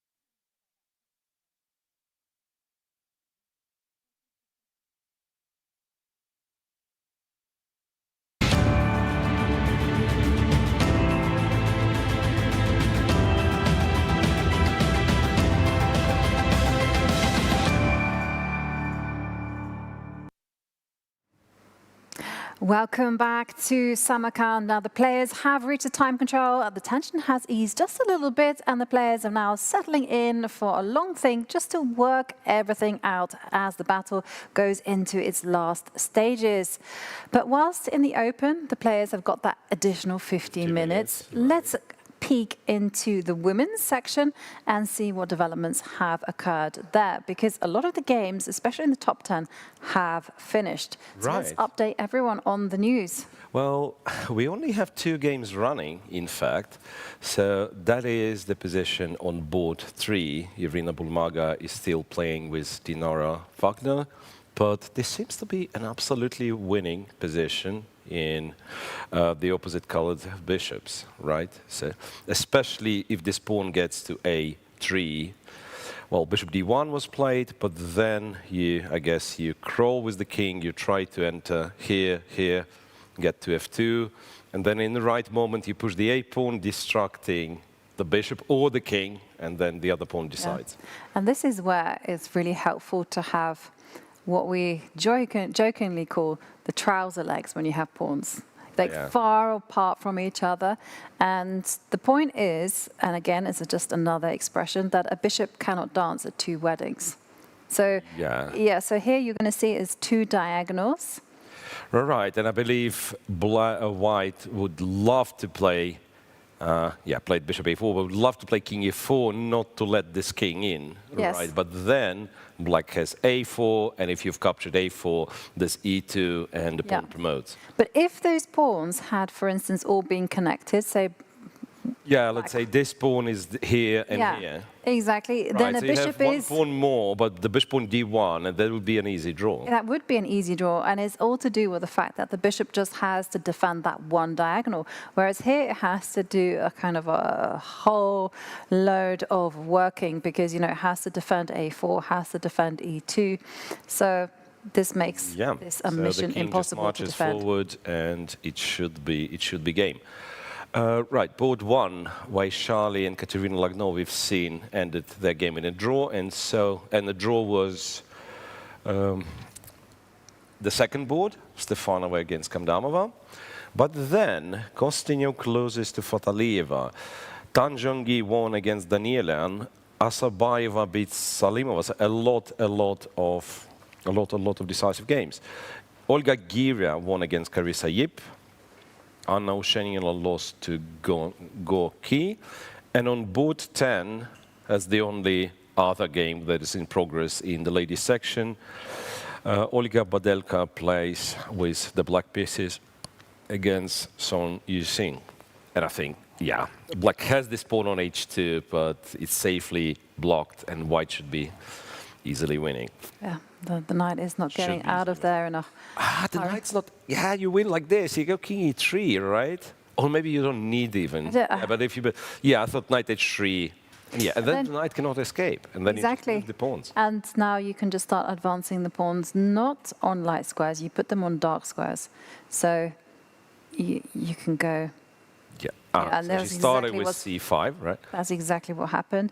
And now you can go b5. You don't even need to if bother. Knight goes to h3, then you go king e3. And then b6 and c6 and c7. And when your pawn is on c7, this is where you, I guess, move the bishop somewhere and then check the king, and will be it. That will be decisive. So that's the situation in the women's section. And in terms of co-leaders, I mean, maybe they always say don't do maths online, but I'm just wondering whether anyone has caught them up. Fatalieva, I think, has caught them up.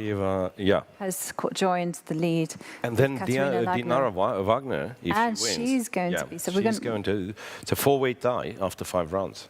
Yes. 4-way tie after 5 rounds. Anything can happen. That has been the theme of the round. So let's take a look at the open section, where we are looking at a whole load of upsets. So we already have one decisive result in the books in the top 10. Arjun Erigaisi beating Nikita Vitiugov. Right, and the game I have on my screen now, and you guys see the camera view, Richard Rapport against Parham Maghsoodloo. I think it's been a long, long time since we've visited this game and we've seen this position. We said, yes, rook d7 should be the move, rook d7 check, king g8. And then we had spent quite some time before playing bishop to g1, which is a mysterious move if you ask me.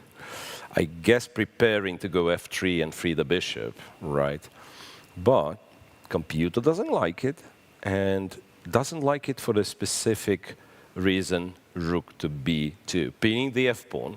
So the bishop is getting stuck on g1 for long, and I imagine then, yeah, rook e7 was played, and black went b5. So now the knight is stabilized. This rook can be freed. Rook d2, so rook d3, by the way, yeah, threatens rook d7, so the only reason black is winning this position, he has rook to d3. And then if rook was to go to f3, black has rook f8. Yeah, and he was spot on when he said this rook on the third rank is dominated. Yes, it's the knight's fault. Like 4 open files, theoretically, and on none of them you can reach the 7th rank, right? You have 4 open files with this rook. Yeah. And you can't really make it to the 7th rank. I mean, maybe you have to be a bit smarter. So what I'm thinking is that first you go rook to b7. After b5, yeah, you go rook to b7. But then e4 covers everything. Now you no longer need the rook. Oh my goodness me. Now, yeah, so that's why, I guess that's why rook e7 was played. I think that's why rook e7 was played, because you stop e4, otherwise black just completely switches this rook off. Yeah. And rook d2, found Rook by d3, Parham. Rook d2, and we had exchanges on d2, rook e5, and now this pawn going to start running. Yeah, rook to b8 is my first point of call. Unless you don't even need to bother with rook to b8. Maybe you go forward. Yeah, go forward. You go forward, so that if the rook steps behind, you go b3, rook c2, b2 is the plan. So this is where the bishop should be on h2, and it should e5, go to e5. So let's do it. So bishop goes here, rook c2, bishop e5. And then black goes knight to c4, bishop d4, b2. And can you win it? It's a big question. Well, the big question also is what on earth are you going to do with the white pieces? I mean, you just have to wait with the... You can't go king f3 because b1, knight d2, so you're completely locked out of the game. The f-pawn's not moving, you cannot go to the first rank. Okay, you can theoretically go to h2 and g2, but it doesn't make your position any brighter. So it could be that black has all the time in the world, let's say after rook b7, to just like bring the king over to c8 first. So on and so on. So there is the possibility that if black rushes with bringing the king over... Too far? Yeah, you'll take b2, take g5, right. Exactly. Right, so it's not as, not as simple, not that trivial. So not entirely easy, but... Yeah, I just realized. What? Rook takes e5 was not played. Oh. Richard played rook to b7, leaving Parham with 2 extra pawns. Oh. Okay, extra pawns. I guess his idea is that after rook c5, rook to c5, defend, there will be some f4. like f-pawn move. Yeah. f4, hitting the rook. And now if rook c2. Rook c2, strangely, Compy just takes and says there is nothing. There is no discovered check that is dangerous. Okay, you can't do that then. Then you have to go rook to d5. Well, I see the answer, and I have to tell you the answer is not very easy. Rook c3, threatening this, is apparently a very strong move. And what was wrong with rook d5?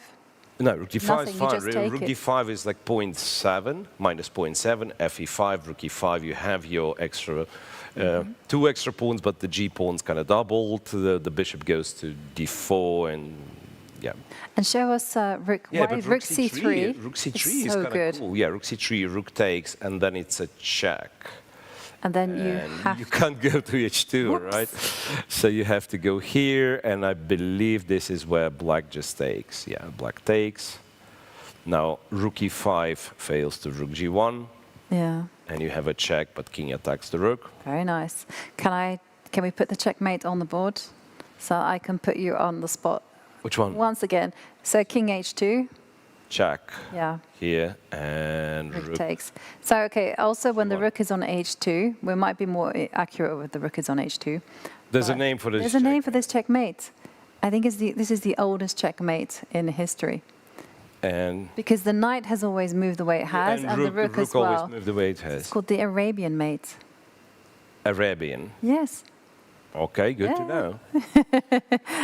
I'm setting you up, Miro, for Yeah. when you do a chess trivia quiz. Right. So what's the Arabian mate? What's this mate? No. They would just ask you what's the oldest checkmate, then you can say your V, Cool. Arabian mate. There you go.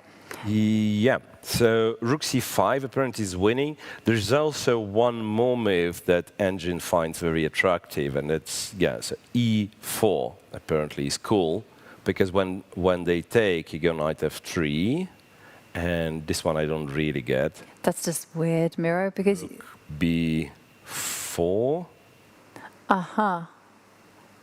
but And now it changed its opinion. I don't know. this was just weird. That was I thought it was based on rook to c1 and throwing in some checks.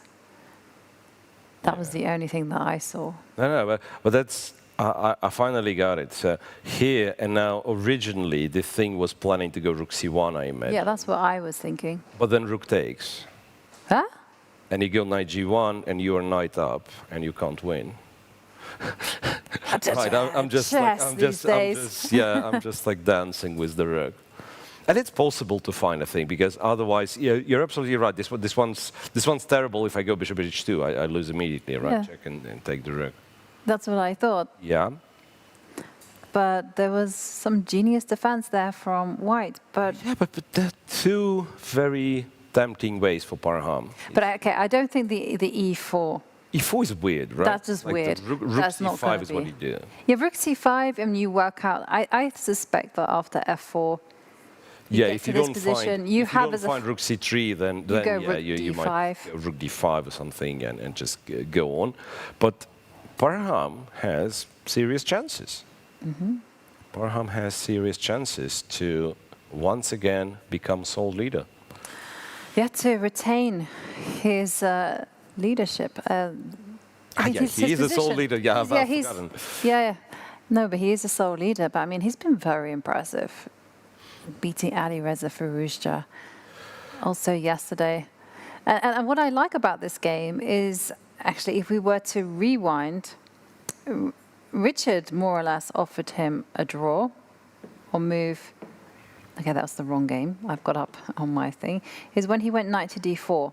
He said, "Hey, Right. do you want to Yeah. repeat?" Because taking on d4, we figured out, so that's move 28. Yeah, taking on d4 would have led to a draw, we think. Yeah. Yeah, and then rook to e1. Here, and then check, king g8, check. Yeah. So that's what was offered to Parham, and Parham Says said, no, thank you. King h7, knight b3, and at some point it wasn't as, let's say, it wasn't as clear. Even this endgame, it starts being from, like the evaluation here was equal. Rook c5, played by Parham. yeah, as expected. We've already seen it in the game against Firouzja. When it comes to calculating in this fifth hour, he's absolutely precise. And someone else who was precise until the very end was Maritzi, as he wins against Vincent Keymer. Yeah. Maybe It we was- can it was just... it was a terrible, terrible mistake by Vincent in the position that seems quite drawish, to be honest, to go f6, and he apparently blundered this entire idea of white going h5 and king f5, defending the e6 pawn, and then what happened later is, yeah, check here, king to g6. Marc-Andrea first won the h-pawn. Yeah. Then, okay. And yeah, that's a funny geometry here. So he was dancing around, and then the bishop goes here to h8, and Yeah, you couldn't go the G5 other and direction. G3. Bishop G3. Just to show, you couldn't go. You couldn't Yeah, park your bishop on if black would f6, defend from that sorry, side, C3. yeah, from that side, then you have Just go a pin G4, with dagger. G5. Right. Yeah. Well, means that Maurizi is also on 4 points. The 4 out pack. of 5. Huh? 4 out of 5. Yeah. And f4 played in Rapport against Maghsoodloo, and rook d5. You were absolutely right. It's hard to spot rook c3. So Parham, without much hesitation, even though he has the time, so he simply did not consider this move. The calculation, I don't think the calculation is that hard, like rook c3. If you see that this rook g3 is a massive threat, then you go for it. Well, this is the problem, right? The hand sometimes is so much faster than the brain. But okay, rook to d5, also very tempting because it looks good. So Yeah, it does. who was that grandmaster that said, when you find a good move, look for a better one? I know the It's quote, a very and I don't famous remember- quote. Yeah, and I don't remember who said that. But someone famous said that in chess, and it's always good advice, you know, just to stop and have a look around. And as we're seeing, Parham could be maintaining his lead as he has an advantageous position against Richard Rapport. And I can see that Miro has moved on to the game between Matthias Bluebaum and Praggnanandhaa. Praggnanandhaa in big trouble in this knight endgame. And it's happening exactly as we're expecting it to. Yeah. White king just shifting away to the left. Not a lot of development, only 3 moves being played since they've reached the time control. King to f3, g6. And now it seems that you can navigate towards this knight, maybe, or king g4. Yeah, king g4, black's going to play h6, though, right? So no one's going to let you in to take those pawns. Interesting. Well, still, like, one needs to win it. that is true. But I mean, I think the plan that we Yeah, to just head to the knight. Yeah, queen king side, e3, let's exactly. say.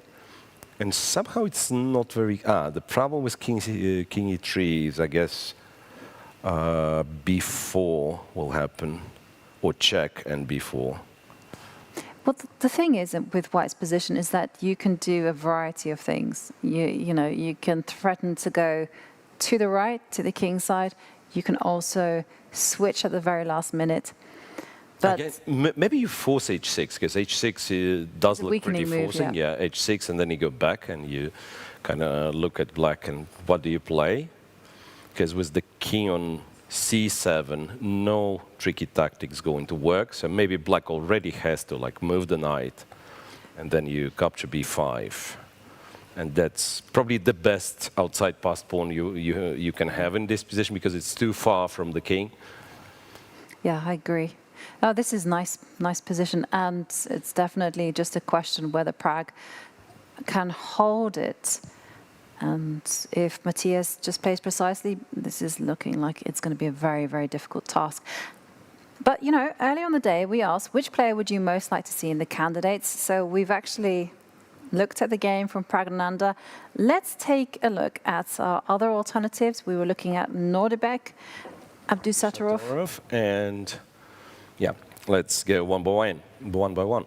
Nordebek just made it out of the time trouble, bought move 43, pardon, and White is winning, even though it's not that easy for me to understand immediately why. Well, the first point I want to say... Can black take this? I was just going to say, if you took on g6, then the answer is very clear, that you go a4. Take on g6, yes. a4, undermining this knight, and after, I'm not even sure what to play, knight d6, I guess. d6, rook c6 is there, but also a5, and then that's such a monstrous pawn. They said capturing that pawn would not be ideal, but then, like Mira asked the question. If you take on a3, rook takes, knight takes, and the variation is like huge, +4. Because I guess you just march here, you take g5, and then black king is like horrendously bad. Bishop c5, and the king is... Yeah, the king is locked out. We saw a theme like this earlier on in a game with Anish Giri. Yeah, I think. Yeah. I think against right, they were the opposite colored bishops. Of Anisian. The opposite colored bishops endgame, where one this of the one was a kings bishop could and not knight. participate. Yeah, the king could King not is locked out at all. Very nice. And incidentally, so far, these are the results of our poll. Nordebek, Abdustorov, 18% want to see him in the candidates. 24% want to see Alireza Firouzja in the candidates. Praggnanandhaa, 40%, and Hans Niemann, 18%. So things are looking very good for Nordebek. Difficult position for the 14-year-old Edomus to hang on. But maybe we check in on our other contenders. Hans Niemann Hans himself. Niemann, he's on board 13. Right. And what a complicated rook and pawn endgame. Wait, but remember there were like a lot of like pawn fences here and there, and somehow it all disappeared. We have rook and pawn endgame where white is up 2 pawns, and it took me some time to realize because the pawn is doubled and so on. White's up 2 pawns, but black has, well, far advanced a3 passed pawn, and the rook that cuts off the white king on the second rank. So the question is, can the white king just skedaddle all the way over to the queen side? And what black is going to be doing in the meantime. Doing the same thing. Here, and let's say the king goes to e1. And say black waits. Wait, and black doesn't have to do anything. Basically, the point is, I'll wait for you to go to b1, and this is where I have a check. And if you go here, I think rook b3. Now your king is cut off once again on the... King a2. King e2, rook f3. Rook takes if a3. Rook a3. You got to be careful because sometimes pawn endgames, 2 pawns up, can be lost. I thought, by the way, I had no idea it's lost. I thought, like, yeah, probably black is somehow in time, and you know, it's still a draw. No, black wins. So you literally cannot take on a3 here. Of course, you're not losing. You could go rook g6, rook g5, whatever. Okay. So you cannot take on a3. So let's step back. But the king is doing the defensive heavy lifting, guarding that pawn. Now you can just switch over to... So you go here, yes. rook f3, and you go rook g5, and king d6. And I guess...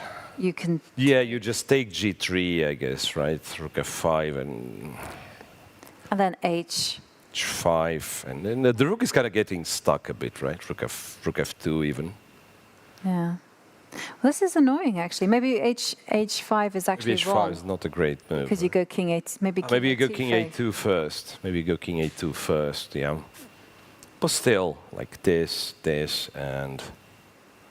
You know, can I just, like, wait? It appears you can. Yeah. The white king is just so far away from the action. And kind of the downside of having like a lot of pawns means you have a lot of weaknesses. The rook has to defend all of those pawns. Yeah. Okay. Yeah, so it could be that this is still a draw, but it's definitely Niemann who is somehow trying. He's trying for more. Okay, let's check in on our other player mentioned in our poll of the day, which is Alireza Firouzja. Now, this one has been... Yeah. Firouzja with Sam Shankland, right?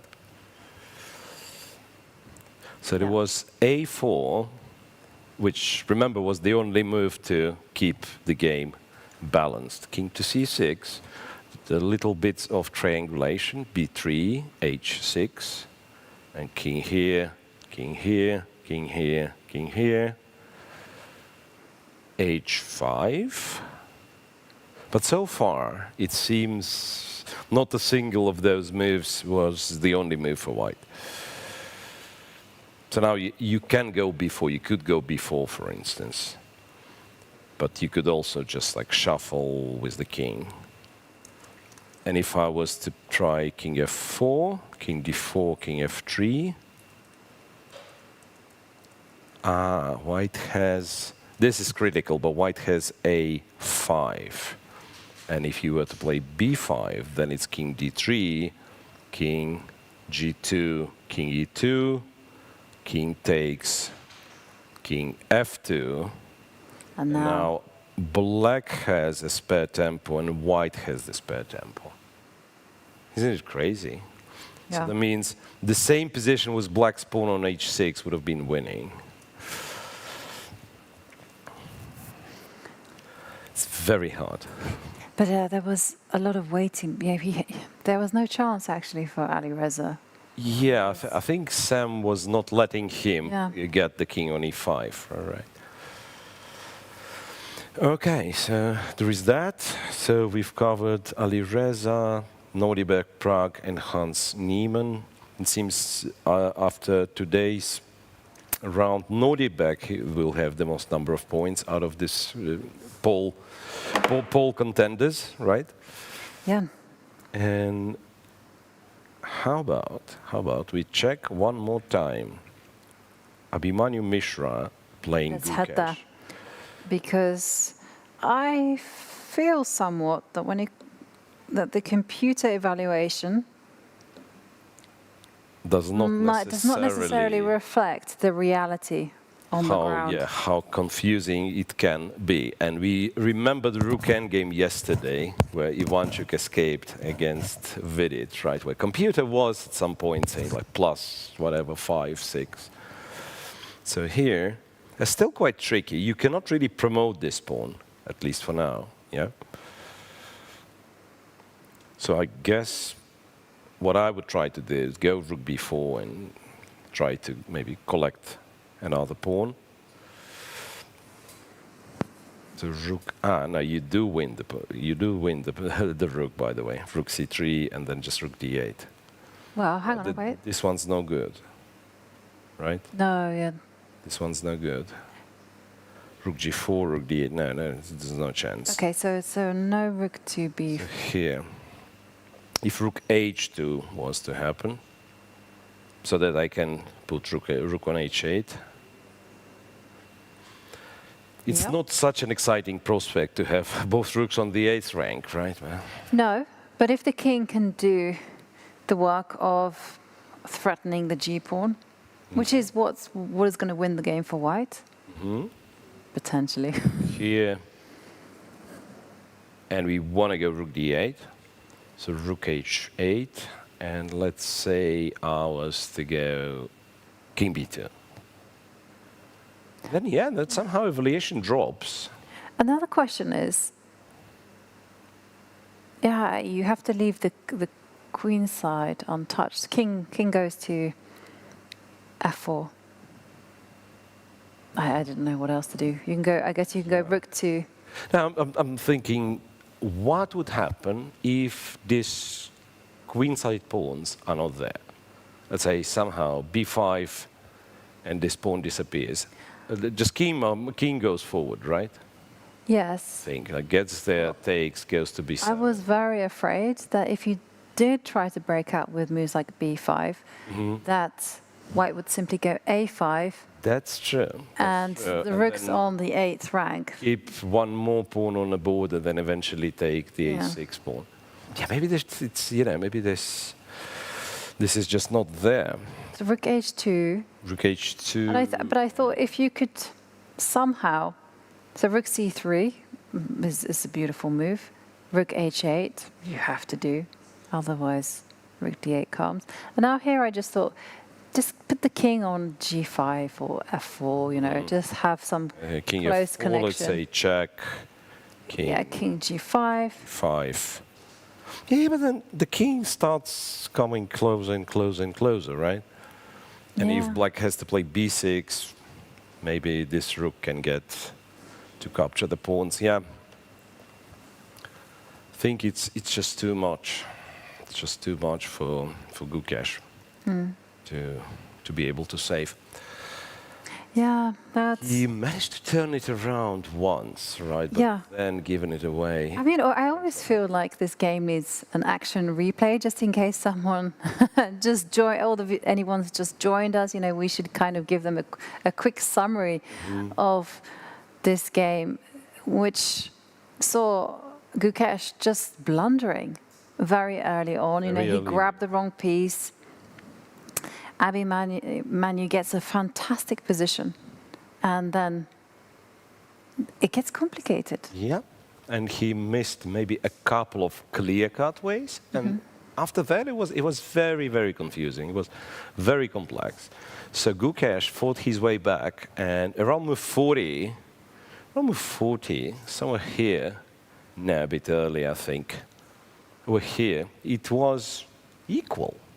According to machine, it wasn't equal. There was a way to make a draw. Let's call it this. There was a way to make a draw, but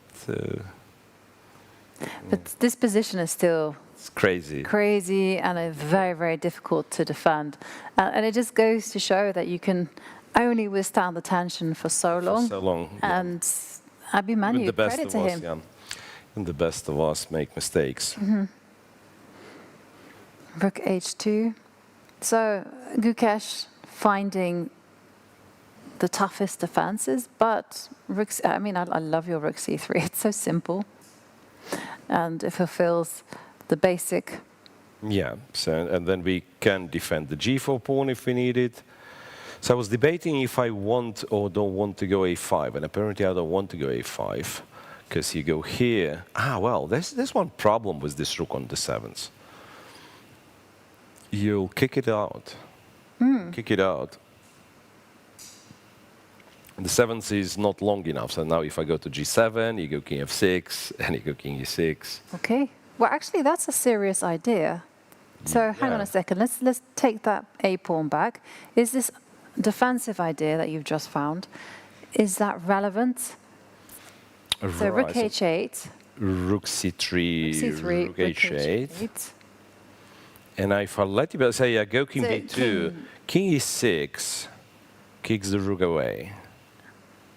And if I move this rook h7, somehow I don't want to defend these pawns like this, right? It might still be winning, but this is where... Yeah, but here you can set up stuff like you can go b6, prevent a white king from coming in. Rook g7, Rook g7 so that in the air, exactly. The king can start approaching, and you can just hold. Yeah, this one, there are chances. Yeah, so it's not done yet. It's not done yet. And I can tell you, the engine wants to go a5 here, or give a check, which I don't quite understand. So if king f4, then you go rook c3, because the king is further away. And then if rook h8, then you're going to have to go rook h8. Now it's rook c5. Can we just investigate the tempting, like, for instance, rook b3? Here. To me, that looks a bit weird, but yeah, rook b3. I just want... And there it drops. Nice. It drops, but then it kind of climbs back. So king e5, but we don't want to take the pawn, I think. Because again, they go king e6, and we have to leave the 7s. Say rook d4, rook h7, rook c4. We might be winning still. We might not be. But yeah, so I'm getting confused. Some work to be done from Abhimanyu. He has to be precise, because we found this defensive idea for Gukesh. Just the king stepping back. Trying to evict the rook. Exactly. And someone who is very clearly winning. Let's go over to Parham Maghsoodloo against Richard Rapport. Wow. 2 pawns to the good. We can also just do a little action replay and find out exactly what happened, because we left it with rook to d5. We've seen f4, right, and then rook to d5, fg5. So once again, Richard chose apparently not the right capture. knight e4, but it's still not too bad. Then after bishop e3, Parham does find this idea that you go to the third rank, rook d3, and knight to g5, and check, and knight takes, and rook takes. And with the victory, Parham will find himself on 4.5 out of 5. He'll maintain his lead. Score. There'll still be a pack of people chasing him down on 4 points, but a very impressive start. Yeah, 4 Winning with the black pieces as well. Yeah, he won quite a few games with the black pieces. If he wins this one, it'll be 3. There'll be 3 out of 3 So he games beats with black. Aryan Chopra in 3 Sicilian. out of 3 with black. I know. Impressive. Yep. So how do you fight here with white? I don't know, I guess maybe not letting the knight escape, but then, yeah, the king's going to come, g4 is going to happen. Yeah. Well, there is one sliver of hope, and that is, sorry, I always have to check myself because there's slither and there's sliver. And one is a sliver of hope, and the other one is to slither like a snake. Wow. It's so easy to mispronounce them.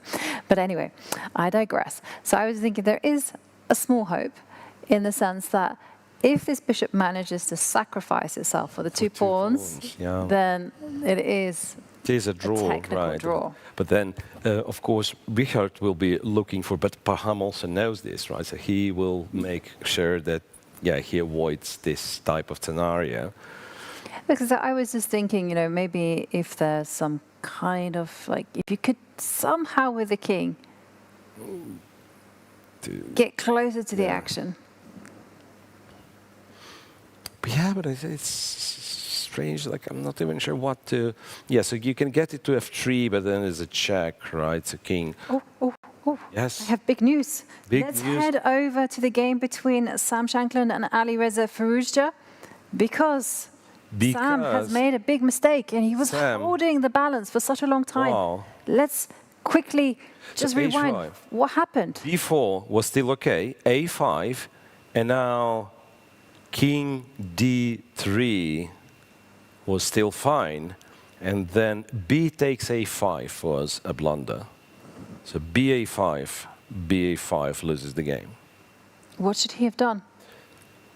b5? Well, apparently king e2, and now if you go king e4, b5. Well, it's very complex.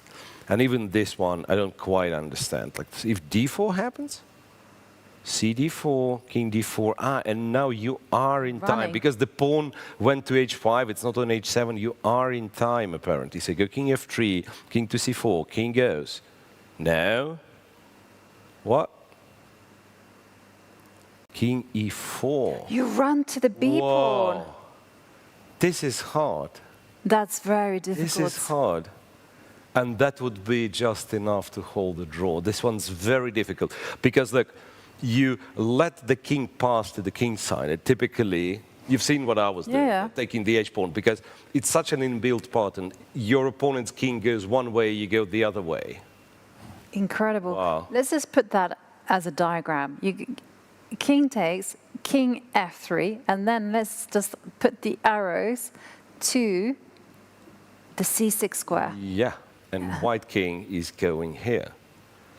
So it's almost like... It's this beautiful geometry here. So we started from d3, right?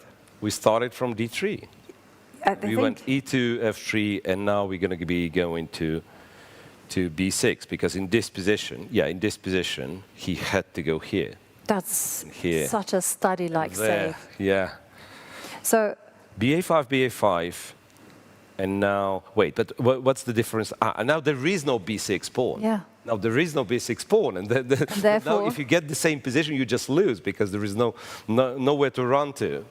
There's nowhere to run, nowhere to hide, yes. And it's the c pawn that is going to take too much time. Takes, king f3. You can try to block this king in the corner, and once again, thanks to this h5, h4 extra tempo, black is winning. Yeah.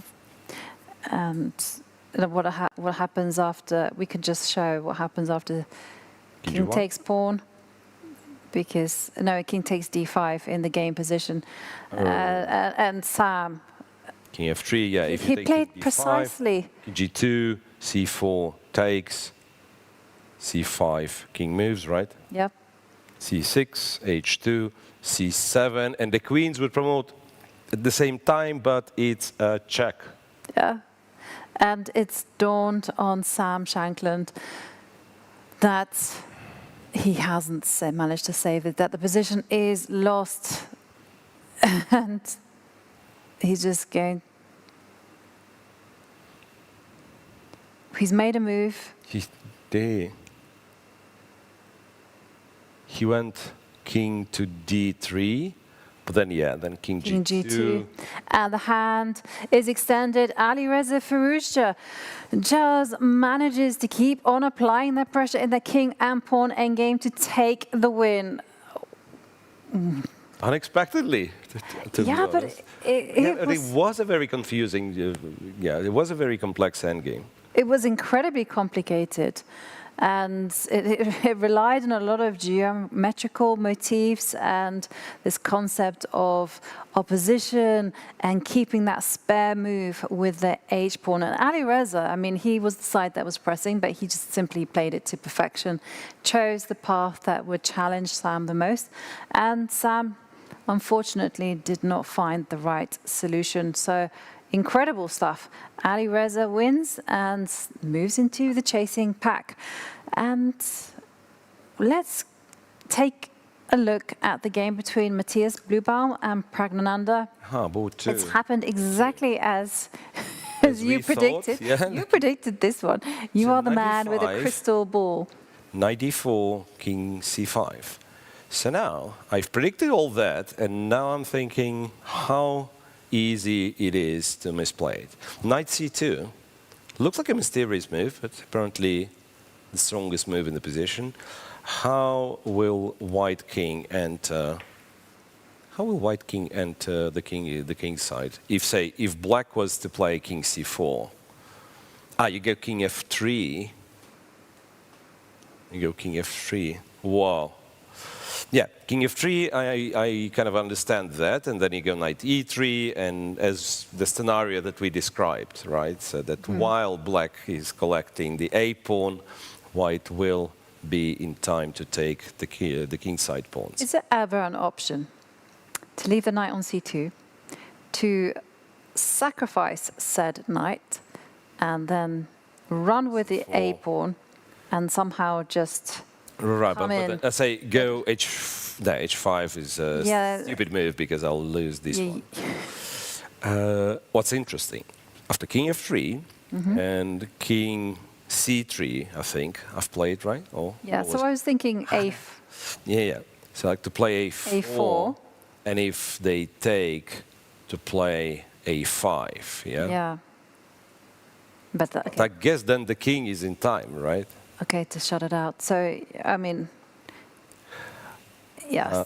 So the white king needs to be a bit something more... about this. King f3 is the only way to win, by the way. If king c4 is played, king f3 is the only way to win. It's a logical way, right? You want to bring your knight closer to the king side. But so let's just run through the line again. So king f3. To f3, king b3, I was thinking. Yeah. Knight e3, offering the knight straight. Of course, black cannot allow that. So say goes to e7, maybe. And then you march with the king. Yeah, then that would be a win for Matthias Bluebaum. And we just saw on our screens Alireza defeats Sam Shankland in that very instructive king and pawn endgame. He's with Charlize. So let's hear his thoughts on the game. I'm here with Alireza Firouzja, who just beat Sam Shankland in round 5 of the FIDE Grand Swiss. Alireza, everything seemed equal, smooth, and then suddenly changed. Tell us about the game. Yeah, I always had some small pressure because of the pawn I had, extra pawn. And at the end, I thought for 50 minutes, and he got out of focus, I guess. But it's a very tough endgame, actually. It's not clear which pawn to push, where to push. So I was trying to calculate it, and I think it's a draw, but it's not easy. Of course, you went for the incorrect plan, but you looked at the correct plan. Were you surprised by his move? Yeah, I saw all the plans, and I found like one only draw, but yeah, his way makes sense if my queen doesn't come with check. So this is what he missed. The last move, I queen with check. So this is what he missed, and it's unfortunate for him. And I want to talk a bit about your game against Parham, because we've heard his side of everything, but for you it was such an intense game, and then you just went for this crazy tactic. Tell us about that. Yeah, he played really well. He played actually very, like most of the game, all the best moves. So it's credit to him, and I should have played better, of course. And what's it like playing against someone you've been playing against for so long, your teammate, your friend? Yeah, we played a lot, and we were. It was a good match, but I should have played a bit better, and maybe had to bail out faster. So. And yesterday you drew your game. Was that to kind of curb any losing streak, to get back at it? How did you recover from this intense game against Parham? Yeah, I mean, I was not so sad about the game because he played really well. So I thought, okay, it was another game. I have to learn and move on to the next game. And tell us about your experience here at the FIDE Grand Swiss. Such a strong tournament, and when you lose or draw, you play against another strong opponent. It doesn't get easier. Tell us about that. Yeah, I mean, here is everybody strong. When you play worse, you get stronger pairing also. You see the top boards. For instance, my opponent was very high rated, 2680 or something. So, and the top boards they have, for instance, Praggnanandhaa, they all have actually lower rated opponents. If you play better, you get maybe better pairings. Yeah. Alireza, you have been in the spotlight as someone who is almost going to be the next world champion or a future world champion. Do you still feel that? Is that a goal for you? I just want to play good chess, and it's a long road to be a world champion. If I play my best, I know that I will be one of the best players. So it's important to judge. So I play at my best. And last year at the FIDE candidates, in our interview, I spoke about you, disappearing from the chess world for a little bit, not playing many tournaments, and everyone thought that you were preparing and training, but you said that you wanted a life outside of chess as well. Is that still going on? Are you still trying to balance being a professional chess player and being a young person? Yeah, of course. It's important to have both aspects, but now here I'm really focused. I'm working a lot, and we'll see. Well, thank you so much, Alireza. Competition is still going, many more rounds. Good luck for the rest of the event. Many more rounds, and there we have it from Alireza, where he says he is putting in the hours, he wants to work harder. And I like this whole philosophy. He goes, if you play better, you play better, you get better opponents. And it was also nice to see that, it didn't bother him that he had lost to Parham, because he could recognize that Parham had played such a fantastic game. Yeah. And he's the sole leader for a reason, and he's well on his way to maintaining that lead as he is winning against Richard Rapport with the black pieces. I have that. Right. If he wins today, it'll be 3 out of 3 with the black pieces, which is, of course, a remarkable score. It is a remarkable score. It's been a remarkable day, and we are going to take a short break. When we return, we are going to break down all of the endgame action that is unfolding in front of our screens. So stay tuned.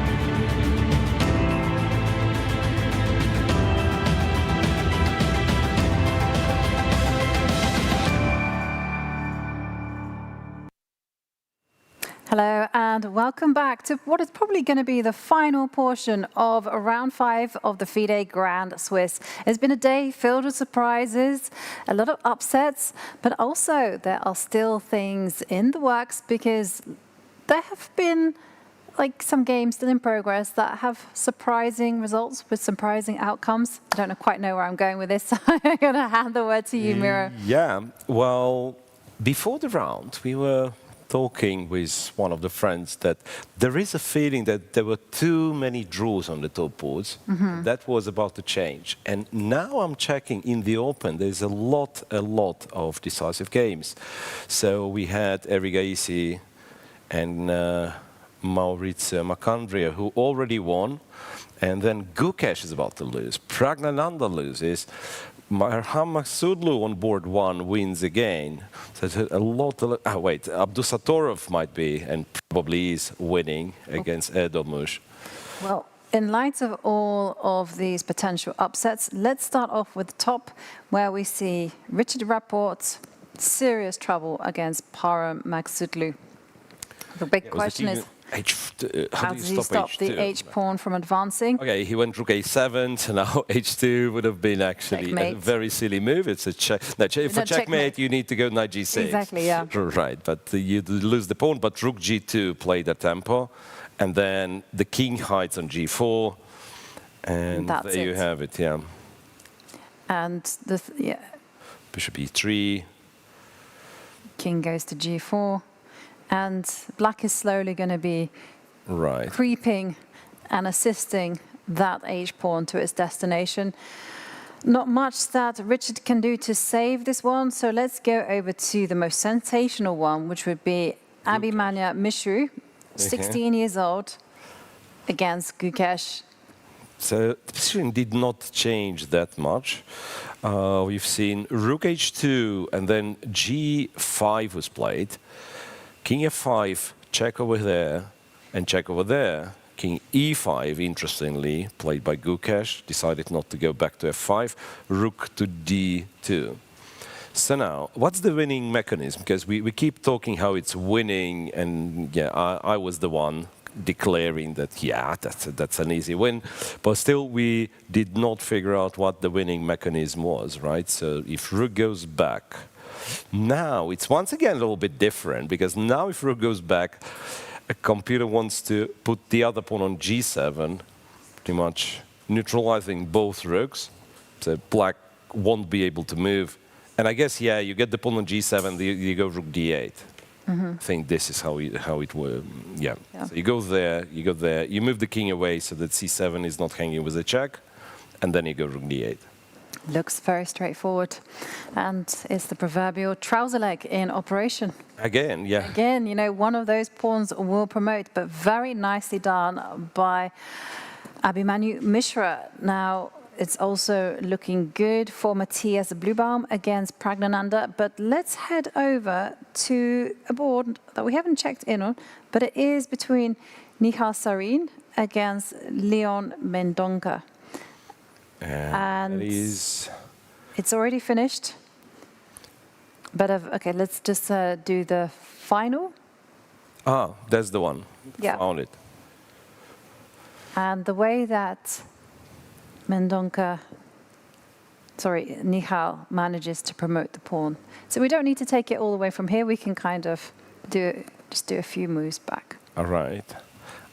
So king to H7. King F8 and E7 distracting the king and going king G8, and now you will have to give up this bishop for the pawn. And the theme of quite a few of our analysis was that, yeah, the bishop and the rook pawn, and this time it's the right bishop which controls the A8 square, right? So this will be winning. Yeah, and let's check out Nordibek against Edomus, because it seemed like this one was quite a comfortable winning advantage for Nordibek, and yet somehow we have this one, and we have a result on board 1.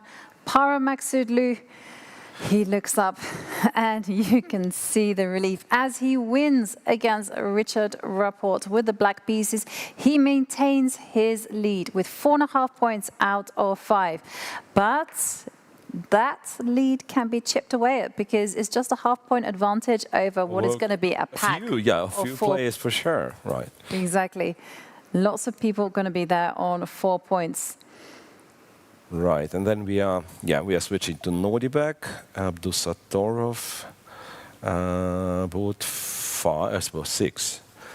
Yeah, somehow he, at least partially, given his advantage away, it seems. Well, over here, apparently, black could have gone knight to e5. And it's only 0.8 advantage, believe it or not. Because if you were to play bishop b2, and that would be my move, I would think, yeah, time to attack the pawn, knight d3. And if rook g7, king would go to f8. Now the bishop has to guard the rook, so it has to move somewhere. No, it doesn't. It can go rook h7. Oh, yeah, can go rook I would have h7. been banking my... Go rook h7, but then rook just goes to like a6 or something. So basically, the bishop is attacked, and the a3 pawn's going to fall. If a3 pawn falls, then the b4 pawn is weak. So white keeps this one extra pawn, but the pawns are getting swapped and swapped and swapped, and eventually it probably would be a draw. Now, after rook f8, white once again can play bishop b2, but after rook f7, you go check, rook here,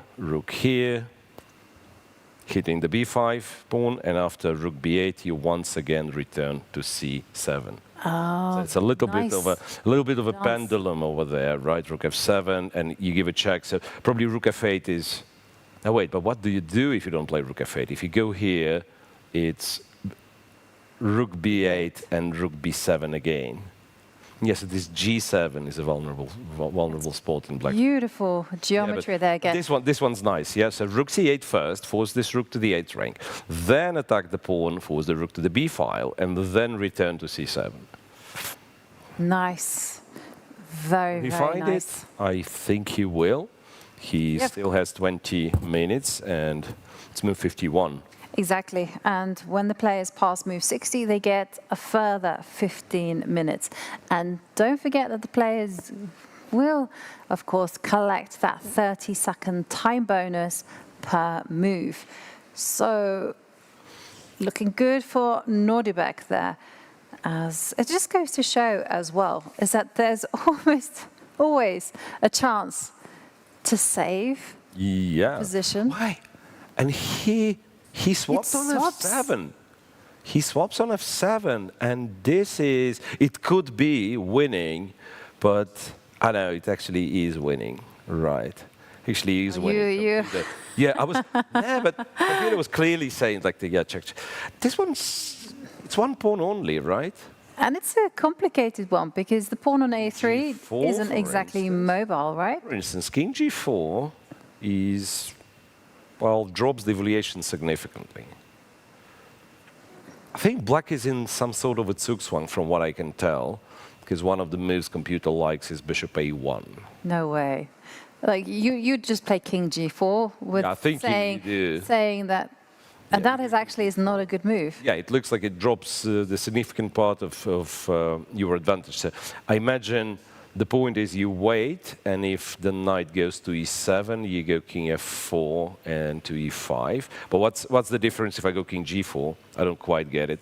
Knight e7, if I go here, knight d5 check, and I go here. And some knight b6 and some threats like that. Okay. Knights are very crafty, but knight to f8 played.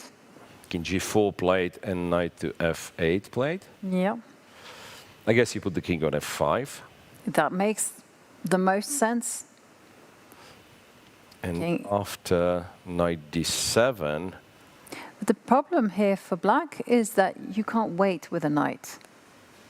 Right, you know, the king will... This bishop can actually step up to d4. Yeah, I mean, d4, g6. g6. And then you just go king to g5. King g5. No, Wait, that's but not. then What have I done? knight can dance. Okay, so okay, then go to the So center. you go to e4, I think, king e6, and still you have to be very crafty. Bishop e3, knight e5, king d4, and somehow get there. That's quite tricky. Not as easy as that beautiful rook maneuver. Yeah, he could like give a check, go to c5, get to c7 would have been much faster conversion, it seems. Anyway, his position is winning, but it will take some time, of course, for him to convert. Okay, well that leaves us with Bluebaum against Praggnanandhaa On board 2. on board 2, and Bluebaum here has sacrificed his a pawn, or rather just left it to be taken for the black king. But now, wow. So of course you can move the knight, right? Knight f6 as well, question mark, which drops a huge portion of white's advantage. But apparently the win that computer likes is king to e6, and then king to f7, and then king takes pawn, and then h5. and then So that if black starts running back, you go h6, knight takes, king takes, and you are just in time, it seems. yeah. Takes, yeah.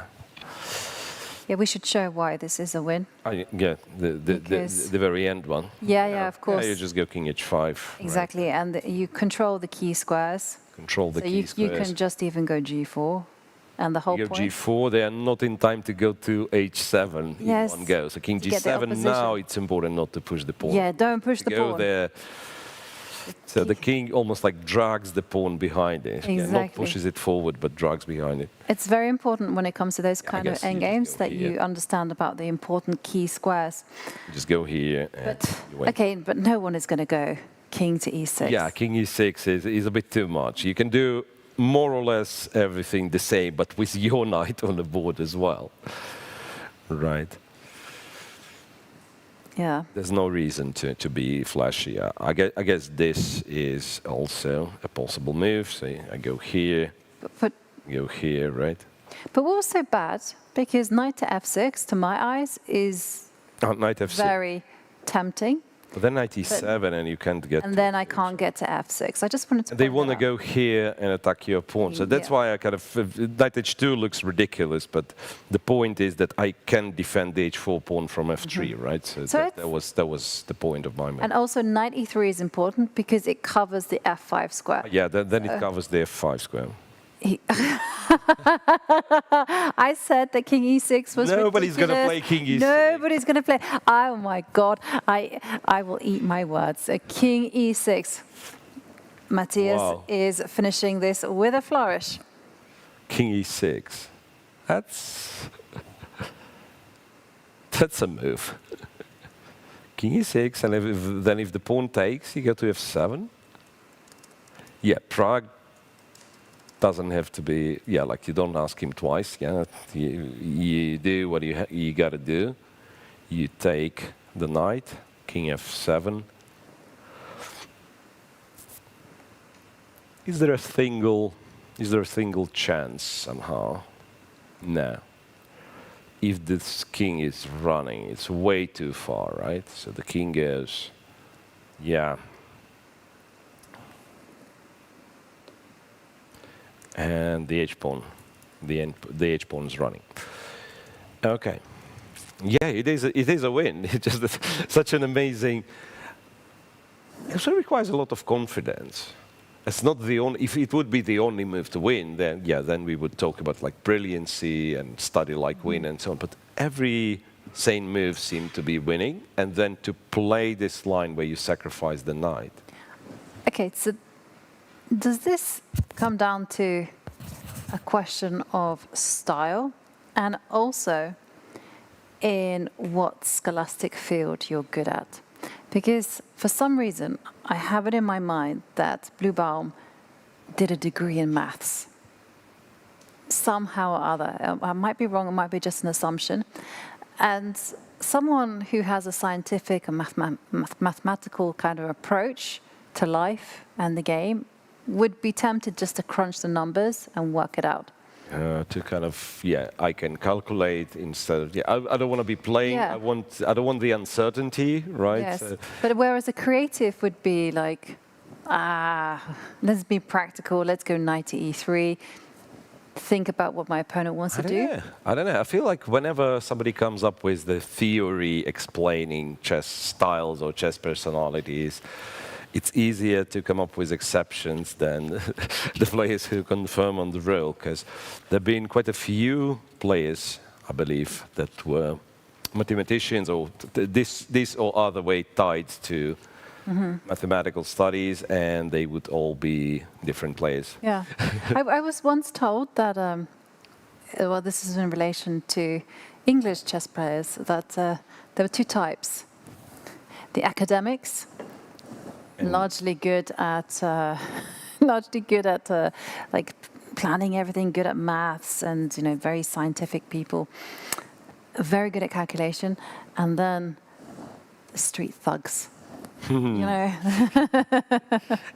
very practical. And the players. example of can you give me the example of academic? Who it would be a John Nunn, like this is John Spielman type, playing very creative, but also carefully planned out chess, very good at calculation. And then the thugs, but this is only in terms of what would be Mickey or something, a very practical player. All right.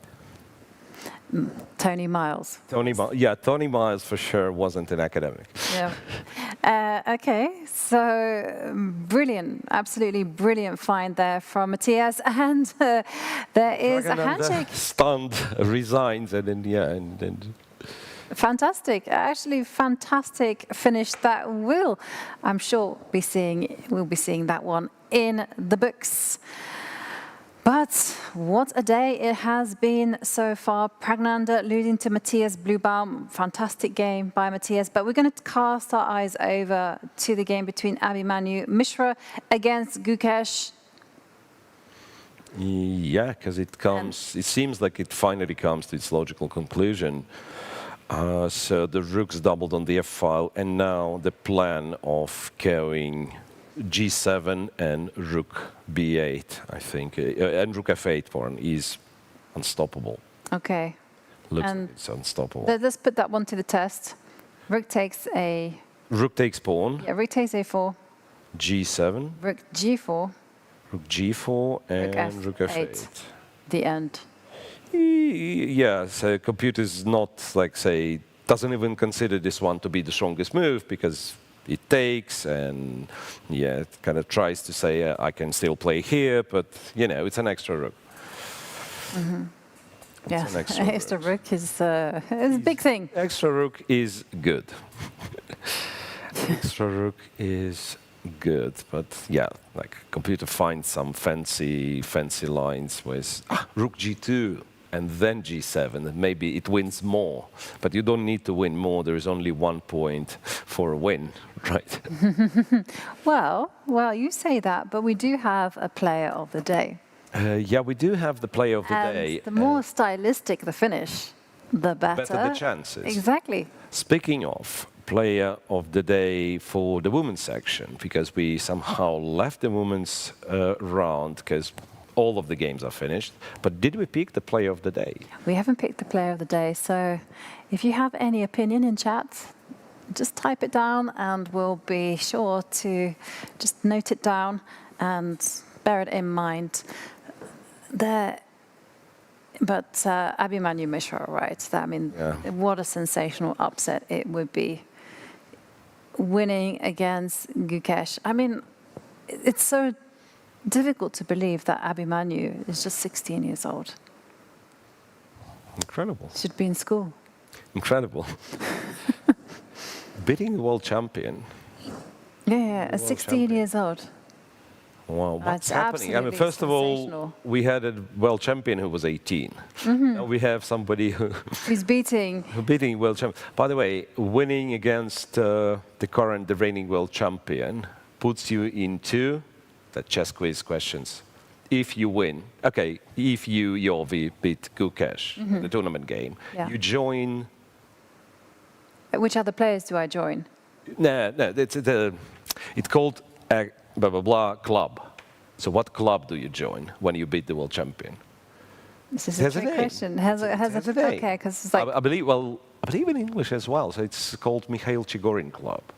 oh, no, I haven't heard and that. then believe it or not, but till like very recent years, it's limited players if you think of it. So to join this club, you have to beat the world champion when he's the world champion. Reigning world champion. Reigning world champion. You can't beat. Right, and it's not that many. Yeah. There was somebody, I don't remember who that was, who like won against 5 or 6 different world. Yeah. So are you a member of the Chigurins club? No. No, not at all. Also, Not at all. me I made either. the draw with Vichy. That's like once I made the draw with Vichy. don't think but there is no club for making a draw with White. I don't even think I've ever played a reigning world champion. Olympiads, maybe? In the women's Olympiad? Yep. No? Oh, I mean... Oh, yeah, and the women's world champion. Oh, hang on a second. Yeah. Hang on a second. Okay, so... No, I played Alexandra Kostanik when she was reigning women's world champion, and I lost quite badly. Did I play Hui Fan when she was women's world champion? No, probably not. No, I think my claim still stands. I think. But B5? B5? What's B5? So if A, B5, I think, A, yeah, B5. like A, B5, and then again G7, and he wants to go check, and King A3. And then Rook to B1? Rook B1, But it doesn't threatening a work. checkmate, right? And then Okay, maybe Rook F8, Rook takes C7. Rook C7, and you're threatening a checkmate. Nice. However... Yeah, this King A2. This King A2. And B4. And... Ah, no, wait. This pawn's hanging. yes, I've almost... be careful. Do I need to do that? Do I need to do that? So once again, how was it? AB5, AB5. Yeah, because so G7, check. So you Here. you went to A3. Do you need to go to A3? Yes, you do. Maybe I don't, but yeah, I think A3 is fine. It's just that I go to A2 now. Now, if the rook leaves, there's no checkmate pattern, and I just go rook C1. Yeah. And if rook B4, I think it's fine to go rook B2 here. Well, we'll find out. Yeah, we'll find out, because B7, rook B4 is on the board. Can you go to C1, strangely? I think you can, yeah. You go to C1 and then put the rook on C2 as well. So anything is winning, it seems. And that's a very dangerous thought, by the way, when you say anything is winning. Yeah. Like when I say anything is winning, it's fine. But if during the game you have this thought, okay, in this position, any move is winning. yeah. You're very often you're about to make a mistake, yeah. And would Abhimanyu be the youngest person? The youngest member of Chigorin Chess Club. Yeah, in a classical game. In a classical game. Well, I think we'll put our team to the test. Yeah, that's an interesting question. I suspect kind of Jan Magnus. No, but then who was the world champion when Magnus was like 14? Who was the world champion? Was it Vichy? Yeah, did he play? Did he beat Kasparov at one point?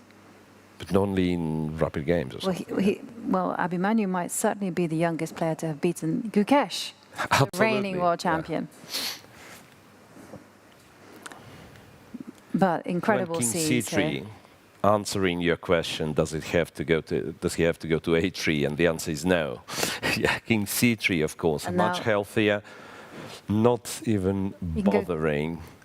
And now he can go king b3. King b3 checks are over. Rook f8 is a threat. Should be it. Yeah. And for Gukesh, he came so close to defending what was an impossible position.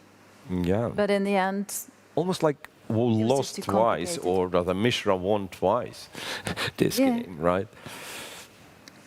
But Mishra, you know, he really held his nerve because he was able, he got this great position, it just fell on his lap, and then he just continued piling on the pressure.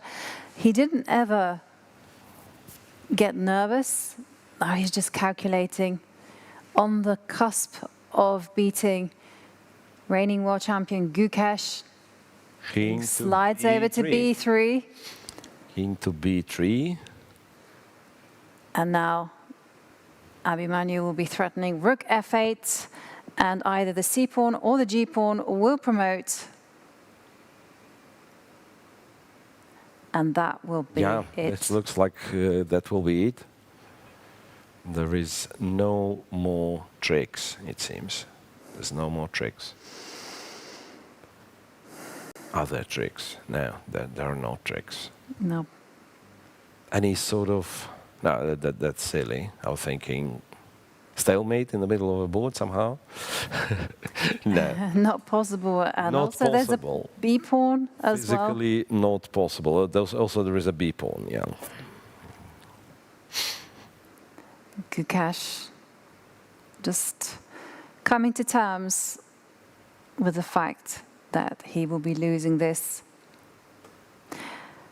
Is this moment when you just look at the score sheets and you actually start thinking about not the position in front of you, but what has gone on. What has gone wrong, yeah. What has gone wrong, and we know what has gone wrong for Gukesh 2 times in this game.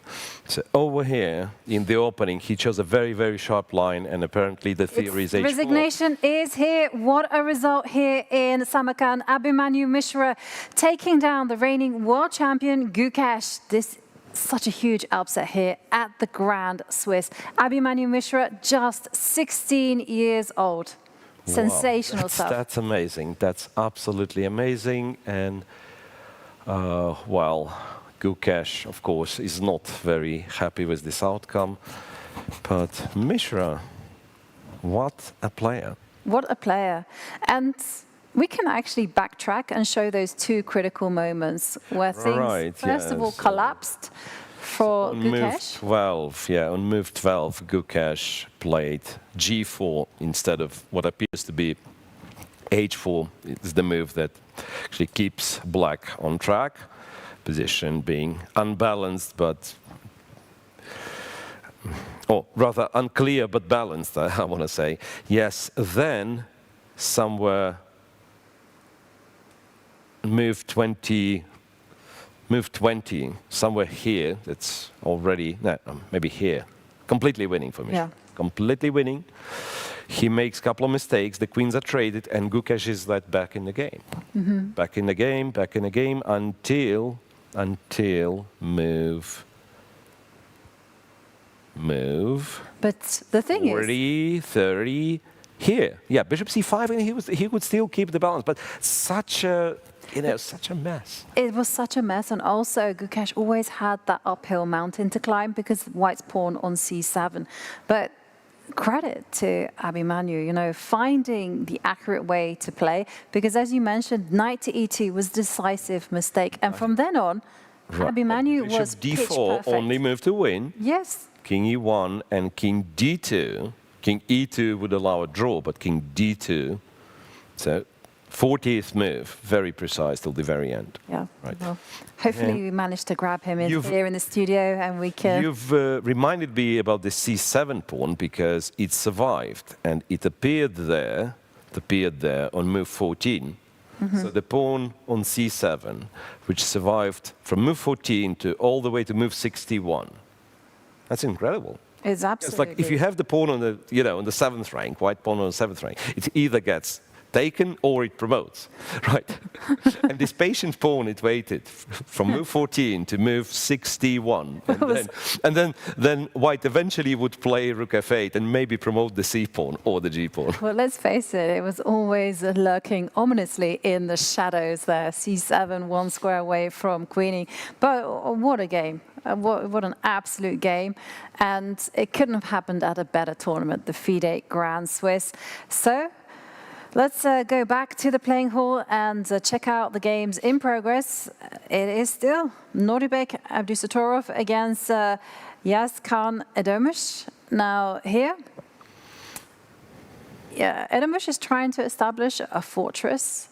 Unfortunately, it feels a little bit too spread out. The white king is going to be penetrating onto e5 and f6 at some point, but there's going to be some maneuvering to be done. Right. So I'm thinking now, if black would be to move, isn't it just a Zugzwang? So say I go here, say pass, and then I immediately allow knight b6, knight c4. Well, how tricky it is. So Nordibek goes bishop to g5. By the way, yeah, bishop g5, but this allows king back to d6, right? And then let's say we wait, and king c6, and we go here. Is that a win?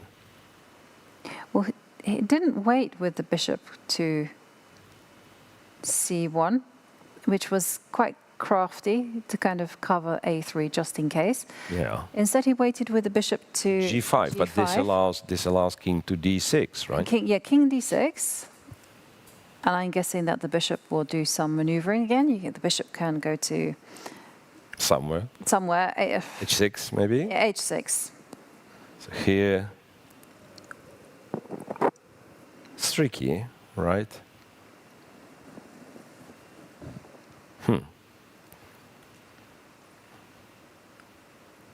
Bishop c1, king goes back. Yes, okay, so why are we not going bishop to f4? Yeah, no, let's go bishop d2. Yeah, let's go bishop f4 now. Yeah, let's do it now. Yeah, but then they jump to b6. And if we go in, I think we are running out of pawns, right? Knight takes, king takes, knight here. Nah, knight here was a bad move. Bishop d2 wins. King to d5 apparently is a draw. The only, again, we are, getting into this. Into the weeds here. Right. Study like only move draws territory. Okay, so let's go back to the game position and let's find out the winning plan. Because where does white want to put the bishop? Maybe there is no way to comfortably win this. So what we want, from what I understand, we want to collect g6 and keep a3, right? And maybe there's no way of achieving that. Maybe one has to go at some point, has to go in, like having the bishop on a right square kind of thing, and then go for the g6 pawn, sack the a pawn. Yeah. Not easy. Not easy at all. And that's one of the few games that are still going, right? That there are games on the lower boards. King d6 played. Bishop h4. Yeah, okay, that makes... Bishop h4. So now, if you go king e6, this is how you lose immediately, I think. Because if king gets here, white king gets into c6, and white gets two connect pass pawns.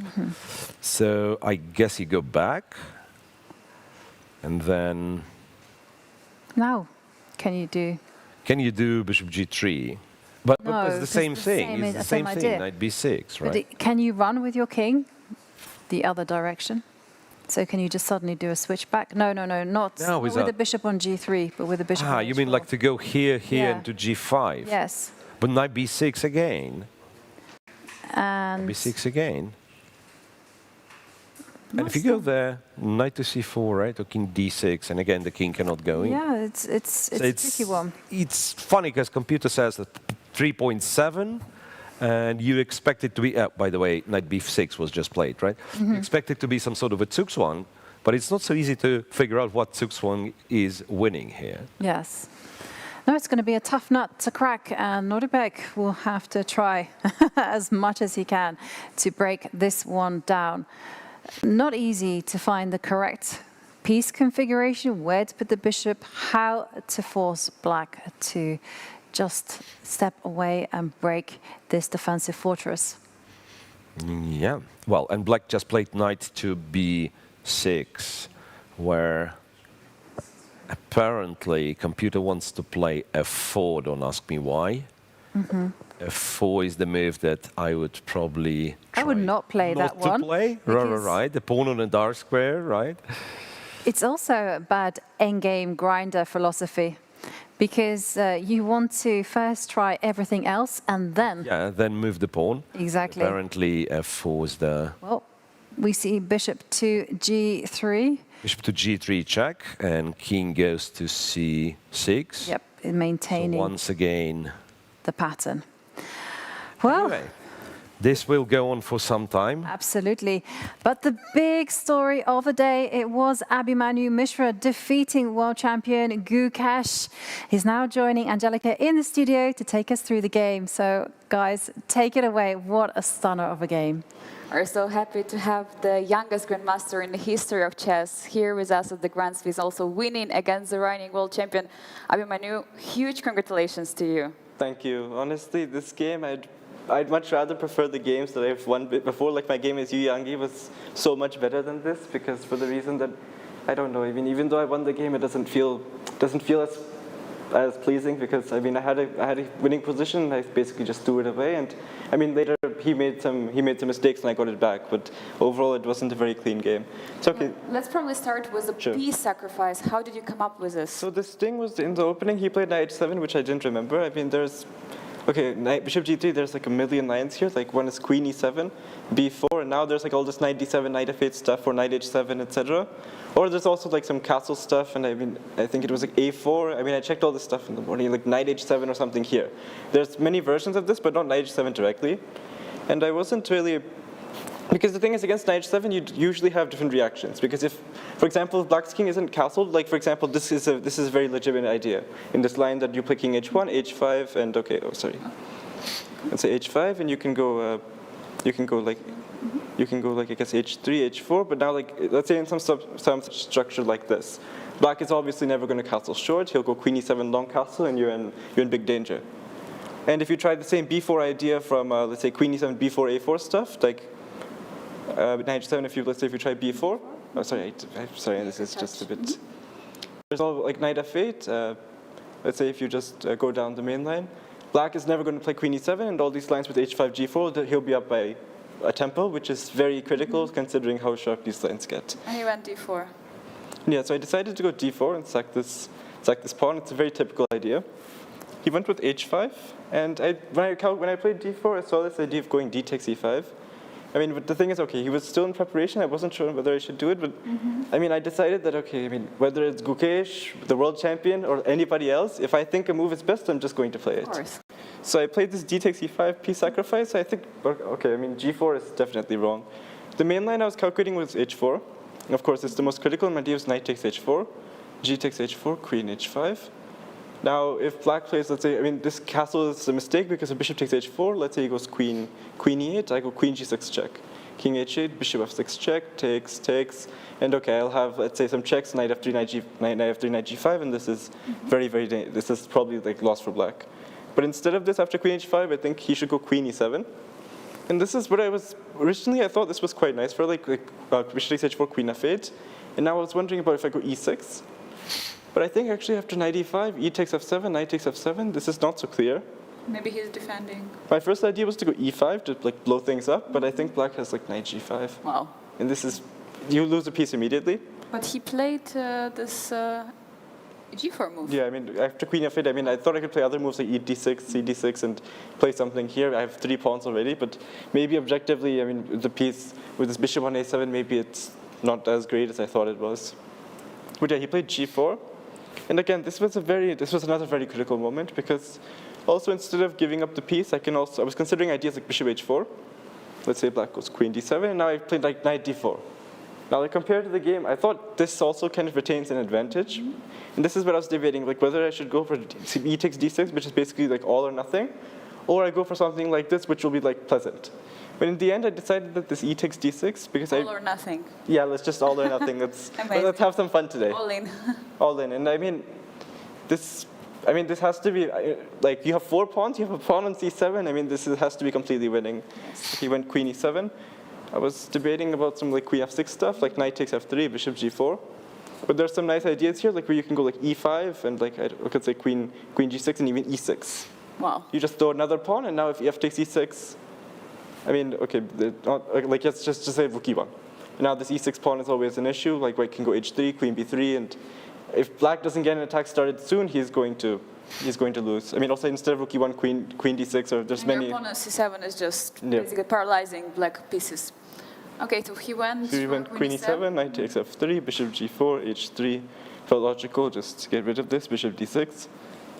Here also, I mean, there was this decision on whether I should go bishop d6 or bishop takes e6. I wasn't sure like which one was stronger. I mean, this also looked quite tempting because if e6 I have knight e5, knight e5, bishop e5, h5 is falling, and if queen e6 I go like knight d4 here, and this is also, I thought this is very close to winning as well, like queen g6, but I wasn't sure about allowing, let's say, castles.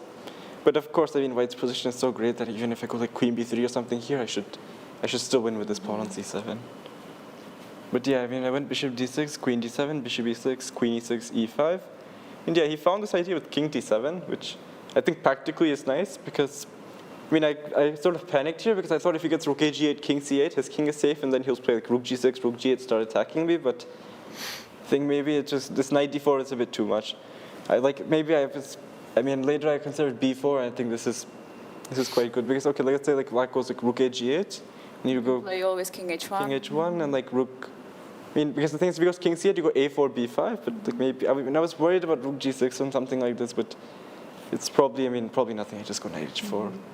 No, I just play this and then a4, b5. I mean, he'll probably resign soon. So this knight d4 was the moment. Yeah, I mean, knight d4 was. Yeah. I mean, this is just a horrible decision. I spent like 10 minutes too. Like this is inexplicable. I should not make. When did you realize? Yeah, I was just going to ask, how much of this was calculation? Because you were impressing us all with all the speed with which you're going through with variations. But yeah, I mean, were you calculating at this point, or were you trying to feel your way through some of the complications? Trying to calculate, like, of course, if you can find a direct solution, this would be nice. But of course, I mean, knight d4, such moves are. I mean, if it's a horrible move positionally. I mean, the thing was, I kind of relied on that. Like, let's say if he goes knight takes d4, c takes d4, rook a g8. If I go king h1, king c8, he has some attack with knight g5. But I saw I can just queen. Mm-hmm. I just give up this pawn, and okay, if king c8, rook c1, queen f3, and if rook c8, queen f3, like you're not surviving this. b7 is falling, d5, rook c1, everything is coming, and I kind of. Actually, what happened was when I went knight d4, I missed this knight f6 from afar. I'd seen that because I saw queen d5, and I thought this was quite natural. Check, queen e6, takes, and I thought I can go like f4, and this looked pretty winning. Of course, yeah. You're just pushing. I mean, I have 5 pawns, like f5 also, like this is. But the problem is he got knight f6, and this knight came into the game. Now I think actually after here, black, I'm not sure if he's entirely fine, but also this knight d5 kind of surprised me. I thought he would go knight e8. If bishop a3, knight c7, he gets to knight to d5, it's like up by a pawn compared to the game. f5, knight d6. I mean, I was calculating some such lines like king c7. And instead of e d6, rook d6, I was wondering if I can try this one. So I'm threatening d5, but I think actually black survives with this. This is nice prophylaxis against d5, and I don't. Taking on d6 is also bad. Yeah, I mean, I'll probably get the pawns, it'll be a draw, but nothing more than that. But yeah, you went knight d5, f5, ef5, rook f5, knight d4, rook f7, king e6. When did you realize that you can come back? I mean, not come back in the game, but come back into the winning position. Yeah, I mean, this time period was frustrating because I knew I'd blown my entire position. I was just trying to somehow keep up the pressure. But like I think even here I messed up. Like, okay, rook g8, he started studying all this knight e3, so I thought g4 is quite logical. But yeah, now after knight b5 already, like knight takes d6 is a very valid threat. Like rook h7, he went rook g6 to stop rook h6 check. I mean, the knight takes d6, I think, I wasn't able to fully refute this. Maybe there's some win here, but like with the rook d1 and so on. But somehow everything was a bit confusing for me. But like rook g5. Yeah, So he just defends lines, this. yeah. I mean, of course, white minimum has a draw with c8, rook b7, but if you don't have more than that, then it's a bit painful. Rook g6 was played. But yeah, rook g6, rook f7, and I mean, around here I was starting to wonder, like, okay, this is maybe this is still equal. Like, black has things under control, but it looks very scary. I have 2 rooks on the 7th rank. This pawn on c7, bishop on d6 is still alive. He went rook c8, rook d7, rook h6. I mean, this rook h6 is nice. Of course, I had seen this, but okay, I mean, I didn't know how else to avoid this, so I had to go for this. Rook g7, and he went rook takes h3. I mean, I think this is also fine. I mean, I was planning to go rook gf7 and maybe somehow keep on fighting. But yeah, I mean, rook takes h3. I'm not sure if this is the final mistake. I mean, we were both playing on like, we both had time trouble, and we were playing some very questionable moves. I mean, a4 I thought was interesting, so I can like kind of just kick away this knight on b5, and once this Cannot knight take on d6. Yeah. It's just e6 and so on. So like bishop knight d4, bishop c5. Now, okay, I have all these threats with rook d6, rook g5 check, and I mean, this is where I started getting excited, because I thought like knight f3, I go king g2, knight f4, king f2. Now all of a sudden you have to deal with rook e7 mate. Wow. And now, and also this is a nice mate. Oh, beautiful! Wow. But yeah, you went knight e2, king f1. I mean, of course, when you're playing such positions on seconds, it's kind of like you're kind of guessing on which square to go to. You can't really see everything to the end. Like after knight e2, I think king f1 is a nice decision, because let's say like after the game knight ef4, he doesn't have knight d3 check. No checks anymore. Yeah. So bishop d4. Okay, now rook d6 check is the threat. Check, king e1, knight d3, king d2. Yeah, I mean, this is also, I mean, he's very tricky and resourceful. He was always trying to find some resource too. Because like here, if I go king e2, this is just a blunder. Takes, and rook e3. And then rook takes e5, and he survives. So I went king d2, knight e5, takes, rook g5.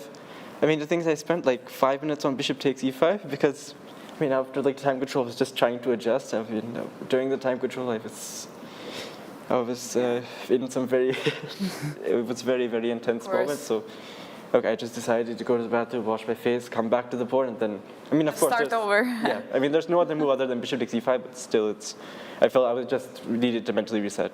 Of course. I mean, yeah, here this is also another decision, like rook g take or rook d take. I mean, I wasn't sure on whether this is winning, and I also didn't see the reason why to go for this.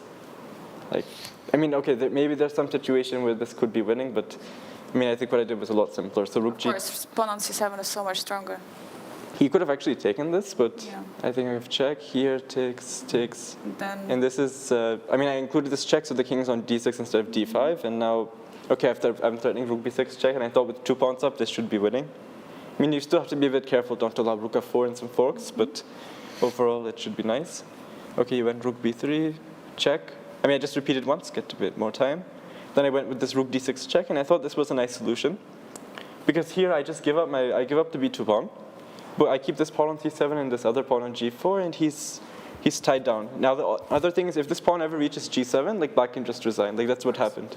Because you don't have, one rook on c8 is already passive, and with rook d8, like everywhere, you don't have counterplay. So, okay, I went g5, king f5, rook d5 check. I mean, if you play some move like king g6, I thought I go, like, let's say rook c5, I start to turn rook d8, so he goes rook h8. And even if I just do this, I just stop b6, and now I just bring the king up to b6, and okay, you can probably resign here too. It's not. And what was the final critical moment in the game when you already realized fully that you're winning? I think this is like when he spent. I mean, he started spending like 15 minutes here. I mean, of course, I know I was winning, but I mean, from here, I saw till the absolute end. Like he played check, king b2, king f5, and I thought, okay, this rook g7 is the easiest. I started threatening rook d8, and okay, then my pawn came to g6, and also if you try to stop me, I can just go rook g2, and this board is too short because I'm threatening rook h7. And then the other pawn is coming. Yeah. And okay, I just got my pawn to g7, and of course you just have to be a bit careful, like not to allow any tricks here. Like, okay, I mean, there's this like brief idea of doing this, but unfortunately my rook is on f2, so okay, my queen check, king a2 check, but I can go king b1. Oh, I and can- you're I can block, hiding yeah. with the rook, so Yeah, I mean, this is no probably... tricks. Yeah, I mean, that was nice that my rook is optimally placed, and based on that, he didn't see any more tricks, so he resigned. Truly, I mean, amazing game, of course, with some mistakes, definitely. Abhimanyu, I mean, huge congratulations one more time. Thank you. How do you feel now with, I mean, win in the tournament against the world champion? How is the Grand Swiss going for you? Yeah, this is going better than I could have possibly imagined. I mean, I'm gaining already like something like 20 points. This is really nice. I mean, now actually I think I might have a chance, like if I keep up this form, I actually have a very real chance of winning the tournament. Because I feel like yesterday I drew against Prague, today, and in that game also I made some issues. I made some mistakes, but throughout the game I never felt like I was really inferior against these players. Like I think I'm at par with my recent flow and with how things are going. Like I just need to fix these kind of like horrible issues like with like knight d4, but if you exclude these kind of moves, I think I'm at par with even the top of the top. What ambitions, what motivations, Johan Keymer, do you have any questions to? Yeah, I was just going to say congratulations. I mean, I'm absolutely stunned by how well you calculate. Can you tell us a little bit about your training routine?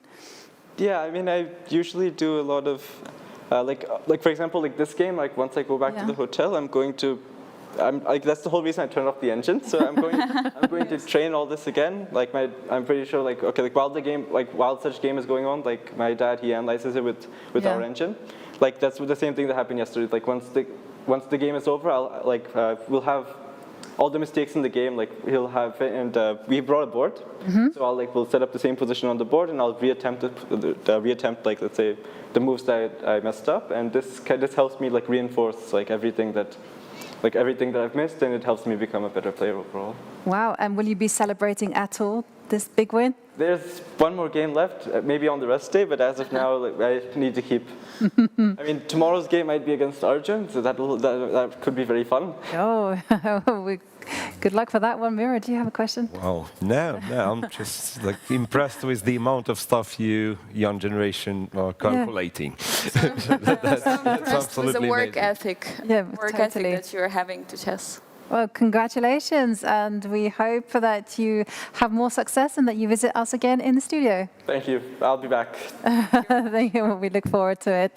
Wow. Thank you very much, Abhimanyu Mishra beating Gukesh, reigning world champion. That is the big storyline of the day, but it has been a day of upsets where we've seen Matthias Bluebaum defeat Praggnanandhaa.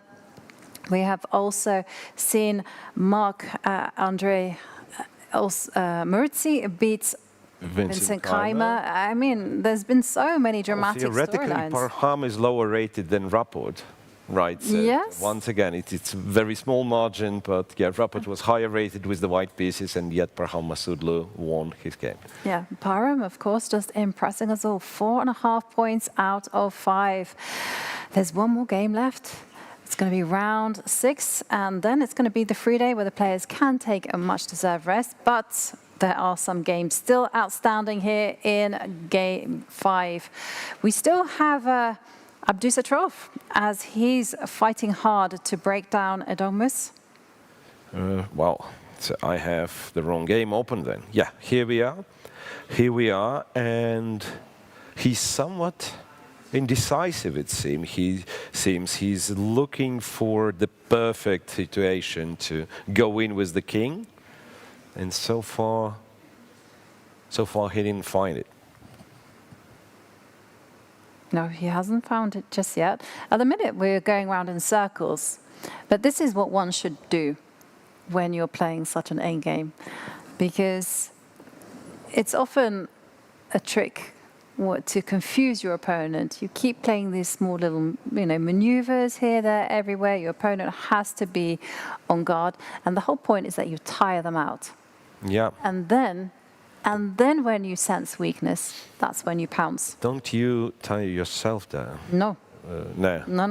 Endgame grinder has to be strong, and. Apparently, if we trust the engine, and I have no choice but to trust the engine, because my brain no longer agrees to process those positions. King c6 almost equalizes. I don't know. No, I mean, you can go back, right? That's nonsense. You can go back and then king d6 and you have the same position. No. But one thing I So, but what's the trick with bishop f6? I don't quite get it. the king c6. King c6. Doesn't want to go. No, king c6 was not played. Knight d7. Yeah, why not knight d7? Okay, now. Because bishop d8. Okay, well now bishop d8 is actually on the board.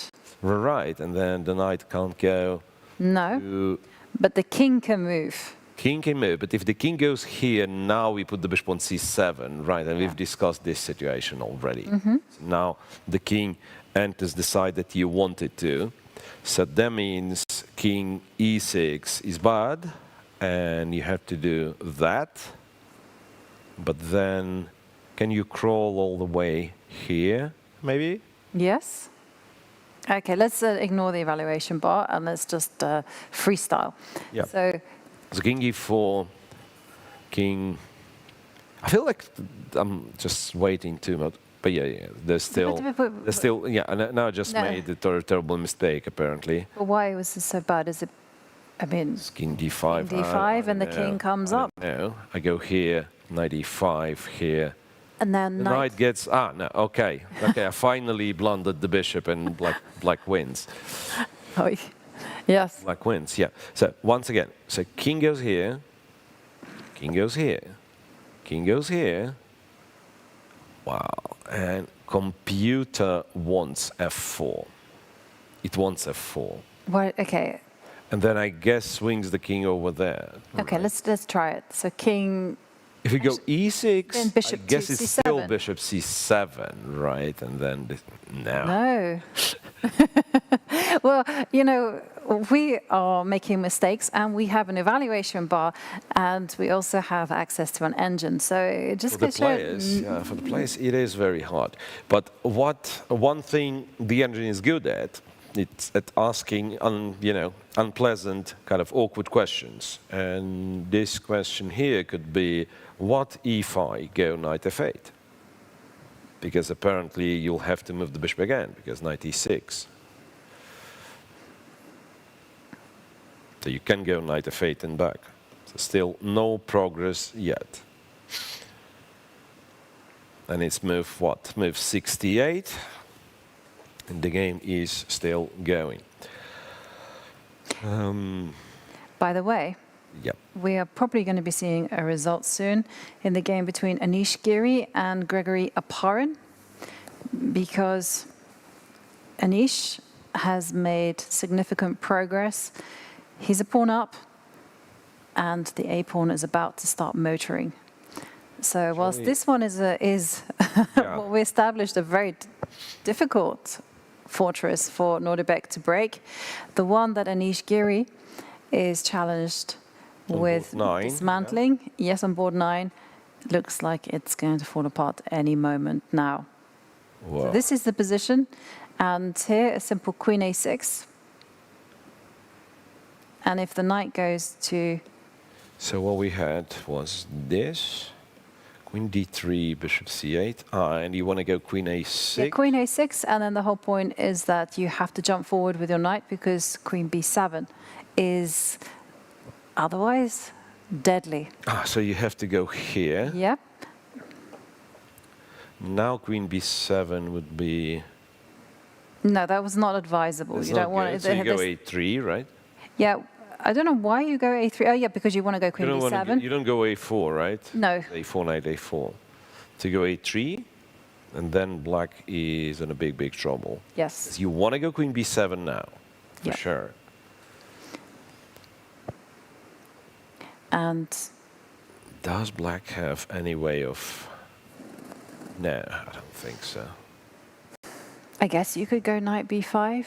b5, yeah, but then even this, maybe there is a better move, but this one is good enough, because if you take a3, you lose both pawns, right? Yeah. I was going to say, don't be allowing the knight to establish a fortress. Yeah, but it'd be too much. If this would be a fortress, yeah, we've seen fortresses. We've seen that yesterday in Praggnanandhaa's game. Bishop versus knight. Yeah. And that's a different animal, right? Something that we still did not pick, or did we, was the game of the day. The player of the day. Player of the day. Yeah, well, in the women's section, so here, I think the Open, I believe the player of the day just visited our studio. That's a very natural choice. I mean, how could we not reward such calculation, such absolute fantastic chess? He was a little bit harsh on himself, Abhimanyu, saying that, you know, he'd made some big mistakes here and there. But I felt it was a very real game. Made some mistakes, recovered well, kept on piling on the pressure. And in the end, Gukesh did crack. But yeah, the women's section has finished, so let's show the results. Maybe? Let's view the results and see exactly how the day fared. It was a draw at the top, so everything was in harmony as both players reached 4.5 points. But there we also see Antoaneta Stefanova also with a draw. No, hang on a second. Let me start again. It's been a long day. So with a half a point, Vaishali and Katerina Lagno are on 4 points. That is the order of the day. But there are now 2 other players joining them on 4 points as Dinara Wagner and Fatalieva also win. So that means we have a 4-way tie at the top. The field is completely wide open. 4 players with 4 points out of 5. And also, Tan Zhongyi is not far behind. She won her game. She's on 3.5.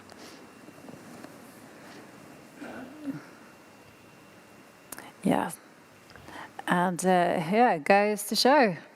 4 players at the top. Presumably, they'll be playing each other in the next round, and then maybe we're going to be seeing one sole leader so before the rest day. Has played Lagno, right? So it should be other way around. And let me see. She hasn't played Fatalieva though, so that might be a pairing that we'll see tomorrow. That Vaishali challenges Fatalieva, and then we see the other 2.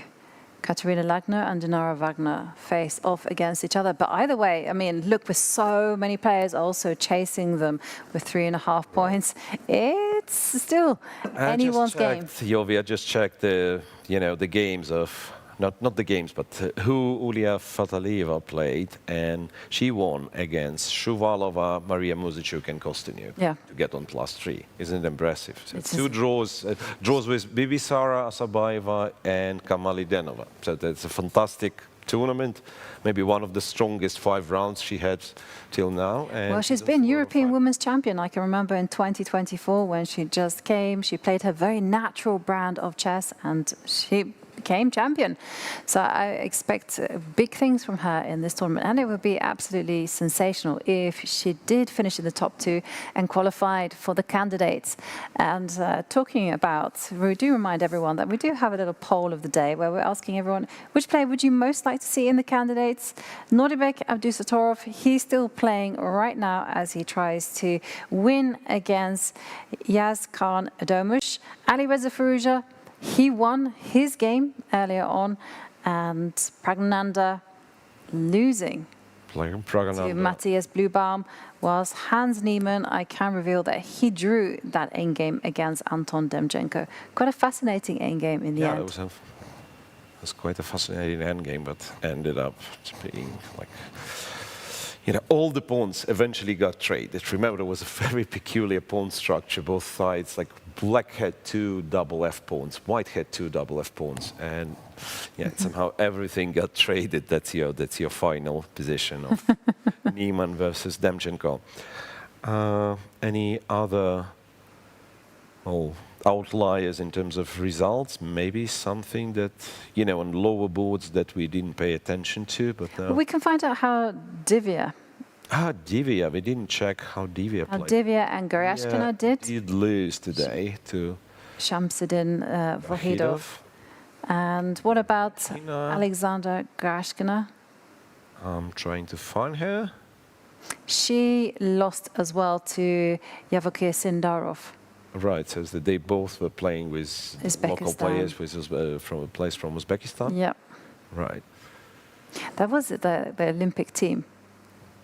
Like Sindarov is playing for the Uzbek national team, so is Vahidov.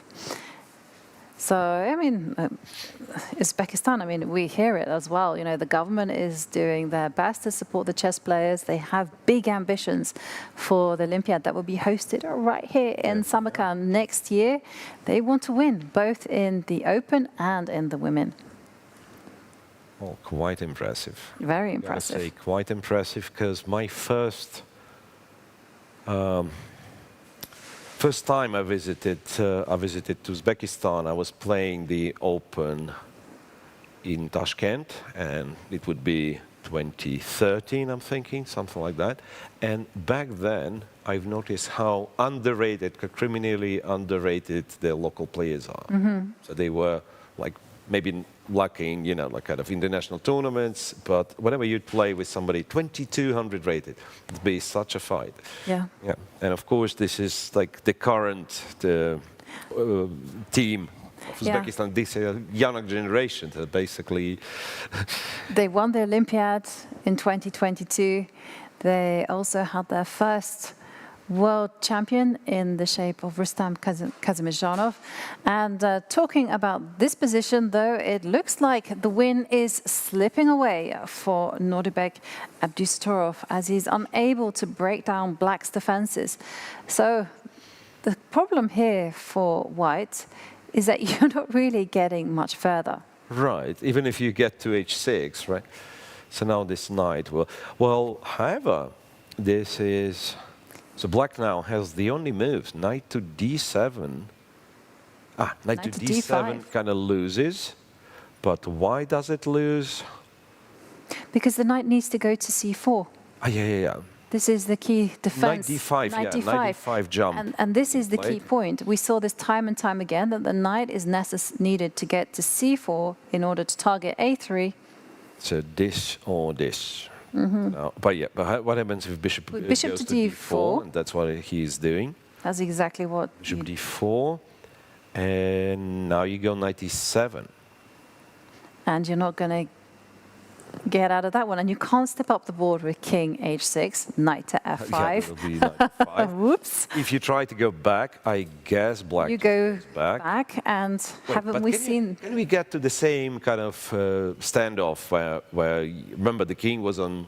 Where the king was, d4, and Black king was on d6, and we were trying to put them in some sort of a Zugzwang. But now apparently the knight on f5 is a new setup for Black. Mm-hmm. And you are no longer getting into, like on this d5, c5 squares. Yeah. And the main thing for Adomus is he has to just hold his nerve and just remember those two drawing patterns. Knight to c4, right? Yeah, knight to c4, or the knight coming to f5. And there was this whole concept as well of the knight and the well-timed knight to b6 if necessary. But here, there's no inroads for the White king. The White king cannot step up to h6, so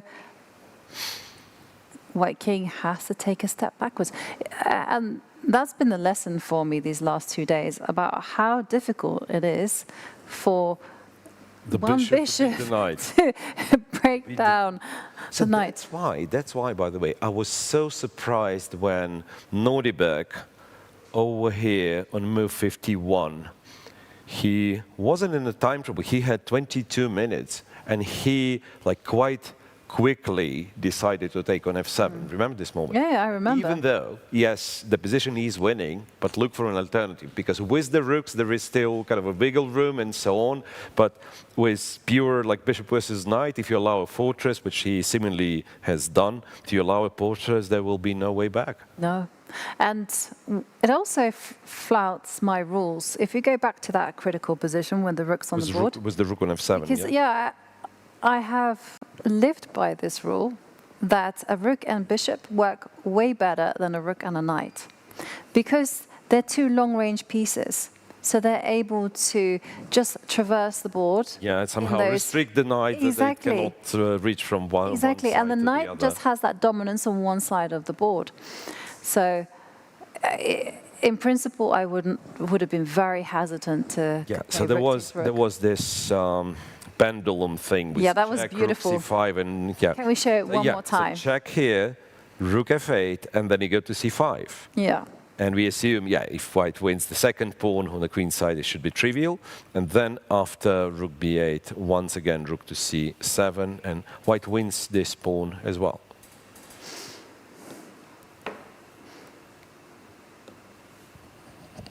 Yep. That was the way forward. This one is a tough one. King on e4, and now Erdoğan needs to go knight f5. Well, knight d5, I guess, playable as well, but knight f5 computer considers to be the strongest. I imagine there is one more thing, so that if white tries to somewhat like go with the king too far, you could be going knight h4, right, and hitting this f pawn. Okay, what about, let's try knight to d5, because that's kind of very much in the realms of what Erdoğan has played. Knight So d5. once you get yourself into this pattern of repeating the same moves, Then somehow bishop h8 is what computer wants to play. Knight here, king here, and you once again stop knight c4. So maybe we are like back to this setup. Right, and knight f5 simply doesn't allow white to go to d4. Think that he does play knight d5. I mean, it's so Exactly, because tempting. he already kind of used this setup, used this sort of fortress. So now, apparently, Well, apparently, is it you put your bishop on h8? I mean, is that an only move? Or is it just like far away from any That's forks? precisely why I'm pausing, because computer, once again, maybe it fools us, maybe it plays like, you know, plays with our mind. But it was claiming that bishop h8 is the only winning move, and you would think, yeah, okay, bishop on d4 got those two beautiful diagonals, right?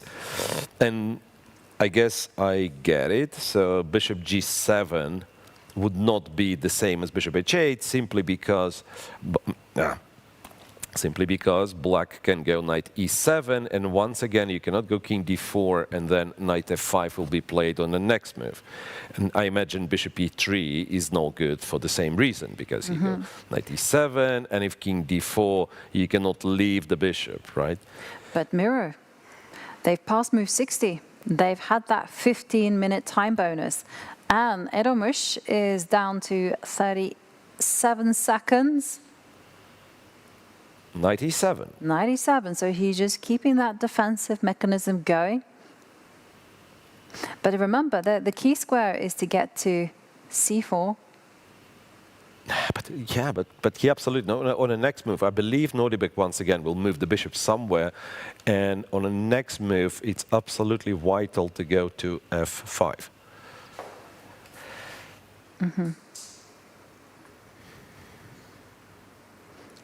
He doesn't have too much time to figure out the intricacies. I suspect that he's just going to be utilizing the same pattern again and again. And Nordibek, well, he can play whatever he likes, right? The bishop can go anywhere it wants to go. Maybe it'll go to bishop c1, bishop f4. Yeah, say bishop c1, but then again... so for instance, bishop c1. Now if you go knight d5, then king d4, and you're king to d6, otherwise the king sneaks in, and bishop d2. And I think this is it, no? Or it's the same thing. It's the same thing, check, and then the king has to go to c6, and if you go in, then once again knight c4. Yeah, I'm afraid computers it doesn't understand the concept of this fortress, I'm afraid. Computer kind of makes fools of us, you know. It's kind of shows this +2, and there's no way to win, it seems. Do you think that at some point there was a win? No, I'm just thinking about something else. So this is what I'm thinking, that Nordibek will just make a desperate try, such as a4. Obviously, you have to do it in the right circumstance, but I'm just thinking, you know, there's been so much issue. Is it a winning attempt to go a4? Well, I was thinking, you know, if the b pawn runs and if the king is close to the g pawn. that maybe there will be some stretching going on. Right, but somehow for me it's very hard to imagine how it's going to work. So if you go a4 and then b5, and look, black will stop the b pawn with the king, and in that case black is ready to trade the knight for the f pawn, right? And then the a pawn goes, you'll have to stop it with the bishop, and the king will eliminate the last, the remaining pawn. All right, so bishop to g1, move 70, and once again computer wants knight f5. Oh, he's gone knight f5. Finally, knight to f5. Yeah, Adomish playing incredibly Wow, but accurate. he's on seconds. He is on seconds, he's on 35 seconds. Bishop h2 from Nordibek. Once again, black has strictly only, wait a second. Black has strictly only move, which is knight to h4. Why? Why is that? Because now, if you move the king, you let me to d5, right? If you move the knight, I'm already controlling d6, So and you let me to d4. Into c5. Into c5, and that's game. So He finds knight h4. Knight h4, hitting the f pawn. So now, you could think of going here and sacrificing the f pawn and taking the b5 pawn, but the bishop is in an unlucky square. Right, for the time being, but you can wait. Can you do this and this? Yes. Bishop b8. Exactly. And now, knight h4 would lose to king d. Well, not sure if lose, but king d4. Hey, king it's c5. a great try. But there's knight e7. And now you cannot play king d4 because knight c6 fork. Okay, but now you go bishop c7. Bishop c7, and they wait. And now I go bishop to h2. But then knight h4, and that's the position we have. Now knight bishop to b8. b8, for instance, and now to c7. No, yeah. Because bishop f4, there's knight h4. Okay, maybe this is the moment where you can try to go in, but then you're also running into this tempo with g5. Yeah. Oh. It's a rough one. Yeah, Nordibek. Very hard to understand the mechanics of this fortress, even with the engine. Yes. But somehow black is holding. Nordibek not making any progress as of yet, but he's desperately trying to get his king to c5. Whilst Nordibek is thinking hard how to break this one down, we're going to head over to Angelica, where she's going to show us a key moment from one of the games. Ivanka, Mira, I mean, we have so many interesting games from the round 5, and I would like to pinpoint some of the rook endings. First of all, this is a game we already discussed earlier. It's Abhimanyu Mishra against Vladimir Firouzja. We just didn't see how the game came to a conclusion. In this moment, what White did, White played rook d8 check, and after king b7, they are not caring about the pawn on c2, and here Abhimanyu played f7 move. So queen c2 looks like a logical outcome. You're taking the pawn, and after king a1, trading into a rook endgame. Now we see both pawns are trying to be promoted. So here king b2 has to be played because stepping away from the check. And at this moment, Vladimir Firouzja is not caring about his rook. He's just pushing h2 pawn. Because, of course, if you take, the pawn will be promotion. But here, a stunning move is coming from Abhimanyu. He's playing rook b8 with the same idea. King cannot take on b8 because the queen is coming with a check. And here, after king a7, big problem is White cannot promote because, I mean, White can legally, it's legally to promote, but in this moment it's going to be a draw because there is no rook a8. So it's super important at this moment to include rook a8 check. Now one more time, king cannot take. There is f8 coming with a promotion. So after king b7, I cannot make a move, but after king b7, there would be a promotion, and already this is somehow there will be going to be a checkmate with queen b8 and so on. And after basically the move of rook a8, we saw a resignation. Vladimir Firouzja resigned, and Abhimanyu Mishra won.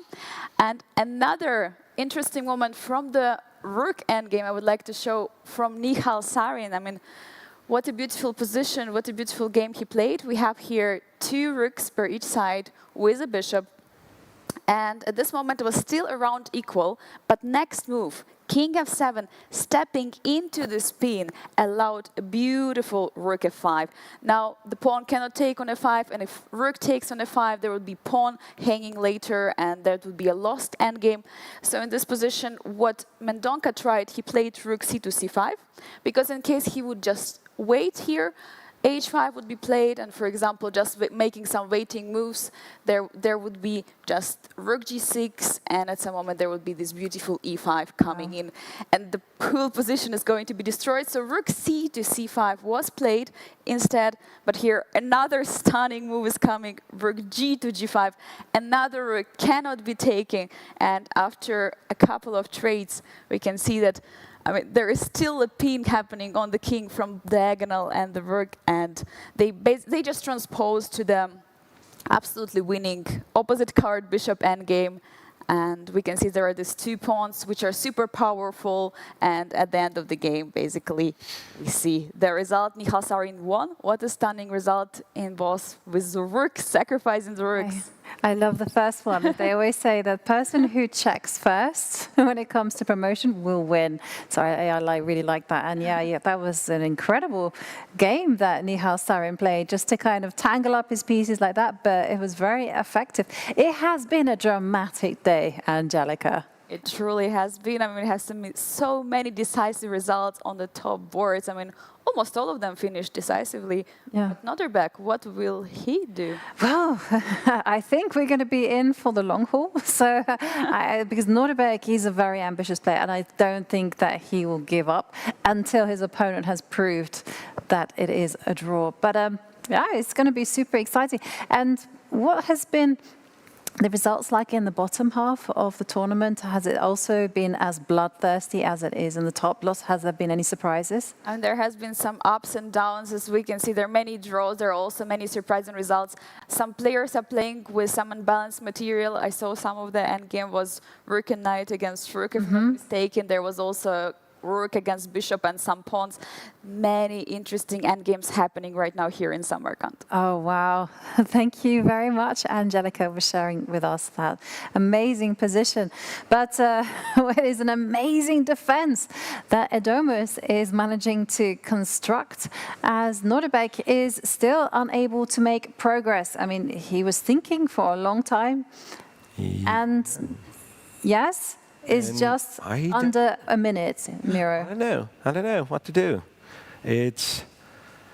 Shall we really mark move 59 where g7, g6 was played? Because I really get this feeling that we will, yes, at some point this 50 moves rule will come into play. Maybe, but there's still an f4 on the board. So yeah, there's a 4 on the board, and then at some point you'll still kind of run towards the b pawn and sacrifice the f pawn. So it's not over. I understand. Notterbeck will never, ever, ever just like shuffle a few more moves and say, okay, I understand it's a draw. No, of course he will try. He will try until the bitter end. I have seen so many games of Notterbeck where he pushes as relentlessly as possible. And let's not forget that Edomus is playing on that minute. He's basically playing on that increment. And every move carries with it a level of risk. He has to play precisely. Right, but it seems that he worked out all the tricks here. So again, it's almost like corresponding squares, like with the bishop on h2 and black to move. Black's supposed to go knight h4, right? With the bishop on b8, we said, remember we said with the bishop on b8 and knight to move, and black to move, black's supposed to go knight e7. So now with the bishop on c7 and black to move, black is supposed to go king d7. By the way, can I ask you to illustrate that on the board, but with colors? Yeah. Because I'm a visual girl. Colors. So like when the bishop's here, knight goes here. Yeah. Then how do I change the color is the big question. Is it not like some FN and maybe. I don't want to experiment with the system. Anyway, so if the bishop went here, knight has to go here. Yeah. Wait, let's do it this way. Does it help any? No, it doesn't. No, it's getting more confusing. Anyway, but with the bishop on c7, apparently king d7 is what you need to do to chase the bishop away. And that's what he's done. Yep. Well, Bishop's gone to b6. bishop's gone to b6, but then you can go back, right? I have a challenge for you, Miro.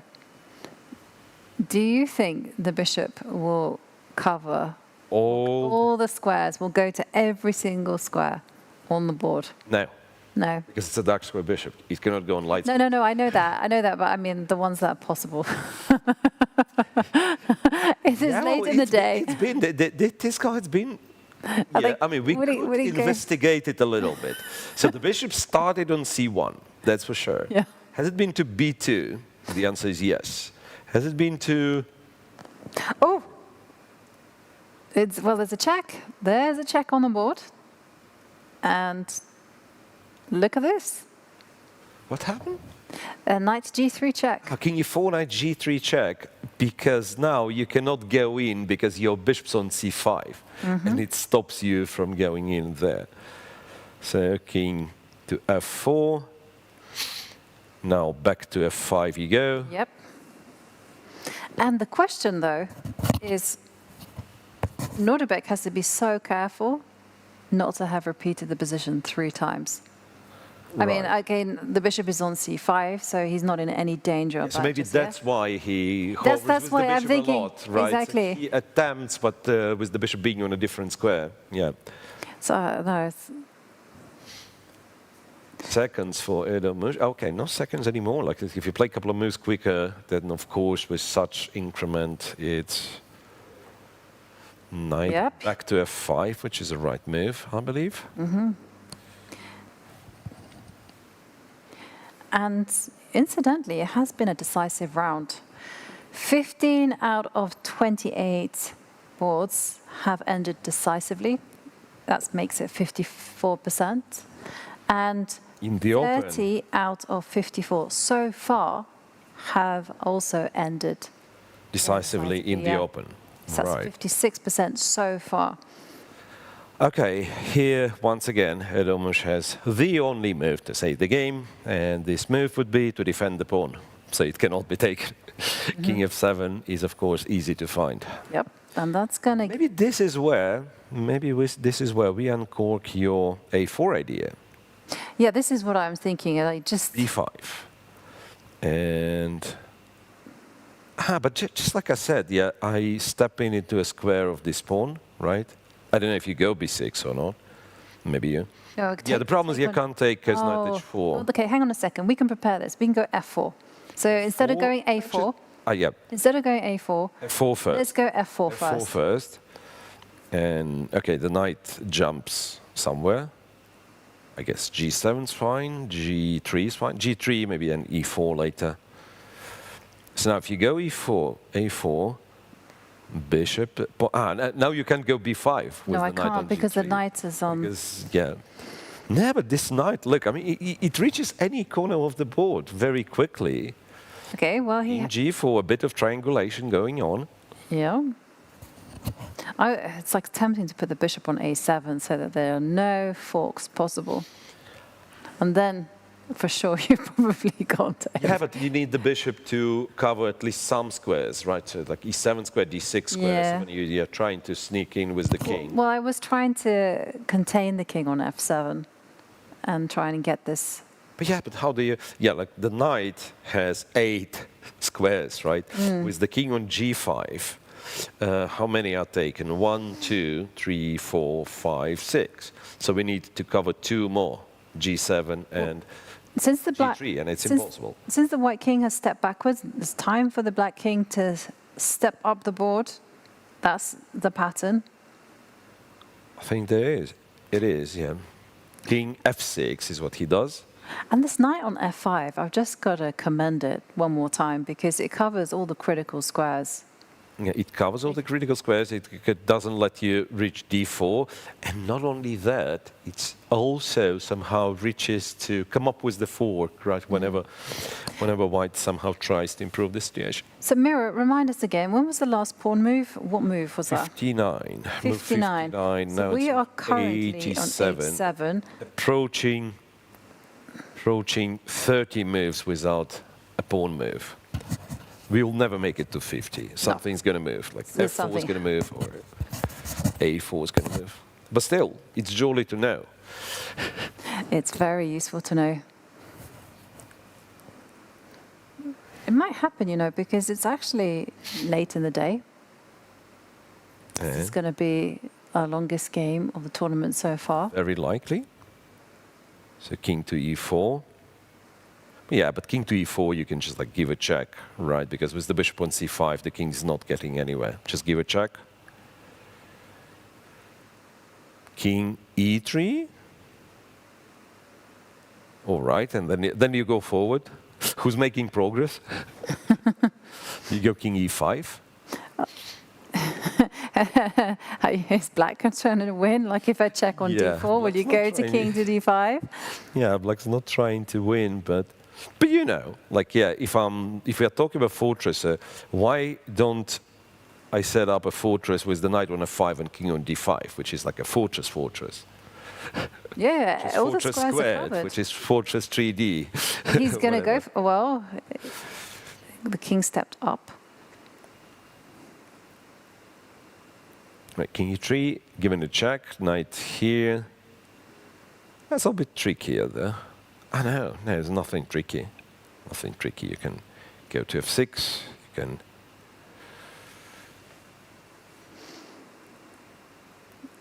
King f6. Yeah, king f6. The bishop on c5 is not the greatest, I feel like. Like. Where the bishop is the greatest? It always was running into some trouble. Yeah, it was unbelievable. You know, you put your bishop on b8, and somehow or other, it was in the way of a king getting to d4. Right. I have a suggestion where to put this bishop, but it's hard to achieve. On d3. Can we have it on d3, please?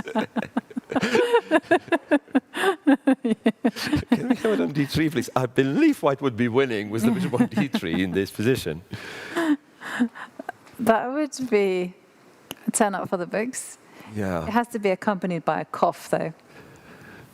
So king goes there. Mm-hmm. Yeah, so again, to update you on some of the games in progress, it was a win for Anish Giri against Grigory Arparin, as we expected. Very, very long game, but This is potentially the last game to finish. There's still one other game. I see more. There's Grishuk on board 41 playing against Aryan Chopra. And I think this is it. And no, there's one. Dennis Wagner is playing against Martirosyan on one of the lower boards. But I believe we will be concentrating on this one. And as soon as it's done, this will be. Yeah, I think this will be the last game to finish. Very likely, yeah, because. Having a brief glance at the other games in progress, it looks like Heik Maita-Rosen is on the way to winning his game, and what else? Grishuk is also trying to survive against Aryan Chopra, also depending on the fortress, but that one is opposite color bishop, so less chance to go wrong or grind it out. Okay, and the bishop goes all the way to e1. Bishop to e1. I don't think it's been there before. No, I don't think it was. It's a new square for this bishop. And king e6 and bishop goes to d2. I don't quite get it. Where do we go? So now it's not recommended for black to move the knight. I wanted to say, and then computer says, but you can go to h4 still, because there is no king d4. Again, the bishop runs into a 4. It's always the case. And if you go But he's run with the king. Yeah, king d6 is also fine. So that's why you needed the bishop on one of these, either on c5, remember, or on this diagonal, because you need to take away the d6 square, otherwise there is no Zugzwang at all. Yeah. You just shuffle and that's it. So bishop goes to g5. Again, one can give a check here, can go back to e6. Well, we're going to move at 95, remember 109. If Nordebek has not pushed a pawn, Yeah. then the game, well, it almost can claim a 50-move rule, which basically says that because your opponent hasn't pushed a pawn or traded a piece for 50 moves, he's entitled to a draw. Right, so now if we get to this position, which we will not get because Edomus decided to give a check on g3, which is absolutely fine. Check here, king f4, and now you just return back. Or give a check like this, in fact. Or give a check on e2, right? Check on e2 is not as great. Don't do that. Because, you've had such a beautiful defensive construction. Just stick to what you had, Stick to familiar waters. Don't go chasing waterfalls. Knight f5. Bishop d8.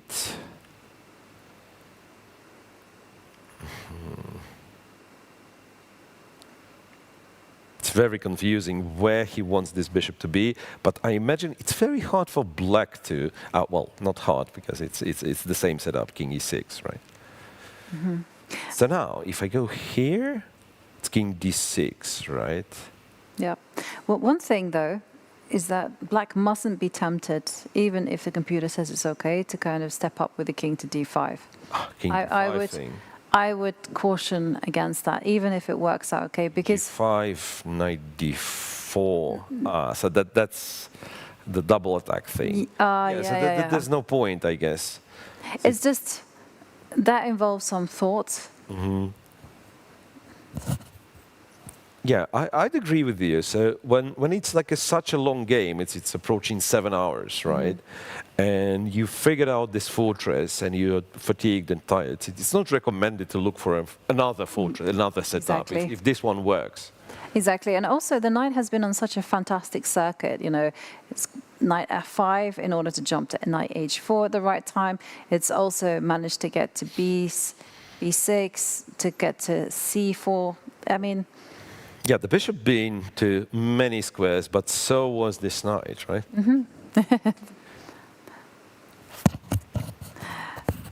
Yeah, and Adomus just bouncing around. Right. Is this nerves, or do you think this is just like excitement of the adrenaline running through? Knight g3 check. So now king d4, you absolutely have to go king d6. Yep, you absolutely do. And there's no way through. Is this... I was thinking, I'm probably not playing for the win here. Yeah, I'm lucky to have a draw, but I'm not playing for the win. Well, it's the kind of move that Nordebek might do.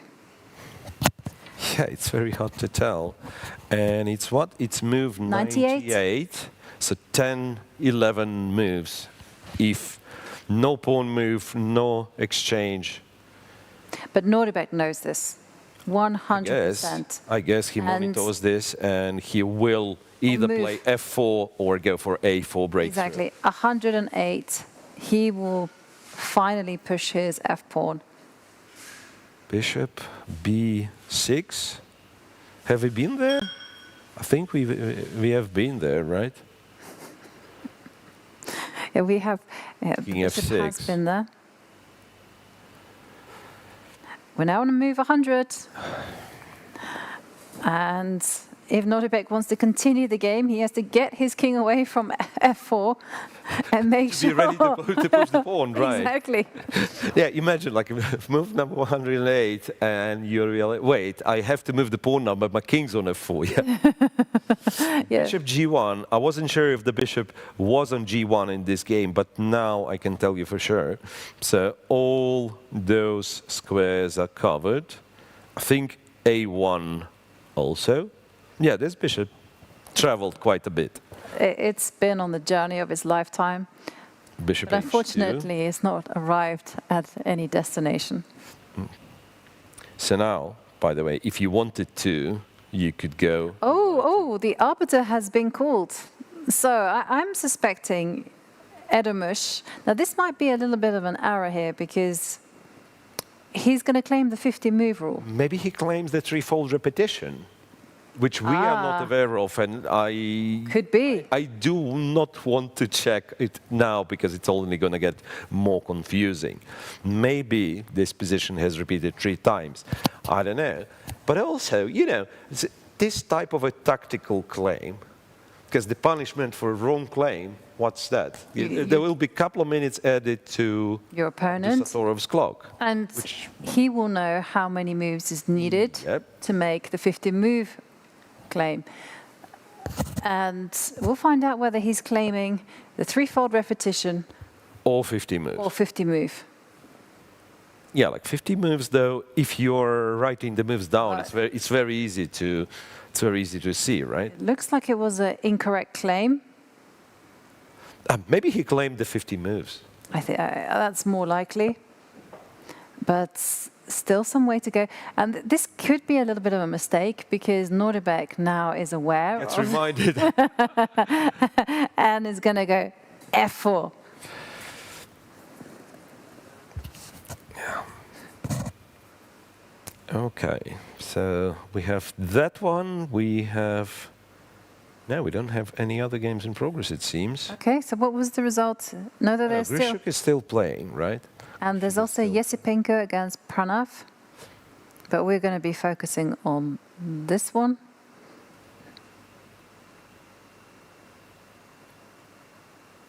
All right.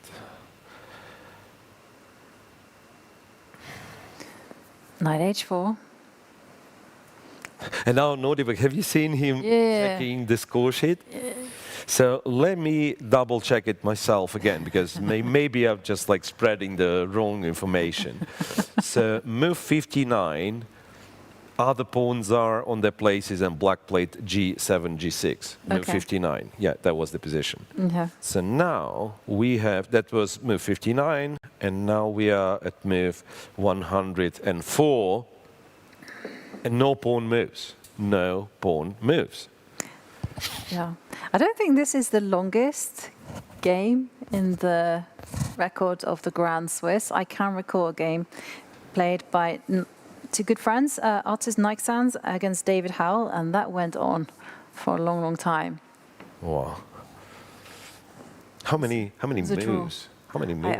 I'll have to check. Huh? Bajillion? Bajillion. 100 plus, I would guess. 100 plus, I mean, I remember once I had to kind of double check if I'm not, if we haven't crossed the 50 moves rule in the middle game.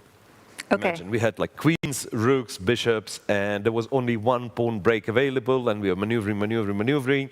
There was like 45 moves without a pawn move in the middle game. Oh, wow. Yeah. Well, that game went until 142 moves. 142. So we are not that far off if, whoa. Bishop f4, knight h4, and king d4 is played. King d4 is played. King d4 is played. And now you can play finally, g5. Something has changed. Now you can play g5. You can capture and play g5, but apparently computer thinks g5 at once is more precise. Well, either way. Well, the 50 move counter will be reset. Reset, yeah. Either you take the pawn or you go g5, the 50 moves counter will be reset. And the back foot will be again on Edomus because he had a nice defensive setup and now everything will have to be changed. So he has options g5 just in order to provoke that bishop to get to g5 and then he'll capture on f3, forking the bishop and king.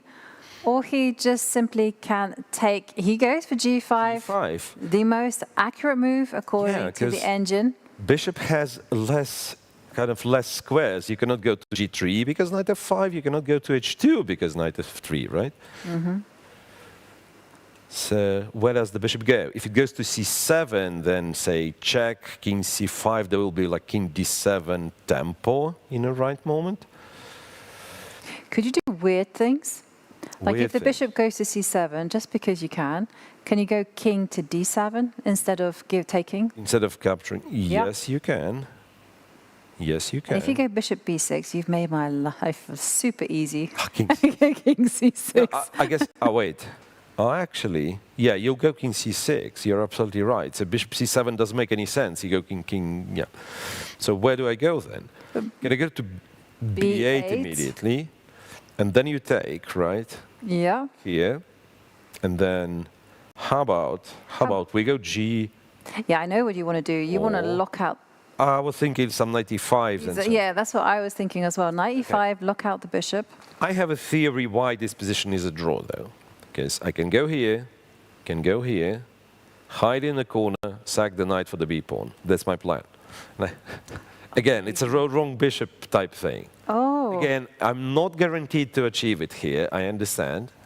But, like, already seems like I'm doing, like, going king d7, king c8 is, of course, a silly way of playing this position. I should be probably banking on my kind of g-pawn or try to activate the knight. But even if this resembles a draw, then it should be a draw nonetheless. Mm-hmm. And again, now if computer says bishop c7 is the best move, but after king d7 it goes bishop b8. Well, I guess if you go here, king e4, and it's actually a problem, right? Yeah. You don't. You have to take f3. Yeah, you don't want to go king c6. Yeah? You have to take f3. Yep. Take f3 and. Take f3. Let's try your plan again. King c8. For instance, yeah, king c8, bishop somewhere. Okay, king b7. King b7. That's you good. take. And now we need to get to and now you can get to c2. Go here and go to c2. Bam. Yeah, if king b3, yes, I will give a check, right? Yeah.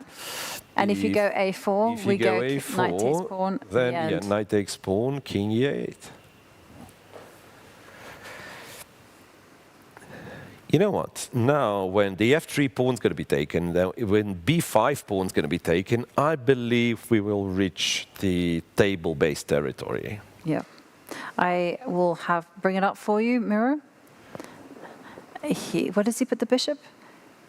Bishop to e3. Oh, so Norderbeck has already anticipated this whole idea of the king going to b7, because that's why he's put his bishop on e3. He's good and tricky. So now, let's see. Can black... What do you do, g4? But g4, I guess. Well, g4 apparently is the only move to make a draw, but also it's the most logical move. You push the pawn forward, right? Yep. g4, king takes b5. Now, g3. Where do we go? Well, let's start running. Or should we shoulder? I think let's try and shoulder with king to b6 or king c6. I prefer c6. And now I don't think black is in time with g2. Yeah. No, g2 loses to a4. So maybe not g3. Maybe let's try to get the king as close. No, loses. King d7 loses. Okay, well... It's actually quite tricky. Very tricky. King d5 is a draw. No. King d5 is a draw. And is that... Aha! So maybe I'm running towards here, and also I have knight d4 check. So it's important that after a4, I would lose, if not for knight d4 check. And what? Because you can't. You can't. Oh, he G3, goes G3. G3, still fine, still fine. But the next move could be like some. Could be critical. Maybe you need magic. Yeah, after King C6, for instance, you need King E5, or yeah, Knight E5 works as well. After A4. What about King B6? A4. Well, then maybe you can go King D7. King D7, King No. A6 wins. Mm-hmm. A4, I guess A4 is the best try. Yeah. A4 is the best try, and then Knight E5 not to resign. No, he goes King A6. King A6. King A6. Wow. Oh, hang on a second. King A6, you can go here, right? B5 here, attack the bishop. And then the bishop. B6, I'll be able to take, right? If bishop runs away. Yeah, but I have Knight D4, right? I have Knight D4. And then I tell you what happens next. Bishop takes knight, and we have a queen and pawn endgame. Please no. B6, this, and this. And Queen G6 would lose to Queen B6, right? So there's no immediate perpetual. There's also I mean, being tired, you easily lose this. Exactly. You easily lose this. I mean, we're talking. They've played now for 7 hours. Absolutely crazy. And Adomus, he has to be precise now. King E5. As long as he gets that king to D5. E4. Yes, D5. he finds it. Excellent. Yes, he finds it. King to D5. So now Nordibek, who by the way accumulated more than 10 minutes, can actually try to. But this is a question. Yeah. Hero. This is the kind of position where it's just brute calculation. Right. Do you invest any time, or do you just keep on playing those natural moves? B5, King E4, quickly on the board, and now the bishop has to move. Where does it go? Bishop So there was an alternative to B5, by the way. It's a very computery alternative to go here, here, and here. In order to hide on F2. Because G1, I think you lose. No. G1 works. If G1 works, it doesn't make any sense then. Yeah, G1. I don't know, but it's still very knight complicated because pawns are B5, running. yeah, and knight F3 and B6. Maybe it's not, knight E5. Yeah. Anyway, King E4. So now the bishop has to go. You can go here, knight D4. You gotta take, right? Hang on a second. Do you? Yes, you should. I'm thinking, like, can you like allow queen? You shouldn't, but No, because queen and knight work well together, and there's no block of any checks. Bam, bam, bam. I'm waiting this position for this position to appear. I think it most certainly is guaranteed. Bishop C5. So now King D5, but it's just, yeah, I guess the only way is knight D4, because, yeah, you can go King D5, chase the bishop one more time, but eventually you'll have to settle for this knight D4 line. Wait, can I go some, okay, this loses. Oh, I'll be checking random moves, you know. G2 loses, bishop F2. King D5 is pretty tempting as well, because there, bishop to E3, you go and repeat the position one more time. But is there this? You can take. E7, G2, B8. And everything's protected. G1, and you lucky that the knight protects the queen. I know, because there's queen B6 at the end of it. The queen is protected, right? But then it means white has to, after king D5, white has to go bishop B3, and now Now I'm confused again, because now apparently you can go knight d5, which makes it even harder for Adamush to figure things out. Because he understands if he's going to go for knight d4, the torture will continue. Mm-hmm. He's gone He for plays king d5.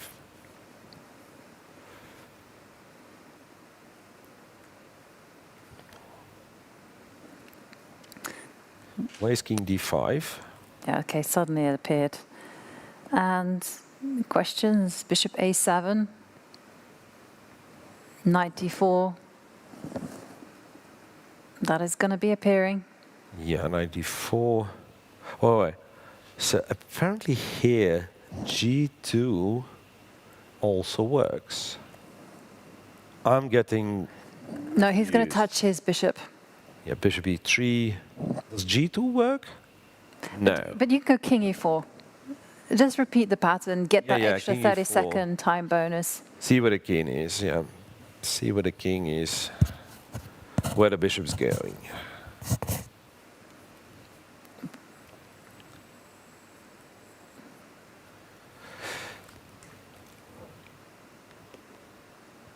So if the bishop goes to a7, the only move for black is knight to d4.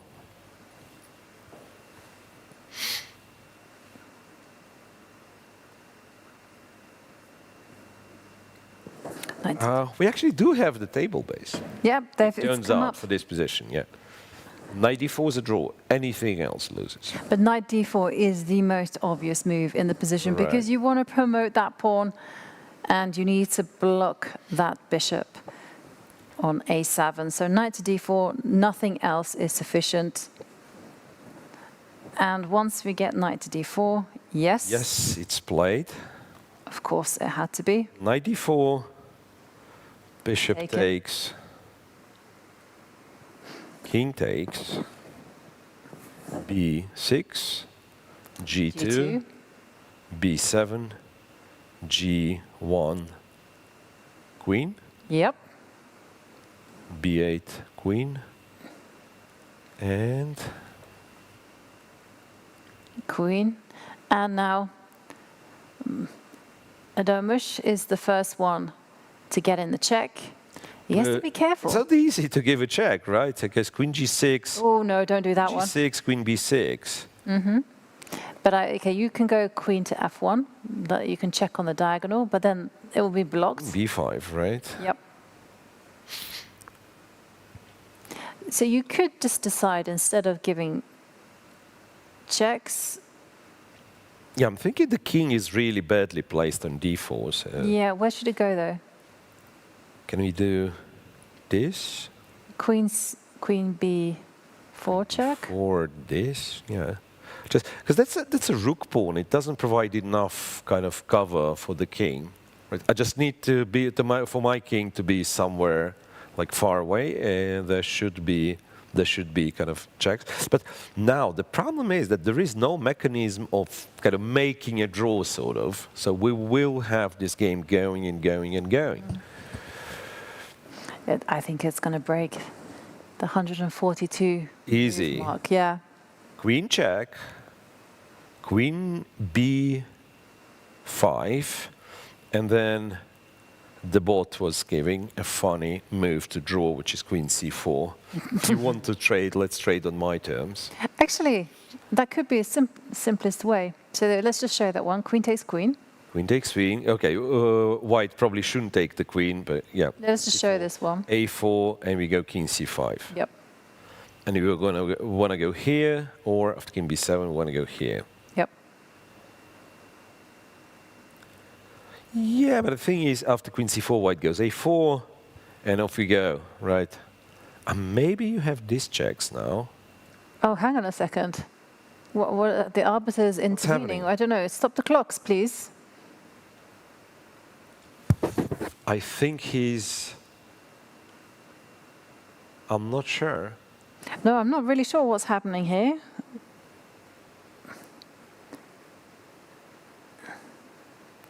But the players are required to notate every single move. So Nordibek was not writing No, down the moves? I think Adomus somehow missed a move. But okay, this is just pure speculation. Yeah, we don't know. We don't know happened there. what's happening here. Maybe we'll catch word of. Is some time being added?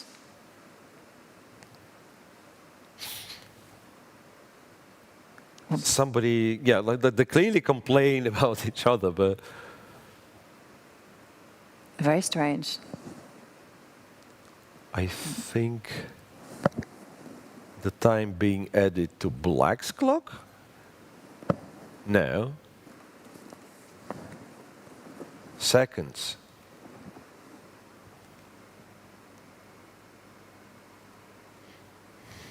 Queen c1. He played a move, queen to c1, which is a draw.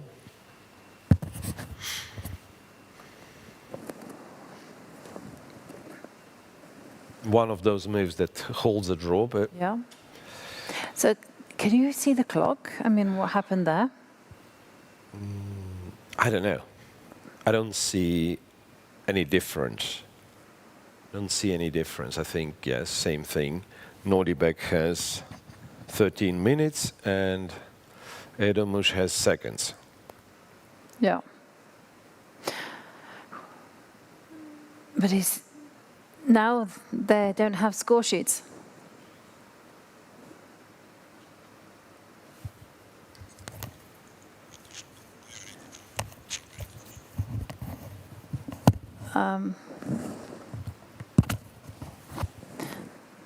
Well, we have an interesting scenario here, though, in terms of clock times, because Nordibek has 13 minutes. Right. So he can take his sweet time, whereas Edomush has 1 minute. But Nordibek will probably be making the moves very fast. Well, it's likely, but at the same time, yeah, it's how long can this grind go? Well, he's advanced a pawn to a4. And we have our table bases ready. Yeah, table base is not impressed. No. Any move is a draw. Yes, but as we all know, any move is not a draw. Queen to c4 check. Okay. But I have a feeling, Miro, that Nordibek will manage to win. Because Edomush has been pushed to the brink for so much of the game. And at some point, the tension just has to overrun. So you think and that there will be some you crack kind at of, some point, yeah? Yeah. It's king to a5. And yeah, and he's only 14, right? Mm-hmm. So not very...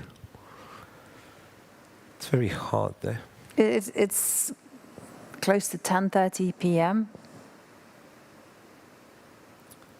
King f5 is a draw. Is he putting his king on f5? I mean, Where but does he wanna go? he's gone King to f3. King f3 is draw as well, I think. Yeah. So let's imagine this scenario. So the pawn gets to a6, the king is hovering around somewhere here, and when black gives checks, white will block with the queen on this squares. So you need your king somewhere on like h4. Mm-hmm. So it never runs into counter check, right? Yeah. So I think this is the logic. So h3, h4 are good squares. So maybe that's why he goes king f3. That's my theory anyway, and then I'll figure out that that's precisely what loses him the game. Yeah. Yeah, I mean, the one thing in his favor, though, is that it's an a-pawn. That's an a-pawn, yeah. It's very hard to... It's very hard to kind of create complete shelter for the king when it only has one wing it can use. So Wait. it's the counter checks that Edomus You know what, has since to... Nordibek started the thing, can we... I believe we have some content to share, and can we literally have like a very... Yeah, we can have a very short break, and we'll come back when the action kicks off. 7.5 hours, Javanka. It has been a long time. So we're going to go on a very short break. So, yeah, as mentioned, we're going to take A very, very short break, and we'll return in just a few moments. The game is still in progress. This game is still very much in progress, but we'll be there right back to cover every move. So don't go anywhere. Here with Matthias Bluebaum, who just beat Praggnanandhaa, top seed of the event. Tell us about what went down. Yeah, I mean, like it was already like kind of freestyling in the opening. I didn't expect his Pogo Indian, and I played this knight c3, which is quite rare and for certainly not the best move. And yeah, he played something sharp with takes on f5, and I felt e4 was principled, but yeah, game was very complicated. I thought after I achieved f4 I should be slightly better without too much risk, but then for some reason I decided to play d5, which, I mean, I know it's positionally a horrible move, but somehow I wanted to block his bishop and I just didn't see any piece I can move after queen f5. So I went for this d5, but yeah, afterwards I was trying to hold, like he was certainly pressing. But yeah, then suddenly he blundered some tactic in this endgame, like he blundered this bishop e4, I guess, and he's losing a pawn because if he goes knight e7 I can take on b5. And yeah, he's just losing a pawn everywhere, and he suddenly had to defend. And I mean, it was such a nice break because yeah, I was trying to defend, and suddenly I can play for a win without any risk. I still have no clue like whether it was winning all the time or not, but it's very, very tough to defend for him. And yeah, luckily I found this like nice tactic with king e6 in the end, and that was it. When your opponent at such a high level blunders, do you get really suspicious about it? Like, what goes through your mind when that happens on the board? Yeah, of course. I felt like I'm probably missing something and probably just having trapped my knight on a7. But yeah, it was actually hard to miss anything after bishop e4. Like, there are just no moves for him. But yeah, normally I'm like a bit suspicious I might miss something, but I also had no time. Like, we were both in time trouble at that phase, so yeah, I just had to move. And this is a very strong open event, but you're quite used to that, having won the European individuals. Tell us what it takes to get on top of a field this strong. I mean, this tournament is even much stronger than European Championships. Like here it's even tough to get past 50% because like while you're on 50%, you get some 2600s who are like insanely good at this game. So it's like tough to get any win. But I'm not sure like what exactly I've done. But yeah, like just starting in round 3, I got like a very nice win. And yeah, like since then it's just like going well. But I don't think I do anything special. I mean, I just try to take my chances when they come. And yeah, today I was certainly lucky. So you're on some kind of momentum, you think?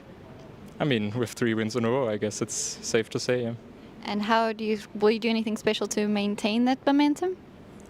I'll just try to play as well as I can. And I mean, I know it's like going to be very, very tough rounds coming up. But I mean, my result is already much better than I would have ever dreamed of. So yeah, like I'll just see what happens. And tell us a bit about your chess career, how it's going outside of the Grand Swiss and your plans for the future. I mean, I'm like stuck at 2650 for like a long time. Now I'm actually like increasing rating a bit. But yeah, like I studied, but ever since I finished my studies, I'm like chess professional since end of 2022. And yeah, like right now it's going well, so I'm not complaining. What did you study, and do you ever plan on using that in life? I studied mathematics, and yeah, I'm not sure. I mean, maybe at some point. It's just basically some kind of safe way. If I don't want to play chess for the rest of my life, I can maybe try to find a job. Yeah. Well, thank you so much, Matthias. Congrats for the great game today, and good luck for the rest of your event. Sure, thank you.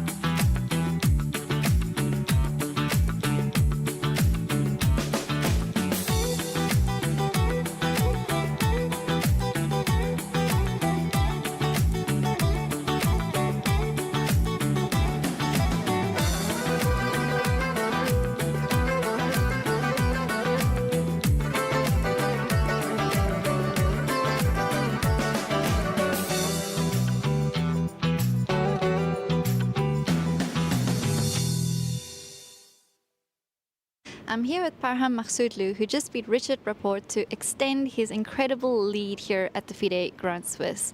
Parham, tell us about this amazing form you're in. I mean, it was I mean, somehow everything goes very well for me. Actually, I didn't prepare in London for today's game, but he played the line. I mean, he played the only line which I remembered, that after bishop e2 there is h6, because if you play bishop e7 there is some g4, knight h4. But I knew that after bishop e2 there is h6 and it's easy to play as black. And he played the only thing which I remembered. So yeah, I mean, I feel like everything is going on my way. So it looks like if I just manage to play well and just don't miss anything in the game, I get good results. Yeah, for now it's like this, but the tournament is very long. And it's very good that after tomorrow's game we have break, because I feel a bit tired. Because playing in such a high level chess with so many strong opponents is very difficult. So it's good that we have break after tomorrow's game. And you've started the tournament very strong. You had 3 wins in the first rounds. And we've seen some upsets in the top players. How important do you think it is for an event like this to start off well? Actually, I think it doesn't really matter to start well, but it's you just need to keep the track. Like you just have to like get good results in the most important moment. Let's say like how we did won the tournament 2 years ago. So yeah, I think you just need to play good and just hope for good preparation and get a good game over the board. And otherwise, I mean, you don't really have to put so much pressure on yourself, because I mean sometimes draw is also okay. Even with white pieces, you can make draw and just hope for the next game. It's not like you have to win every game. I think most of the guys I see, they just try to win very hard and it bounces back and they lose. So yeah, I think it's not the tournament to risk it all for one game. You do seem to be one of the players who are in a better mood, taking it, being more relaxed. We've also seen you around the hotel with your wife. You know, seems like you're not just sitting at a computer preparing all the time, but you're enjoying yourself and you're happy. How important is it to be in a good mood in an event like this? I think it's very important. Actually, I was coming alone all the time to Grand Swiss, but this time I bring my coach and my wife, because I knew that their support will really help me, and they really motivate me every time, every day, and I just try to show up my best because of them, to make them happy. Yes. And I think it's also a great motivation for me. Is there anything special, a routine or something that you're going to be doing to keep up this momentum that you're on? I think I prepare well, like 4 or 5 hours for each game, which is I think more than enough. So at least for like these 5 rounds, I never got into trouble after the opening. I was well prepared all the games, and also I try to not have lunch before the game, because it just makes me a bit heavy and I cannot play good. I just try to have breakfast, have a very good breakfast, and then skip lunch and then have a good dinner also. It's interesting that you say you're preparing 4 to 5 hours, which is a long time, because other players are telling us they don't have that much time to prepare. So when are you getting these hours in? At night, in the morning? Yeah, like 2 hours at night and 3 hours at the morning.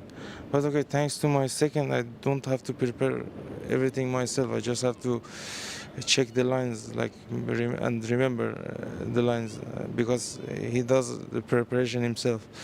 Okay, with like some advice from me, but he does it himself. So at least it's very good. It's very. I'm very happy to come with second here.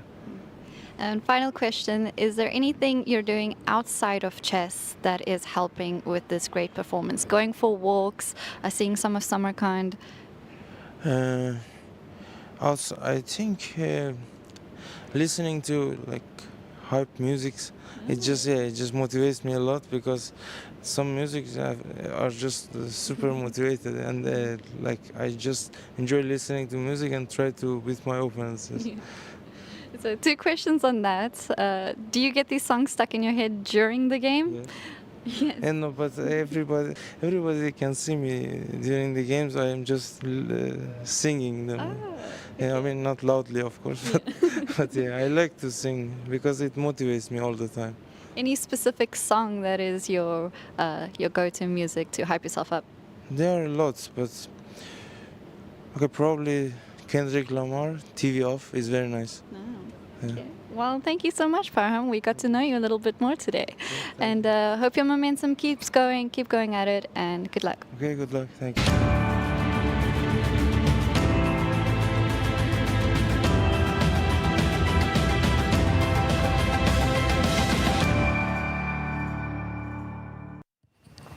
We are back, and the big question on everyone's lips is Nordibek finally going to break down Erdomush's defense? Erdomush doesn't have too much time. He's living off the increment, but Abdusattorov, he has plenty of time in the bank. But the question is, will he be able to trick Erdomush? And we'll find out, because let's dive straight into the queen and pawn endgame. Nordibek making some progress, getting the pawn to A5 as expected, but right, and we've gotten to this position where, indeed, and I think you know what, I've heard from somebody that if you're tired, if you are playing the defensive side of it, you will inevitably kind of make some mistakes and so on. So it's not very wise to try to come up with perpetual checks all the time. Yeah. So you wait for this pawn to reach the 7, and then like you work it, or whatever, 6.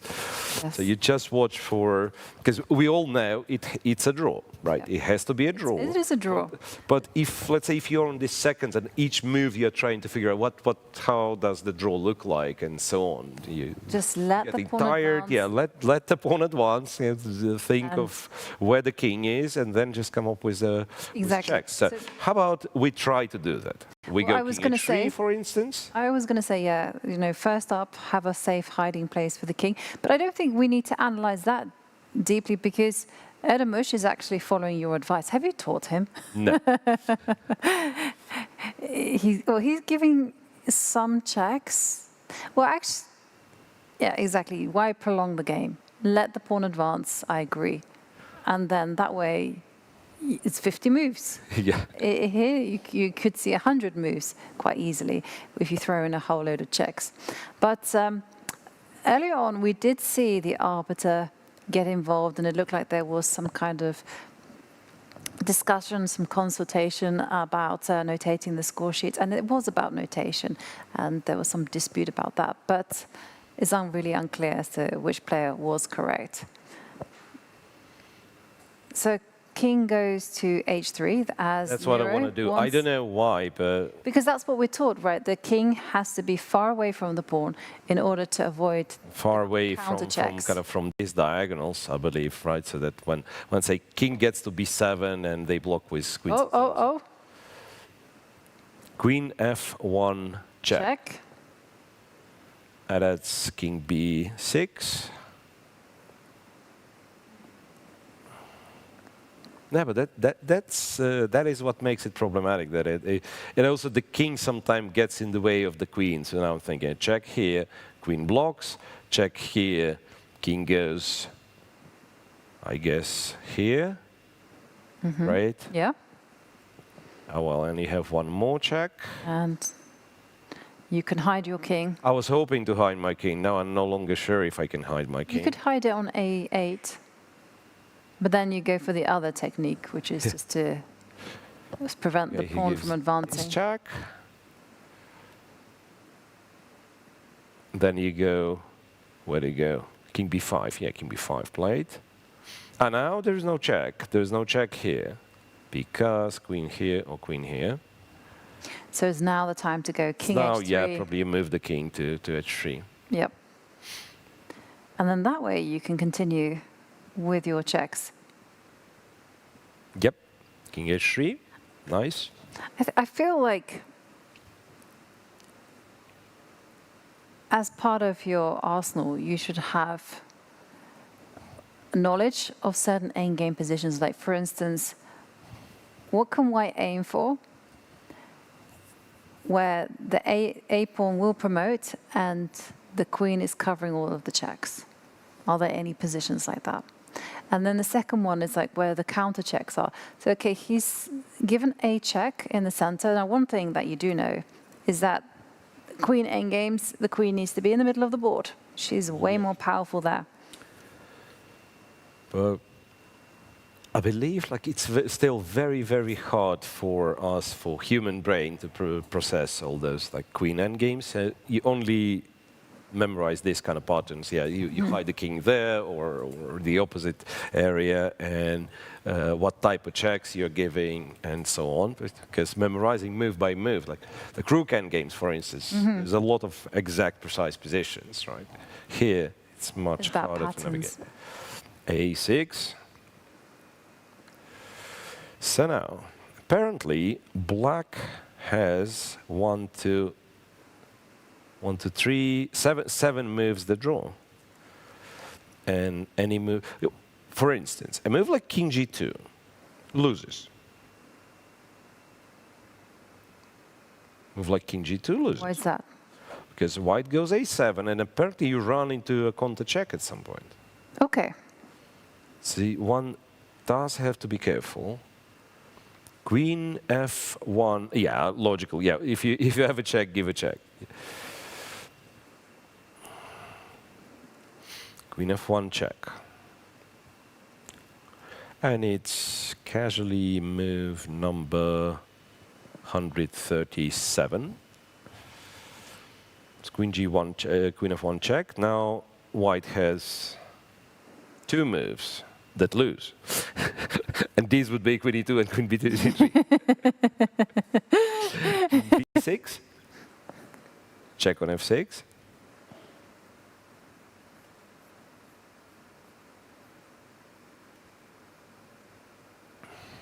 I wanted to do something funny, but I don't think it works. So check goes here, check. Yeah, but where he's going to hide the king now? Queen from e3 is not very helpful, right? You have to kind of. I think we just see a perpetual check.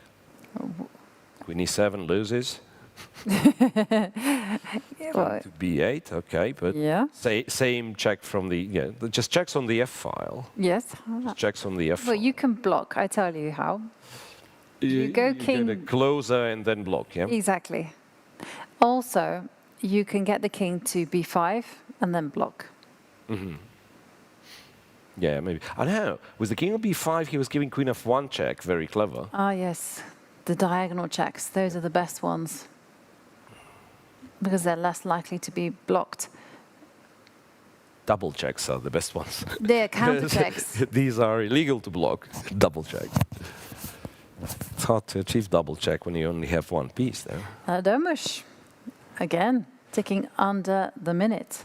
But imagine him making a draw in this game. What a boost of confidence it gives you. It's hard, of course, like such a tiresome game and so on, but these teenagers, they have absolutely immense capabilities of recovery, recovering, right?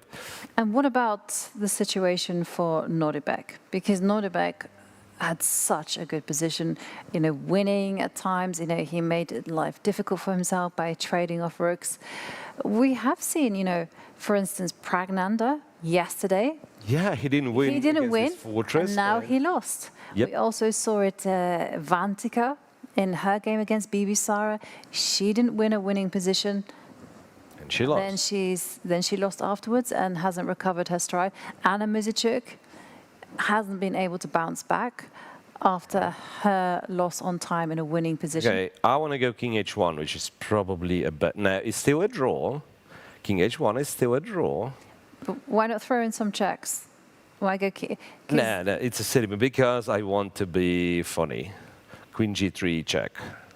That's what I wanted to. And I would have fallen hook, line, and sinker for that one. What a beautiful stalemating idea. King h1. But king h1, yeah, it doesn't make much sense, of course. You've established the way you're playing here, and then you just keep checking, right? Check, king to d6. So now, once again, now, 5 moves only make a draw, which are check on f6, check on g6, check on f8. So basically give Queen a check. f1, yeah, Queen f1 and Queen h7. Okay, Queen h7 is a weird move. Queen f1, kind of possible, but yeah, give a check is the good recipe. Queen f6. And now here you've got to be e6. careful, because you don't want to be giving a check on f4 because of the block. And then, whoops, Right. you're in trouble. So you give a check on d4. Yep. Check on d4, okay. And I guess king goes here. yeah. And then now, do you check again? Yes, let's check. I guess. All the way. Okay, let me like lose it somehow. So check here and you block. And I check here and you go here. And No, I don't see how to lose it. I don't know how to lose it. Like if I just like give checks, where does the I see how you can lose it. If you give a check on yeah, if I mean, if I blunder, D7, yeah, if I blunder the Queen counter C7. check, yes. But I was looking for the position where, like, I do not blunder, so just give unlucky check, and then there's no more checks. Probably this one doesn't exist. So I suggest we start a new counter. A6 was move 137, so we are looking for move 187. Not very, yeah. I tried to sound excited, but... Wait, 10 seconds. Okay, he just made his move, Queen C3. Tried to sound excited, but I'm not. Miro, I get to spend more time with you. And we get to hear more of your insights, so I'm excited. All right, so Queen C3 check, and where does the king go? She don't know, or he don't know. Maybe we get to D7. Yes, and we go... By the way, I just lost. Yeah, Queen D4. Don't do that. I just lost because I've forgotten about the Queen D6 thing. You thought there was a live move? I thought it was a live move, and I thought, no, fallen at the 11th hour. But okay, no. He's not going to be falling for that one. Again, check on G7. Check on G7. Yep. Check on G7, right.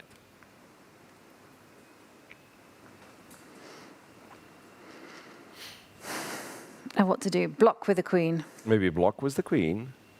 Right, so now there's no check on D4 because Queen D6. There's a check on G4. Basically, all of the checks.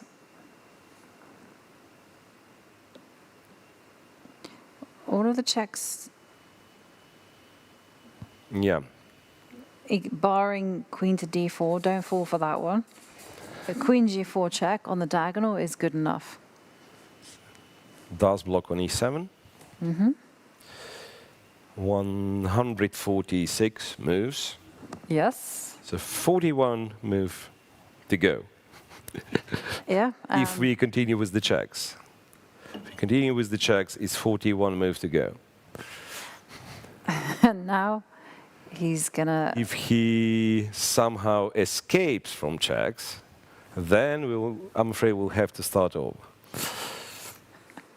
Well, okay, King C7 as played. Yeah, so what happens if I give a check right like this? B7. That B7, then I can at least force you to B8, right? Mm-hmm. But then I ran out of checks, right? I mean, why did I say B8? I meant A7. There's no checks, but also the pawn is not moving. Well, I think we're going to be seeing this type of stuff happening. Right. So we see the Queen C4 check on the board. Well, you know, I've got to say, you know, well played to Domush, because he has played the vast majority of this endgame purely on the increment. Yep. And so far being like... So far playing perfectly. Can I do this? So I don't want to stop checking, to be honest. I understand Queen B5, King A7 is a draw, right? But I don't want to stop checking. So can I go Queen to D5 check? And that's what he does. d5 checks. And Nordibek still has to show how he's planning to run away from those checks. King b6. All right. Now, I understand, like with the table base, it's all drawish and stuff, but it's kind of an unpleasant choice a bit for black now, because you can give this check, but then you're out of checks. He's tucked the king on b8. Okay, the king went to b8 Yeah, for me. The king went to b8. So now it's queen g8. Queen King g8. steps up. Then it's a check from c4. Here it's a check from d5. Here it's a check from g1. Yeah, there's no way to escape the checks. It seems so. So now, if white was to play a random, truly random move, he would have 50% chance to lose, because king a7, b7, c7 is a draw, and queen d8, e8, and f8, white loses. I'm coming up with more and more useless stats. And I'm using table base, you see. So it's like, yes, because people use this expression, like we play a random move, but if it's truly random, so you roll a dice or whatever. Actually, this is interesting, because if you had a dice chess, this game would not be all of that secure, because you roll the dice and you have to go. You have to move the queen, right? Exactly. Yeah. Okay, so king to a7. Now.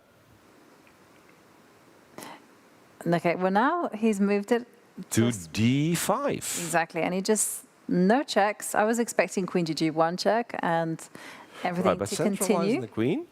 Very good strategy. And again, note how the king out there on h2, which is a little bit like anti what you expect. But the reason it does that is just simply just to make sure that it gets out of any what we call counter checks. That is when you're able to block a check with the queen and in turn deliver a check. Yeah. So for instance, after queen d4, white blocks on b6, and if your king was on the 6th rank, you'd lose the game, right? If your king was on this diagonal, you'd probably lose the game. Yeah. Queen d4 check.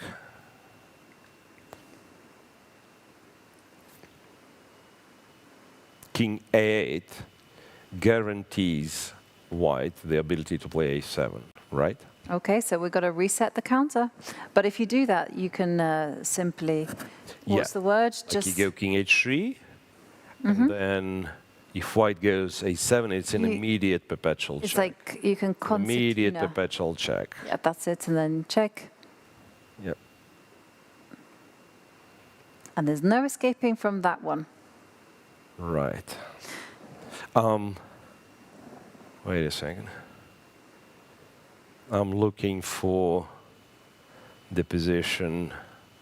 Okay, it doesn't make any sense, but.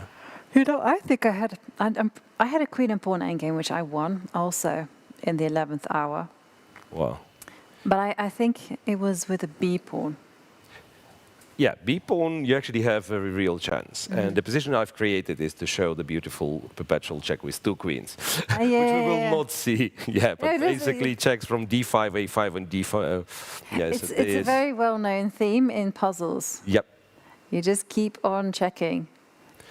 Right, back to life. Back to life. King to h3, and that's a good move. That's a good move. So now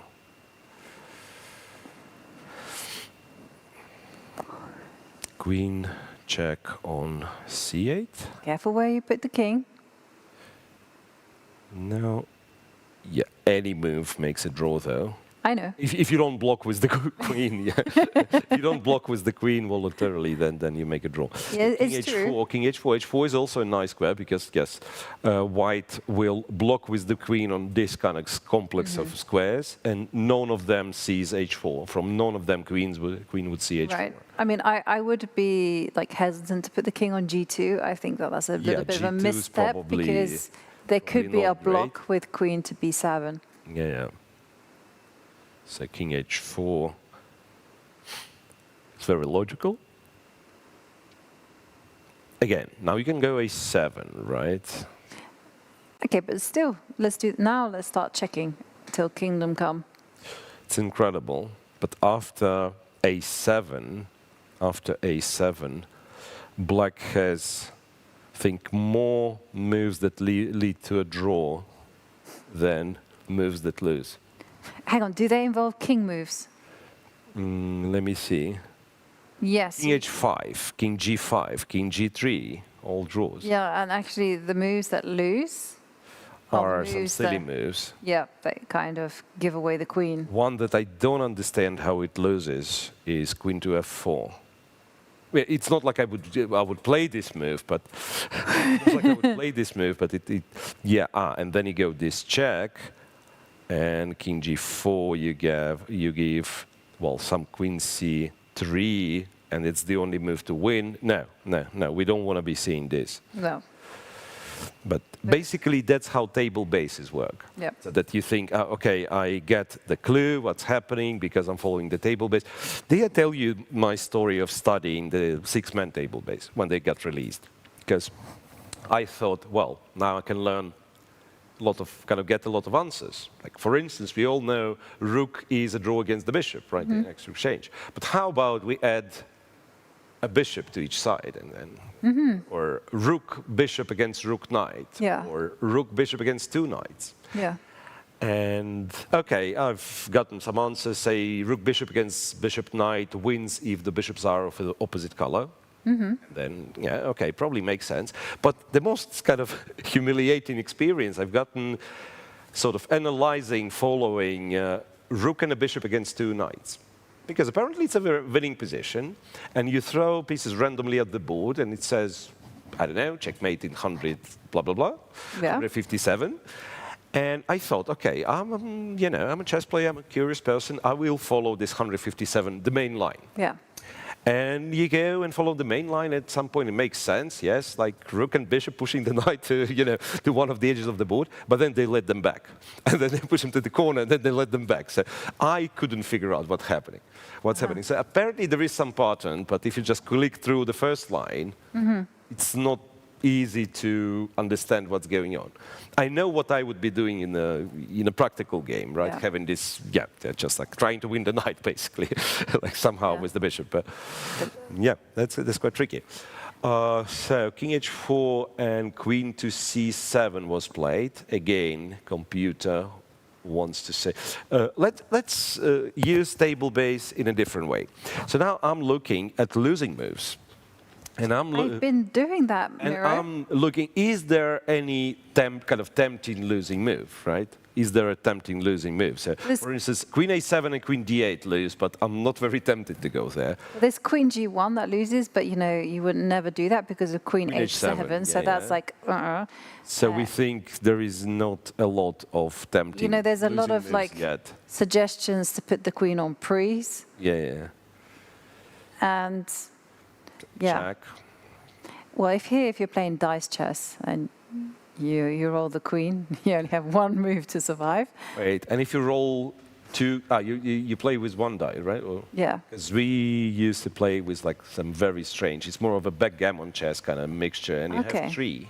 You have three dice. And then you get. So of course you're not playing for a checkmate. You play to capture the king, and if you get like 3 queens, then you just won from any position, pretty much.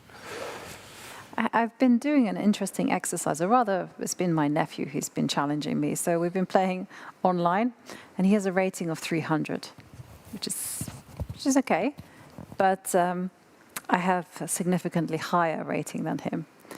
And the online system said, hey, you got to play fair, you got to give him material. So I'm playing with rooks and a queen and a king and pawns. And he has the whole material army. And so that's quite interesting, because you can't make trades. You have to think about the most aggressive moves. And there we see a block. And I just thought it was actually quite a nice training session to play like this. Because no trades allowed. No trades allowed. You're constantly having to think about what they're going to do. So anyway, that's just some advice. Give material odds. have you? But when was the last time you've gotten material odds? And I've gotten material odds. Yeah. Well, okay.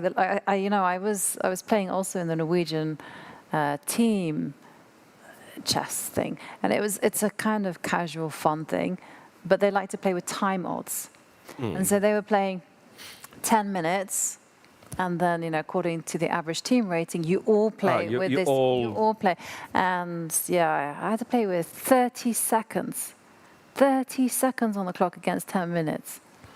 Wow. But that was like highly stressful. That's rough. But I won all the 1-minute games. It's just the 30-second games. I could not do it. No, that's absolutely impossible. But what I'm talking about, that there is, this thing that you apparently cannot beat Leela or whatever, like strong computer programs with like extra pawn or piece. I'd say knight would be problematic. I think I have. You can sometimes train on these positions, and it's winning for you. But you can train against them, against the engines, and then suddenly it's not as winning. It's awful. It's awful. I think I was training on the endgame, the exchange. Lopez endgame, but just a pure, like with some knights or something, but with the pure pawn structure, where white has 4, black has 3. Still, it was beating me. It was like, come on, the computers are too good. And talking about computers, Edomus is playing so precisely. You can see that he, despite being 14 years of age, has put in some serious hard graft. You know what? On move 158.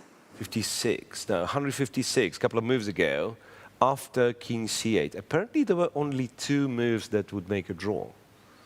It's queen g4, one of them he did play, and the other was queen e4. And for instance, king h3 would lose. So again, it's not that you're very tempted to go king h3 while you have checks, right? But there are some positions where precision is harder to maintain. This is a position that I have in front of me. That is a win. Yep. So maybe we can show that. That's to our audience over here, right? And if you go king h3, I think then white goes check, king g3 or g2 or g4, I guess, and then a7. And then everyone is asking, but how does one escape the checks? And it's with queen to c5, no? Queen c7 would be a draw. It's with king b7. King b7 wins, king b8 draw. Weird. King b7, queen b5, king c7. Queen c5. You hide the king. You go to d8. You hide the king. Yeah, this is what I wanted to say. And so you go somewhere here and you walk like that, right? Yep.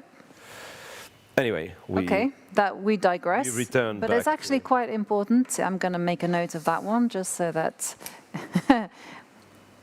king on d8, pawn on a7, and queen on a7. And if the king is on g4, you got yourself a winning position. Okay, so in the current position, it is draw. How are you going to escape the checks? No chance. No chance. Check. Here. Check. Yeah, it looks like you can check forever.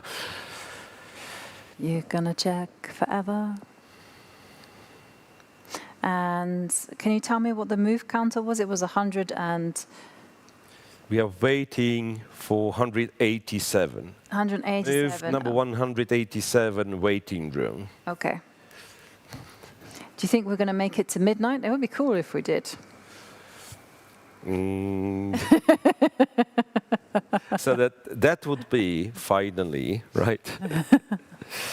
And then they could say they played 2 games in one day. Yeah, right. So, and then you have all the rights to complain. How come in a Grand Swiss you have 2 rounds starting, kind of 2 games played on the same day? This is the final game of the day. Very good. Very good. And it already hit 8 hours mark. just casually. Yep. Yeah.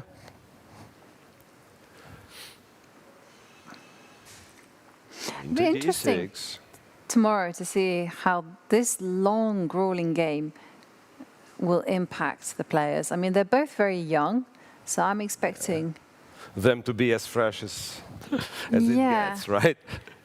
But to be fair, it all depends on the outcome. So I suspect if Adomus draws, as we're expecting him to, then he is going to continue just having a great tournament. Nothing happened, right? Whereas for Nordebek, yeah, and if Nordebek wins, then of course he'll be very. He's going to be feeling like. But how this long game will impact the commentators tomorrow? That's another question. We just lower down the chain. King to c7. So what amazes me is that Adomus still could not accumulate any time. Which is, I mean, amazes. It's understandable, because you want to be precise with your checks, but how stressful this must be, that you literally, like, for, don't know how much, 80 moves, 90 moves you play on Yeah, I've been impressed, because he hasn't cracked once there. Because in all my years of commentary, I have noticed that there comes a point where the human mind just you cannot just tolerate shut down. it. You can lose any position. Exactly. Yeah, absolutely. And what normally happens is that your opponent does the same thing as well. And then it becomes this free-for-all, and this like pandemonium happens. Right, so far, I don't see the way for white to escape the checks, right? You can go here. You could take a walk in the park with the draws are c4, f5, f4. But you know what he can do, Miro?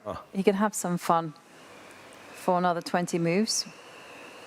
Like walk around a little bit on the A line and then go all the way back. King c8. And once again, I'm expecting a check. Do not check on f8. That's the one thing you do not do. No. If you do that, then it's going to get blocked by the dreaded counter check. So queen to f5, of course. f5. 20 moves left, Jovi. 20 moves left before 50 moves. Yeah. LB, 187. Yeah, not a problem. Yeah, and here, well, at least the good news is that if Adomus carries on with the checks, Nordebek is not going to get the opportunity to to push the A pawn. Yeah. So that's, we are rooting for the checks, Yeah. Queen I'm rooting for the chess. E4. Queen e4.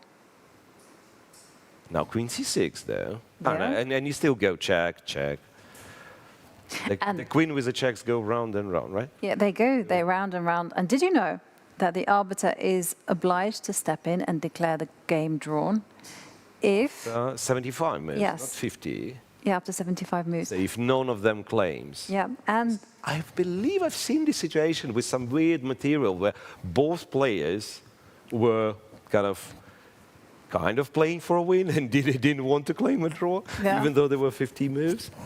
Oh, interesting.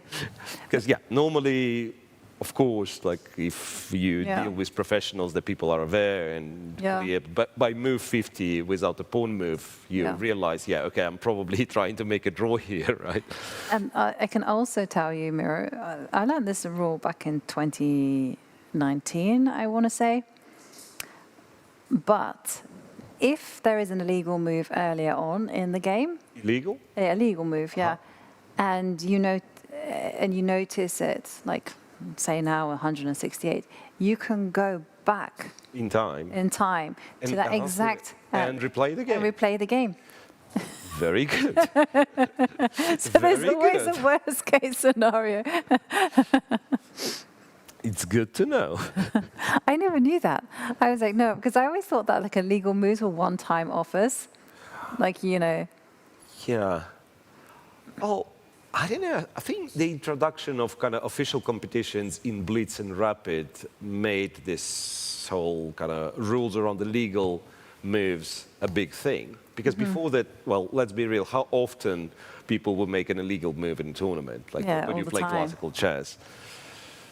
And by the way, the Czechs, they are coming. King b6, queen b4 check. Okay. And the onus, once again, is on Nordebeck. B4. On escaping B4 check win. Queen b4 check is a draw.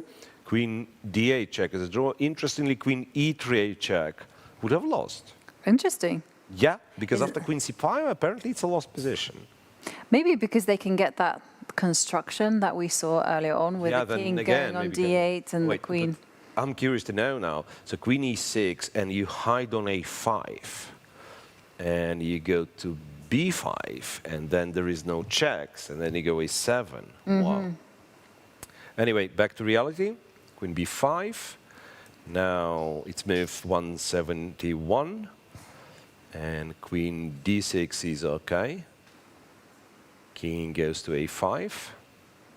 Now don't give this check, don't give this check, because queen a4 and queen b4. Yep.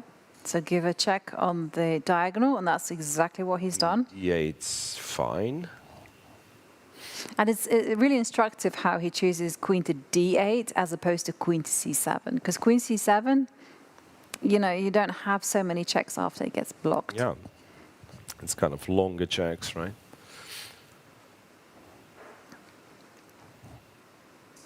Now, Nordebeck decides to think. And he's got 16 minutes. It was nice till, I mean, till it was like every 30 seconds we were getting a move. Yeah. But now it's clearly time to think. We had one more very long game that we kept secret about, right? Remember? Did that finally end in a draw? Game, but it's obviously it's done by now, and it's a draw. It was a draw, as expected. Was like, I mean, it's. It was opposite color bishop with queen. Yeah, like nothing. It wasn't too long. It was 125 moves. So going back to this one. But it would be curious to know what is the longest game played in the Grand Swiss. Are we seeing history being made right now? In terms of hours, or in terms of moves? Moves, hours, yeah, makes sense. Wait, but that was. I'm thinking, is it fair that we get, and the players get? I mean, they are very tight, obviously. They get like all of the kind of stupid endgames, so to speak. There was this fortress that took like 40-something moves to even like try to break, and now you get this queen and pawn versus queen. And it's good. I had something kind of similar. That's ages ago against very, very young David Navarra. So I got some advantage in, I think, opposite colored bishops. And I had an extra pawn with the rooks. So it's a lot of shuffling, and I'm trying to promote this pawn, and so on and so on. And I think it was a draw, but eventually somehow I'm coming forward with the pawn, and I win in exchange. And now it was an exchange-up position, which apparently was a fortress. And it was funny because it was a clear fortress, which we both at the beginning did not understand. Yeah. So I was trying to force him into a fortress position. Yeah. We were missing one detail, that there was like one of his pawns falls, but that's a stalemate. Yeah. So I was trying to force him in a corner where it would be a fortress, but I thought I'm winning, and he was trying to oppose it. So I spent another like 14 moves forcing him into this fortress, and then eventually I realized, wait, but it is a fortress. Yeah. And all of that happened in 169 moves. Okay. I played 169. This one is already 173. Well, I'm very glad that you also tried to hustle a junior, because I did that last year. I did that against young Bodhana Sivanandan. very young, very promising talent. She's now 10 years old, but I did it to her when she was 9. So it was a very locked position in the Caro-Kann. You know, first I was like, I didn't do any pawn breaks. I was like, okay, I'm going to play on the queen side. She followed suit. Then I'm going to play on the king side. She follows suit. And then, you know, I didn't somehow allow her to build any time on the clock. And then she cracked and she made a big mistake. And then I pounced and I did it. And then I thought afterwards, why did I do this to a 9-year-old? And the worst thing is I was wearing heels at the time. I'm pretty tall as is, and I was wearing heels. And then when we got off and I went down to talk to her, and I had to actually crouch down to actually say something. And she has a car seat as well, you know, that she plays on because she's not tall enough. Then you think, well, why did I do this to this? You know, I could have just scarred her for life, you know. But yeah, I wasn't thinking about that. I was just thinking about the position, thinking, yeah, I just got to win this one. I'm going to press as hard as possible. So I fully understand Nordebek for pushing this position to the max. And now king slides up the board. 10 moves left. 10 moves left. So you only need 10 more checks with black. And a domish to claim. And Edomush to claim. Yeah, but he's already shown to us earlier on that, you know, he's quite capable of claiming. Right. So. Queen e5 check. Look, there's a funny comment in the database. So in the table base. So you have obviously quite a few moves that make a draw. You have losing moves, and you have Queen G3. And the database says loss prevented by 50 moves rule. So you would lose eventually. Yes. But white is not in time. I imagine like if white goes a7, it's a draw, so white has to like maneuver with some checks, and therefore that's crazy. So we are getting to this territory where one could actually enter a lost position, but you won't be in time to win because 50 moves. But if you put your queen on h1, which is very unlikely, you will lose. You do lose. Yeah. But not loss prevented by 50 move rule, but as you will. But why would you put your queen G3, what's the win? The win is queen a4, king h3, queen d4, and some. Okay. Would you be able to tell that this is a winning position, for instance? No. No, I won't be. But it's nice to know, actually. It's nice to get that there are the a pawn, right? Exactly. Check. Where's the king going? 7 is a draw. E7 is a good check. 7 is a good check, and 10 more moves.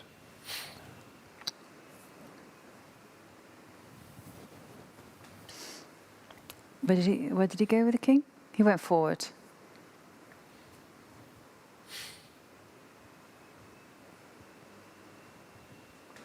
And I expect queen to d8, queen to d6. Queen d8, check. d6, e6, f6, or f8. Yep. And this is good. Yeah, queen d8 is good. Now, if the king went to a7, I think we give up. No, not c8. We give a check on c7 and we start over again. Yeah, we've been here. Well, hang on a second. b7. 179. Yeah. Queen. What was it? 180. I know you've told the number many times. 187. 187. Okay. 187. Yeah. This is like the fourth score sheet. That's literally fourth score sheet because yeah, there's only 60 moves. And yeah. Right. Have you ever thought, why do we keep writing down? Yes, I have thought about that. And in fact, in Norway, in the Norwegian championships, and they actually have like these little iPads where you just input your moves. Because if everything is broadcast, I mean, why do you need to write? I think it's just they want to make everyone work that a little bit harder. Right. As a kid, I remember it was so irritating. Really? In local club tournaments, they say, okay, you play for the second category or whatever, you have to write down your moves. And I was like 7. I made a mess of my score sheets. But it was very handy for my father to work through them. And Jack, Queen D7. yeah. And he also, because he would tell me off for playing too fast.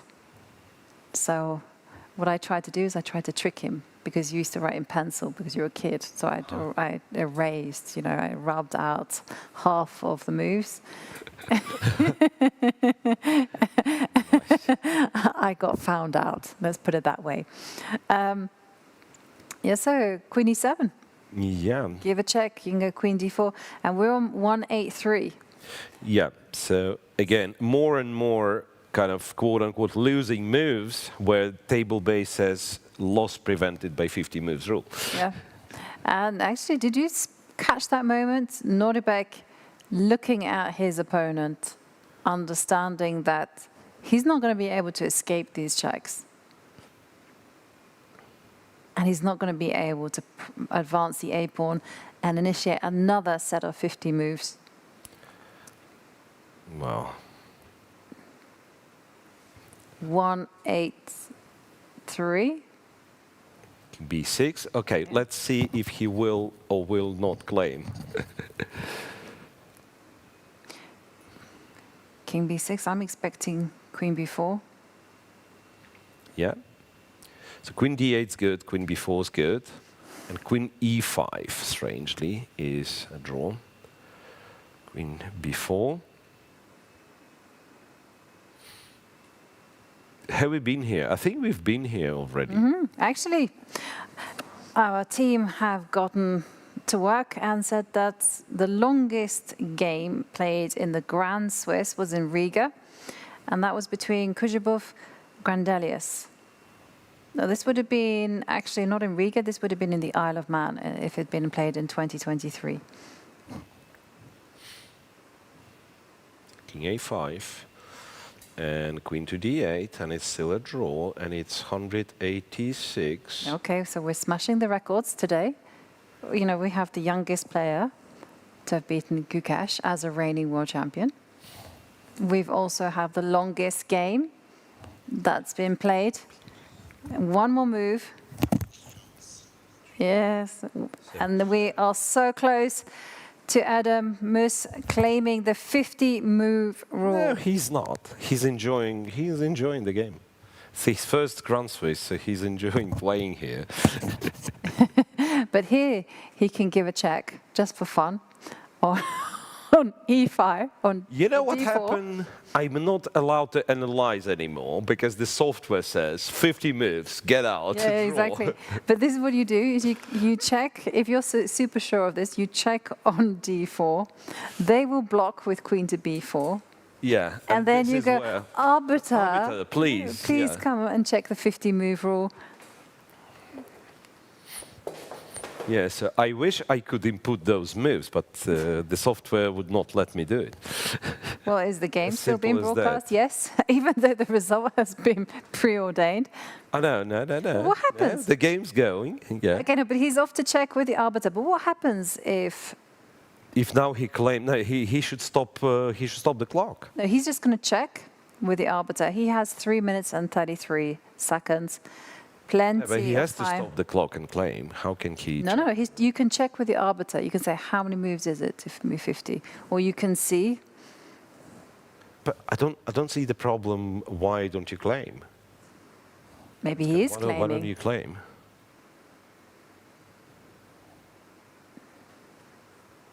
I think he is going to Okay. claim. Jovi, I guess we are waiting for 75 moves. Look, he's consulting the score sheet. Yes, we are waiting for 75 moves. No, we're absolutely not, because he's just doing the mental Now maths. he has to do the math after, let's say, playing for 8.5 hours. Yeah. Being 14. I know my son is not very good at math. I was just thinking, but if you've dedicated your life to chess and you've forgotten about maths and all the other important subjects, By the way, the big question, and he stopped the clock. He stopped the clock. He's going to claim that they have passed, they made more than 50 moves without a pawn move or a there's capture. something... There's something happening? Yeah. Oh, Nordebek, he extends his hand to Nordebek, and Nordebek is just double-checking. Lo, I'm afraid the chief arbiter comes over. But it is clear. It is clear That the 50-move rule has been satisfied, and we have a handshake, a round of applause there for the players. But what a heroic effort there from 14-year-old Yazcan Edomush. What a heroic effort from the team of commentators, Jovi. Absolutely. Well, it concludes a rather lengthy day, but we have our final game in the books, and that wraps up day 5. So let's take a look at the results after all of that. Standings, right? Well, let's have a look at the results. We have the results of today. Yep, and Parham Maghsoodloo, with a tremendous win with the black pieces, maintains his lead, nurturing just a half-point advantage. And there we see 4 pursuers, right? So, which are Matthias, Bluebaum, Erigaisi, Mishra, and Maurizi. Everybody won with the white pieces, it seems. Yeah, everybody did. And it was a day of surprises as Gukesh lost to the 16-year-old Abhimanyu Mishra. I also saw that Alireza Firouzja is back there in the chasing pack as he won against Sam Shankland. And also we can see that there was a lot of decisive results there in the lower half of the top 20. Wow.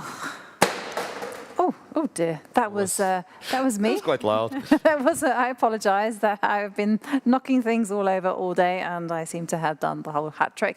But okay, well, the results. Let's take a look at the standings, if they're available. If they are available.